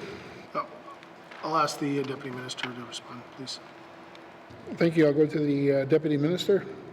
Thank you, Mr. Chair. Yeah, so no, that's not related to fiscal sustainability exercises or any other type of reduction. It's just an overspend in 23-24. And as Ms. Boyd alluded to earlier, some of it was on basically unfunded positions, and also during that year we had the incremental expenditures related to some of the disasters, including the fires that year. Thank you, Mr. Chair. Thank you. I'll go to the member from Range Lake. Thank you. So we're not anticipating that we need to maintain the same level of resource for this upcoming year. I guess hopefully we're not anticipating another evacuation or something like that. I just want to make sure, does the department have the resources in these functions that it needs to maintain its level planning and preparedness in case there is an emergency? Thank you. Thank you. I'm going to go to the minister. Yeah, thank you, Mr. Chair. We do feel comfortable that we have the right amount of staff right now. We also have a stand-up staff available that we've recruited for in case of emergencies. And I think that's still an active posting on the GNWT website there. Okay, thank you. I'll go to the member from Range Lake. Thank you. Nothing further, Mr. Chair. Thank you. Next up on this, I got the member from Nunavut Boot Lake. No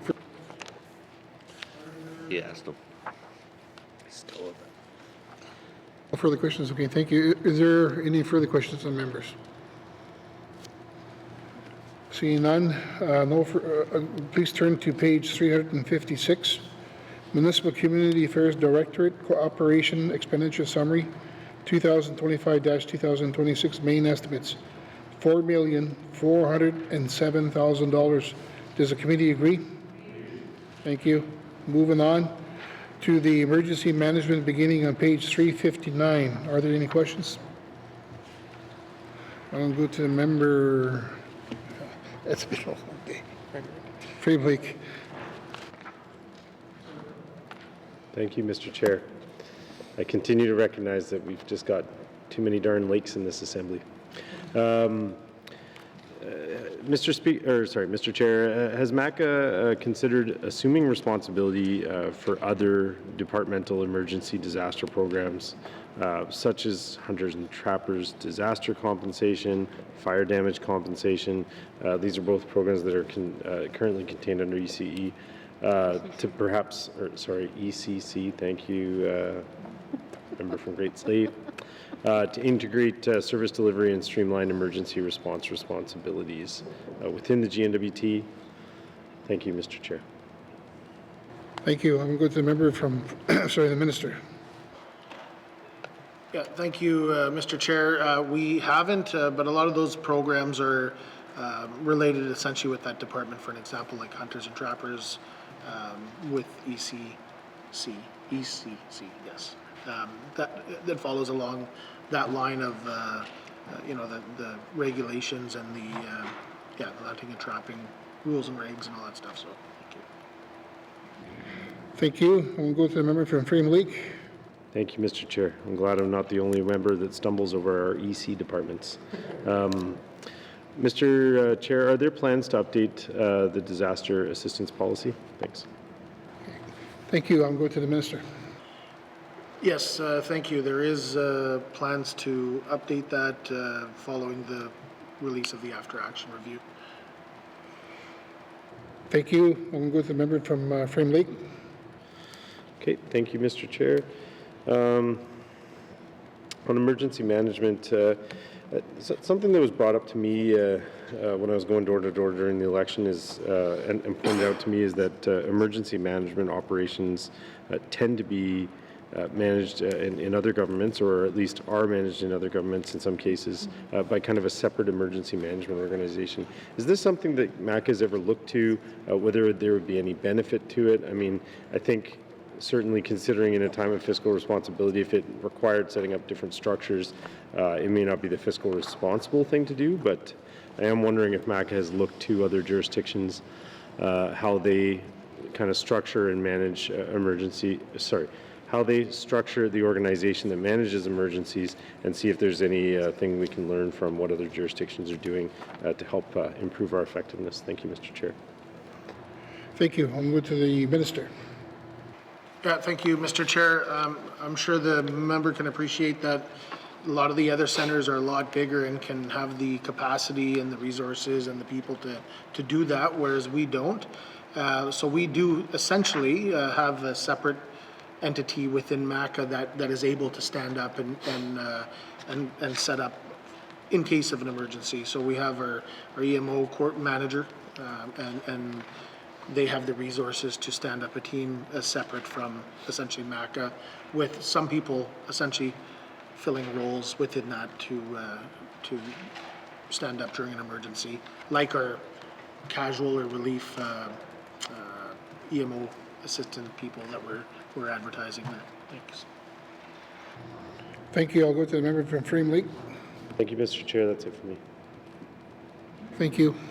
Next on my list I have is the member from Range Lake. Thank you. Thank you, Mr. Chair. So I'm going to ask about the ground search and rescue. Apparently, we do not provide support to ground search and rescue through the emergency management organization.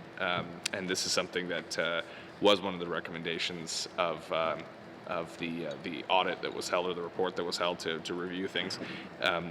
Is there any reason why we can't make changes to how the emergency management organization to bring ground search and rescue under its umbrella, so we can better coordinate these efforts in the Northwest Territories? Thank you. Thank you. I'm going to go to the minister. Yeah, thank you, Mr. Chair. A lot of it relates to capacity.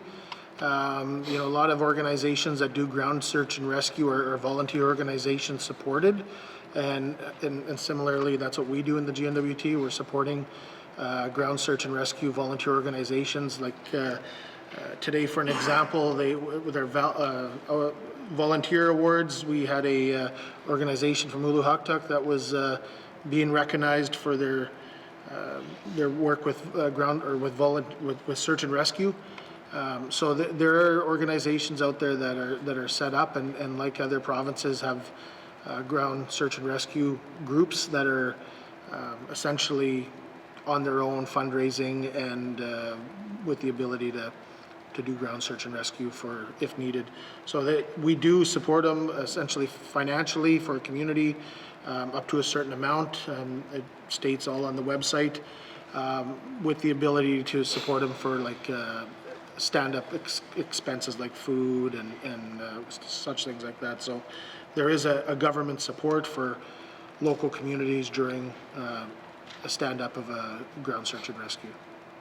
Thank you, Mr. Chair. Thank you. I'll go to the member from Range Lake.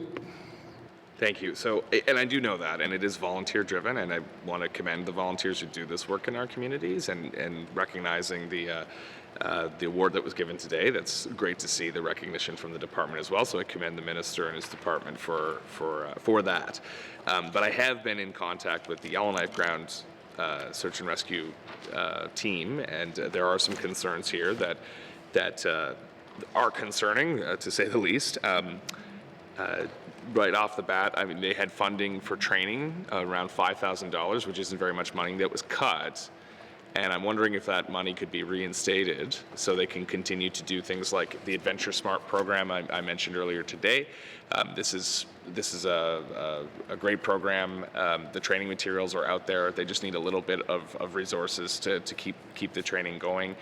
They do it on their own time. $5,000 isn't very much. I don't expect a commitment today. I'd like one, but can I don't expect it. But could the minister at least work with the team here, the YK search and rescue team, and find ways that we can provide a little bit more support, because some of that's been pulled back, and if he has to work with the Department of Justice, what have you. But this is something that I think is really important, that we continue to support these volunteers in our communities, because it's tough work, and they take a lot. It takes a lot out of them to commit the time and energy into these life-saving activities. Thank you. Thank you. I'm going to the minister. Yeah, thank you, Mr. Chair, and no question, this is tough work, and a lot of it, again is volunteerism.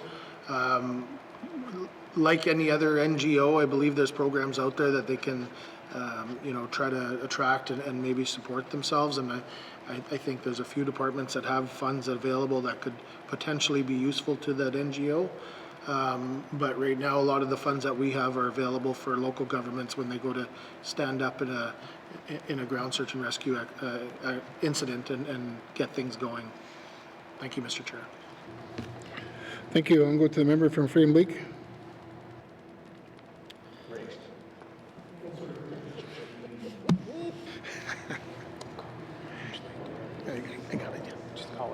Oh, sorry. I'll go to the member from Range Lake.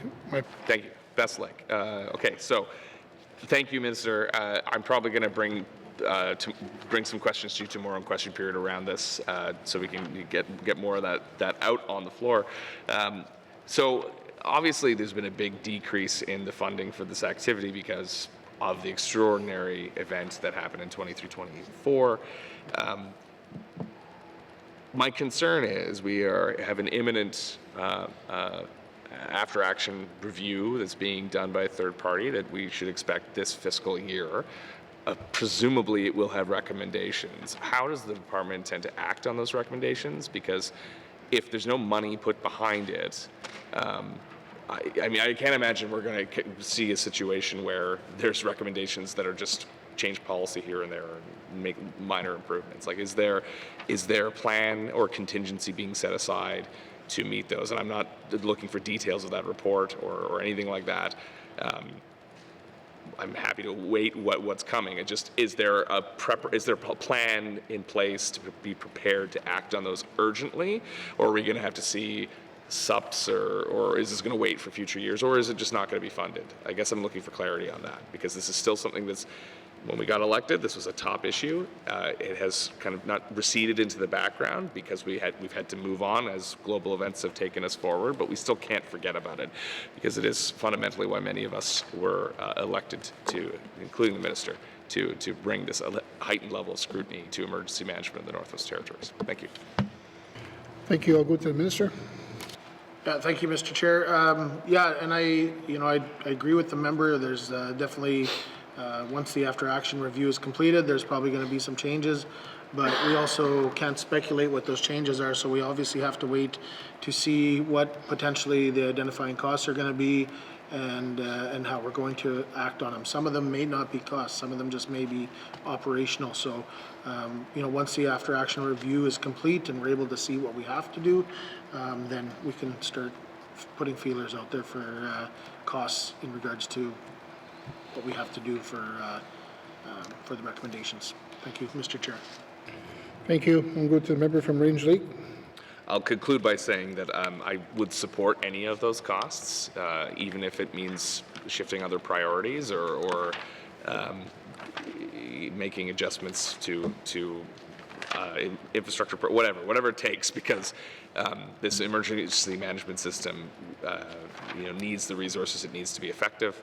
We know that things are going to get more difficult in future years with the ongoing climate emergencies that we are experiencing as a territory, and of course, an increasingly hostile geopolitical environment. So we need to be prepared for any outcome. So this is my blank check to the minister to support anything his department needs in terms of emergency management and public safety going forward. Thank you, Mr. Chair. Thank you. I'll go to the minister. Thank you, Mr. Chair. I guess just to share some information with that, with the anticipated after action review coming in, the departments have already aligned a working group that is already set up to start actioning some of this stuff. So the working group is already being formed to work on the after action review. Thank you, Mr. Chair. Thank you. Go back to the member from Range Lake. No further questions. Thank you. Going to go to the member from the Decho.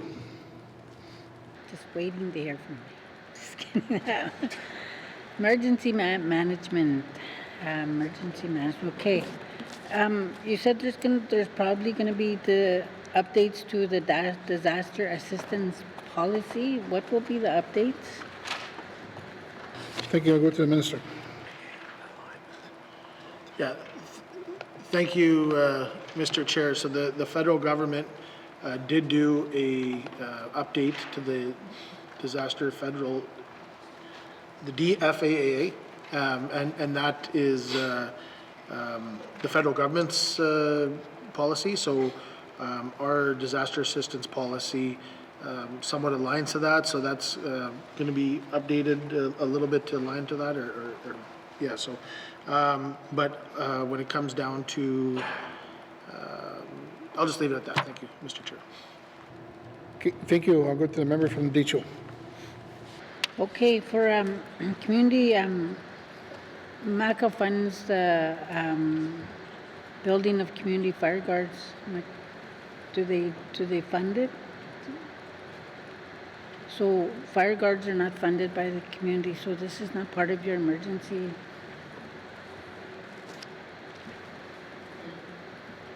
Thank you. I'll go to the minister.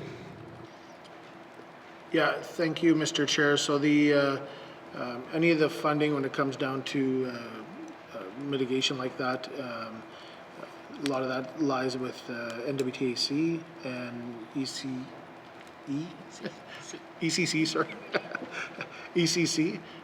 So the community have to have their emergency plans updated, and then work with those departments and that agency to apply for some funding for that. Thank you, Mr. Chair. Thank you. I'll go to the member from Decho. Okay, yeah, given that all of the wildfires we went through in the last couple of years, it's top of mind for a lot of with a lot of people. Top of mind, thinking about the spring is coming. So, have all the communities finished their community emergency plans in my region? I'm asking for the Decho because I'm worried about things for the springtime. Thank you. Thank you. I'll go to the minister. Thank you, Mr. Chair. That is a very good question. I don't have that handy in front of me right now, but I know I sent out the community fact sheets and they're on there, but I'll ask the Deputy Minister here.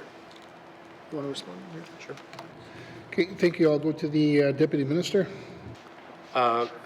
Thank you, Mr. Chair. Yeah, so it looks like most of the communities in the region have had a community emergency plan updated in the last 2 years. The most recent one I see is from June 2022. Oh, no, sorry, that's a different community. Yeah. Enterprise, Fort Providence, and KFN all have had a plan updated in the last 2 years. Thank you, Mr. Chair. Thank you. I'll go to the member from Decho. No, that's good because that's what I wanted to know about, and just continue to work at helping communities update their community emergency plans. That's top of mind because if things happen, and it could get really chaotic in some places. So having our plans is a way to make sure residents and communities feel safe. Thank you. More of a comment. Thank you. Okay, thank you. Yeah, the Minister? Yeah, thank you, Mr. Chair. As part of being proactive, I don't even remember when it was, this spring or last fall, we sent out letters to all the communities, basically informing them that it's a good time to be prepared and get ready and update their community emergency plans. So every community government in the territory should have received that letter.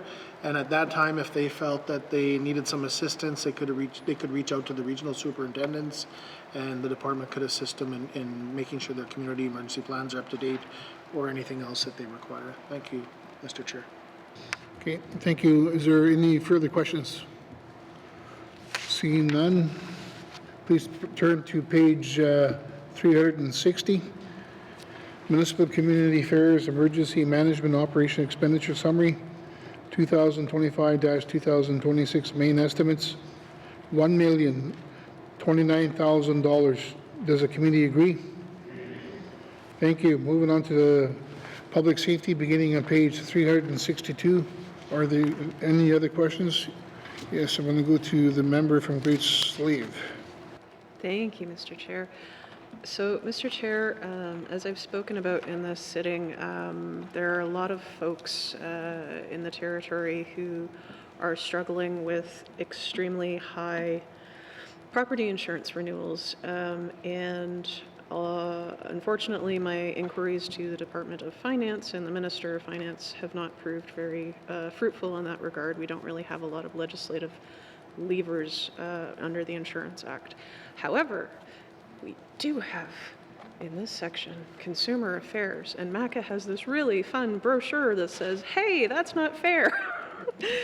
A guide to consumer protection in the NWT, and I was reading through it, and I'm not really sure if when someone gets an extreme hike from an insurance company that could be covered by this Consumer Affairs protection part of MACA, and I thought I'd let the Minister clarify. Thank you, Mr. Chair. Thank you. I'll go to the Minister.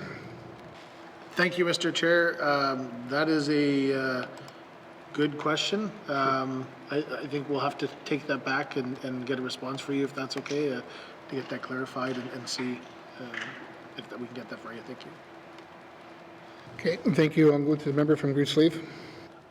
Well, thank you to the Minister for that, and I hope that there is some levity that he might be able to offer residents of the Northwest Territories. I recognize many of our insurance companies do not operate in the Northwest Territories, so it might prove very difficult for the department, but any information you can share, greatly appreciated. More comment. Thank you, Mr. Chair. Okay, thank you. I'm going to continue on. Is there any other members that have questions? Okay, seeing none. No further questions. Please turn to page 363. Municipal Community Affairs Public Safety Operations Expenditure Summary, 2025-2026 main estimates, $3,208,000. Does the committee agree? Thank you. Moving on to the regional operations, beginning on page 366. Are there any questions? No further questions. Please turn to page 367. Municipal Community Affairs Regional Operation Expenditure Summary, 2025-2026 main estimates, $105,543,000. Does the committee agree?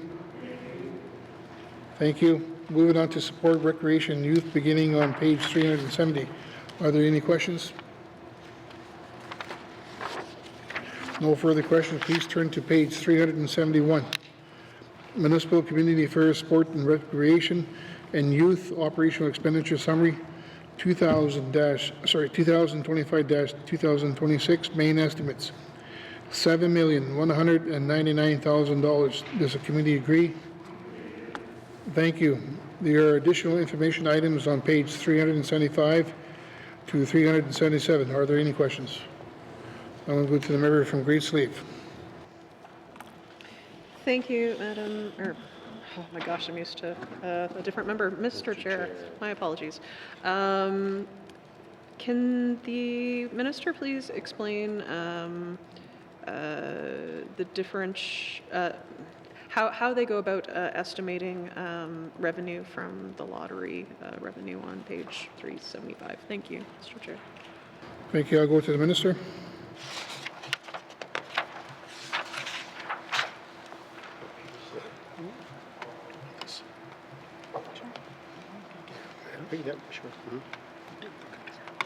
I'll ask Kerry to respond to this, the Deputy Minister, please. Thank you. I'll go to the Deputy Minister. Yeah, thank you. Thank you, Mr. Chair. So the lottery fund revenues, I mean, a lot of it is based on historical information of what we've seen and also trends in Western Canada. So we're part of governed by the Western Canada Lottery Act, and essentially, you know, our sales tend to stay fairly static in the north. We see marginal increases when there's significant jackpots. So you see a lot of more jackpots of $50, $60, $70 million, and that's brings more money into the coffers. However, we're also seeing increased costs related to delivery of the program, similar to other areas that we've heard of. Transportation has gone up, and we're mailing stuff all over the north, so we do see our expenditures go up as well, and even the rent costs that we're seeing increase. So the numbers have stayed fairly static. You'll see that in 23-24 there was a significant decrease, so which is directly related to the evacuation of Yellowknife, Haber, Fort Smith, three of the biggest users. So other than that, we do use basically historical type information for estimating the revenue going forward. Thank you, Mr. Chair. Thank you. I'll go to the member from Great Slave. Thank you, Mr. Chair. That's a lot of information and great at that. That explains everything I wanted to know. I do have one further question. I note that the Clean Water and Wastewater Fund on page 377 has been deleted, similar to other departments that have participated in this work. I know HSS has found money to continue and is looking for continued funding around that work. My question to the minister is, will MACA still be participating in assisting HSS with this work? Thank you. Thank you. I'll go to the minister.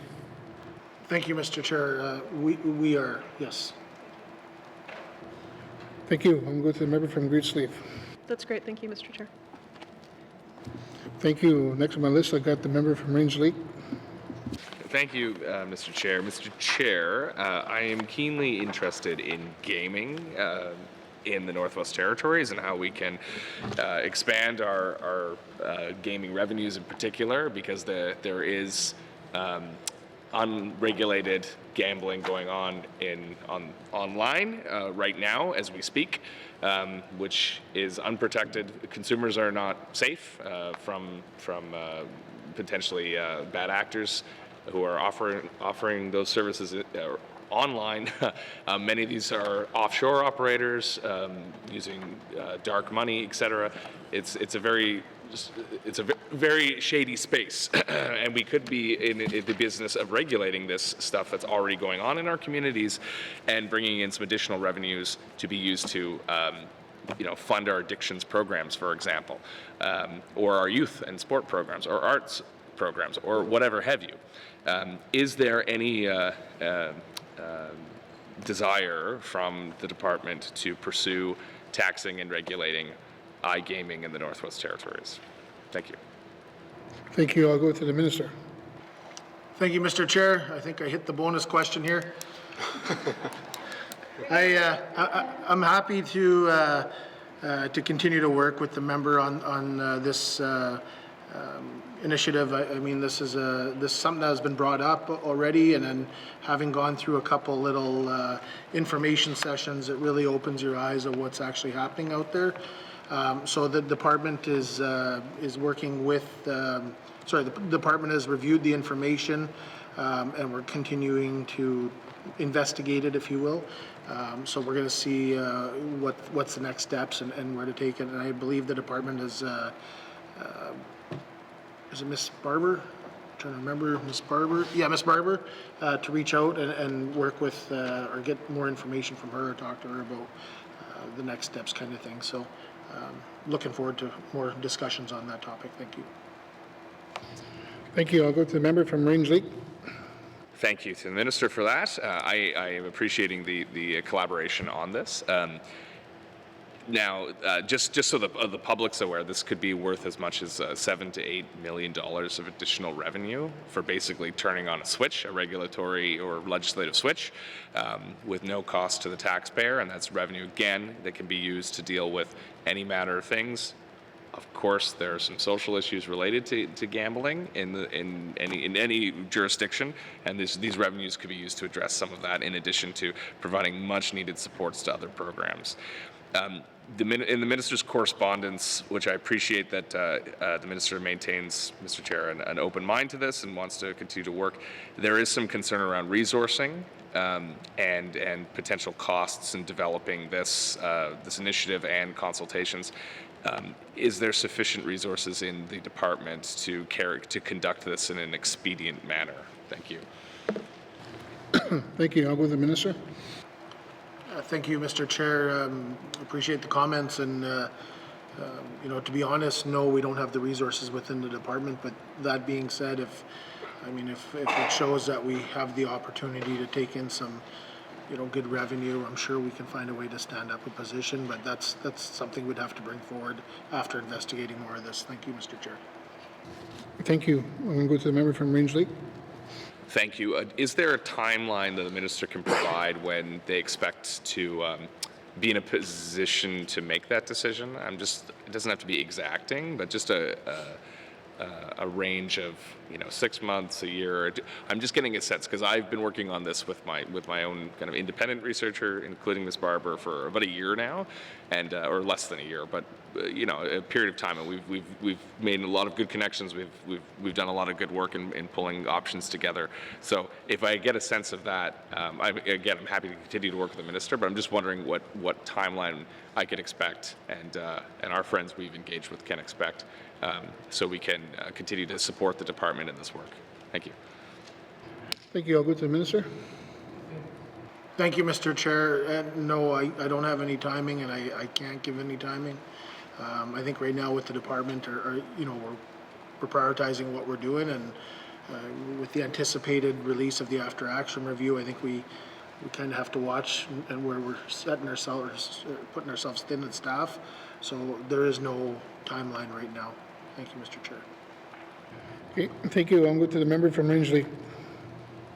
Thank you. No, I appreciate the honesty there, and as I said previously, that's exactly where I want the department's focus to be. So I'll just continue to encourage the Minister to reach out, and we'll continue to work on this. There's other ways to move public policy forward in our system, including working with regular members. I'm happy to provide whatever support to the department to make this initiative a success.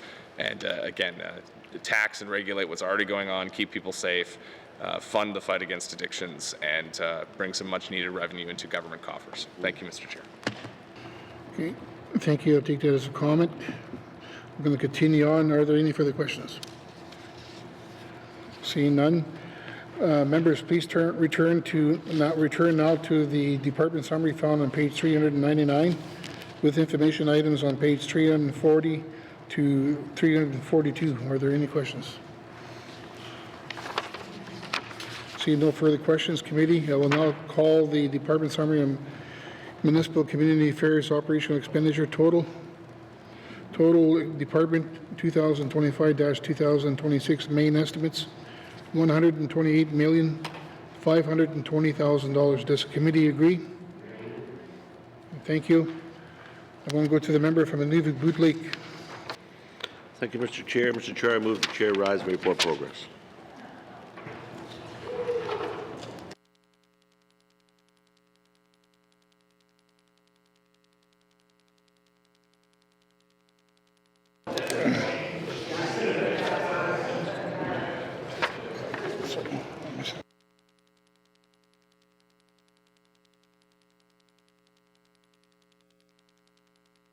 Thank you, committee. Do you agree that we conclude Approve the summary for municipal community affairs. Agreed? Thank you. We're going to go to the member from Nunavut Lake. Thank you, Mr. Chair. Mr. Chair, I move the chair rise and report progress. Thank you. Sergeant Arms, please escort the witness from the chambers. Committee will now move to the, sorry, that's it.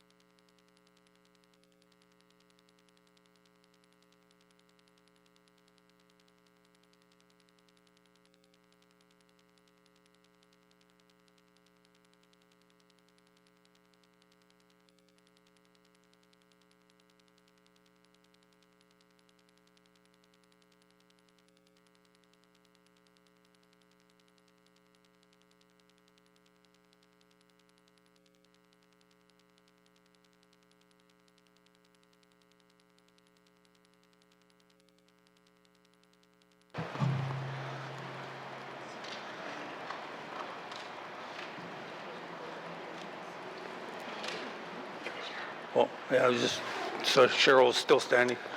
She's having a stroke. She's okay. Reports on Committee of the Whole. Member from Trinidad-Willity. Mr. Speaker, your committee has been considering table documents 275-20, brackets 1, and would like to report progress. And Mr. Speaker, I move the report of the Committee of the Whole be concurred with. Thank you, Mr. Speaker. Thank you. Member from Trinidad-Willity. I have a seconder. Member from Yellowknife North. All those in favor? Opposed? Abstentions? Motion carried. Third reading of the bills. Minister. Minister of Justice, thank you. Mr. Speaker, I move, seconded by the Honourable Member for Hay River South, that Bill 12, Business Day Statute Law Amendment Act, be read for the third time. And Mr. Speaker, I request a recorded vote. Thank you. Thank you, Minister of Justice. The motion is in order. To the motion. Question has been called. The member from Hay River North has asked for a recorded vote. All those in favor, please stand. The member for Hay River North, the member for Hay River South, the member for Inuvik Twin Lakes, the member for Nunavut, the member for Trinidad-Willity, the member for Detcho, the member for Satu, the member for Yellowknife Center, the member for Range Lake, the member for Inuvik Boot Lake, the member for Frame Lake, the member for Great Slave, the member for Yellowknife North, the member for Thabacha, the member for Yellowknife South. All those opposed, please stand. All those abstaining, please stand.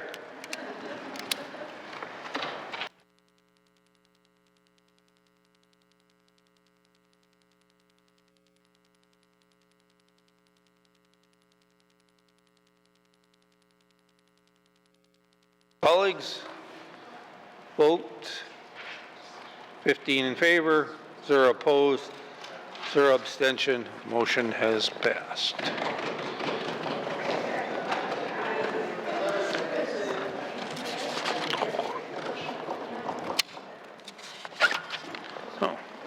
motion is carried. Bill 21 or 12? Bill 12 has had its third reading. Third reading the bills, third reading the bills. Orders of the day, Mr. Clerk. Thank you, Mr. Speaker. Orders of the day for Friday, February 28th, 2025 at 10 a.m. Prayer or reflection, minister statements, member statements, returns to oral questions, oral question 530-20(1), recognition of visitors in the gallery, acknowledgements, oral questions, written questions, returns to written questions, written question 13-20(1), replies to the Commissioner's address, petitions, reports of committees on the review of bills, reports of standing and special committees, tabling of documents, notices of motion, motions, notices of motion for first reading of bills, first reading of bills, second reading of bills, Bills 21, an act to amend the Workers' Compensation Act, consideration in committee of the whole of bills and other matters, Bill 11, an act to amend the Motor Vehicles Act, table document 275-20(1), report of committee of the whole, third reading of bills, orders of the day. Merci, Mr. Speaker. Thank you, Mr. Clerk. This House stands adjourned until Friday, February 28th, 2025 at 10 a.m. in the morning.